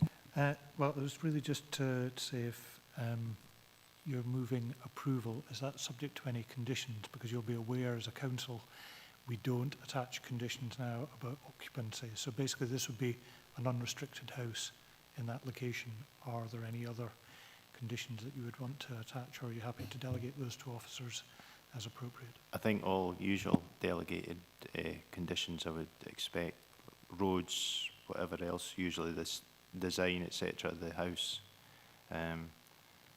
that they meet as its supplementary guidance, etc., or are within that.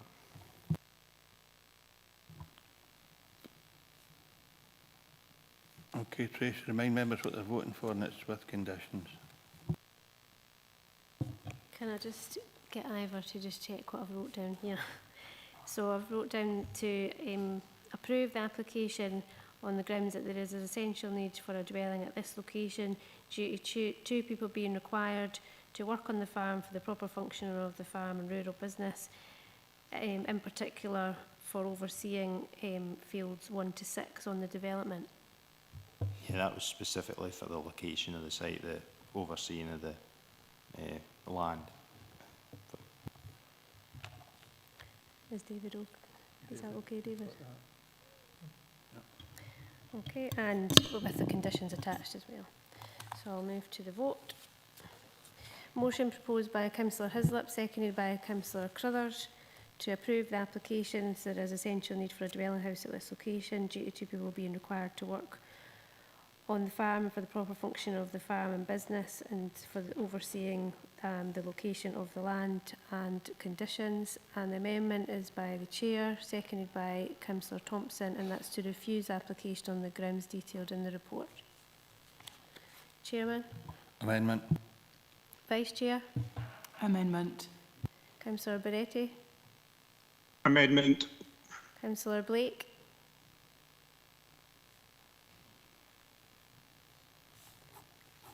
Councillor Crothers? Motion. Councillor Dashbar? Amendment. Councillor Dennerley?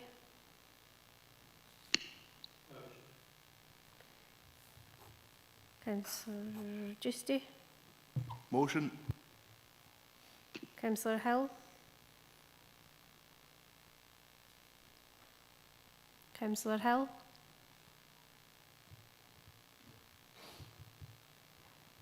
Councillor Howie? Councillor Hislop? Motion. Councillor McFarlane? Councillor Slater? Councillor Thompson? Amendment. Councillor Walters? Amendment. You've got a motion for Christine Hill. We've got Councillor Hill voting for the motion. Councillor Blake? Are you online?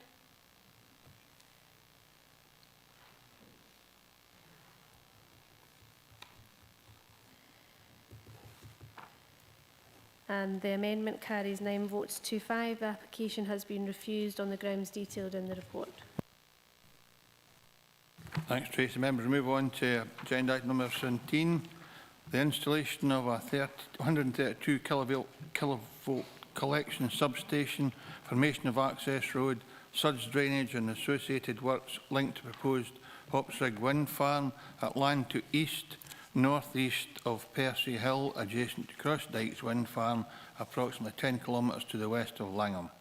Its full application, reference number 22/0066/full. The recommendation approved subject to conditions. In case officers, Andrew Robinson again. Andrew, please. Thanks, Chair. Yes, moving on to the first slide.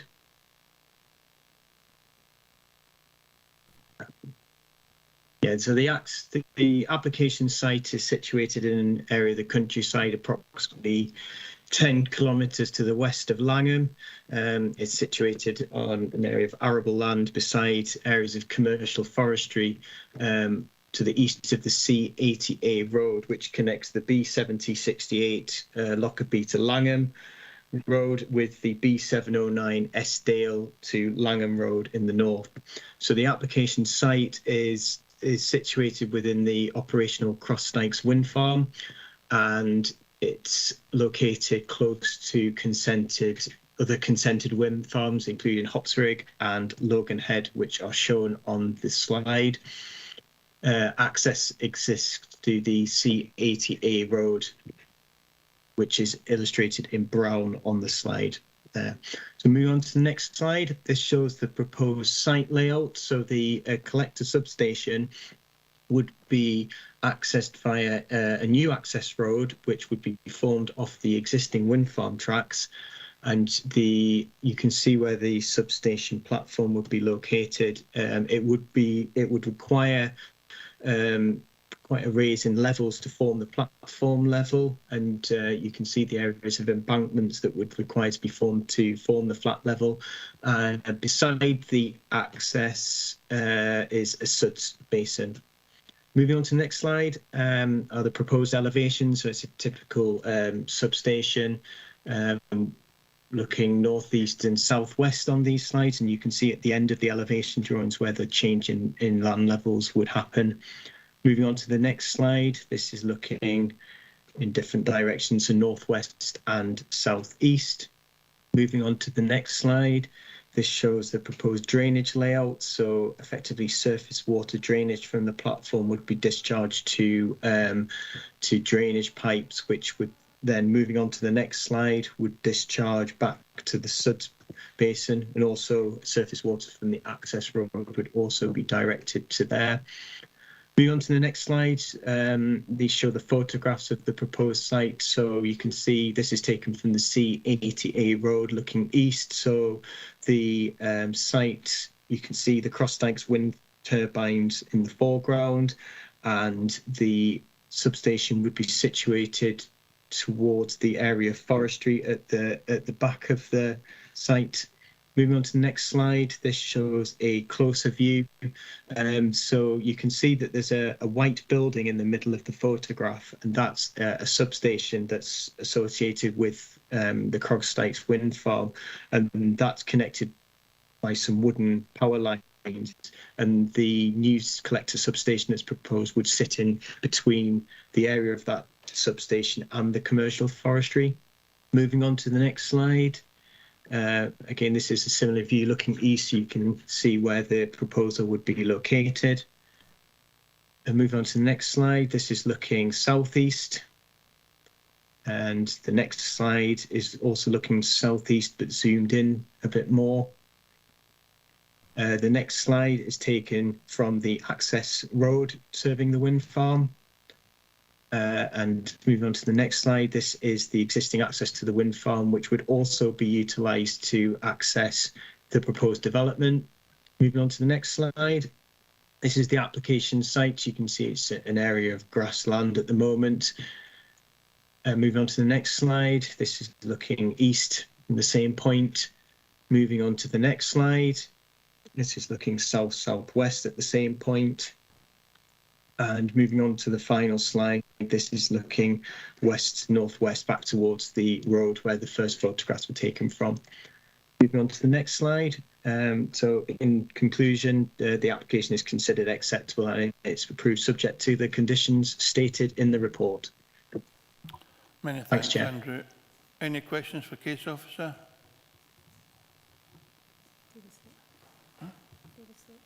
David? This site is obviously working at the moment without that substation. So is this substation to be built for future installations of more windmills? We're not allowed to speculate. Andrew, can you help David? I can, yes. That's exactly what the wind farm is for. There's some consented wind farms. There's Hopsrig and Logan Head wind farms, and it's required to facilitate capacity for the emerging wind farms that are approved in that area. Thank you. But it's not being built in the hope that more will come forward. It's been built to take the capacity that's already approved to be generated. Is that right? Yes, that's correct.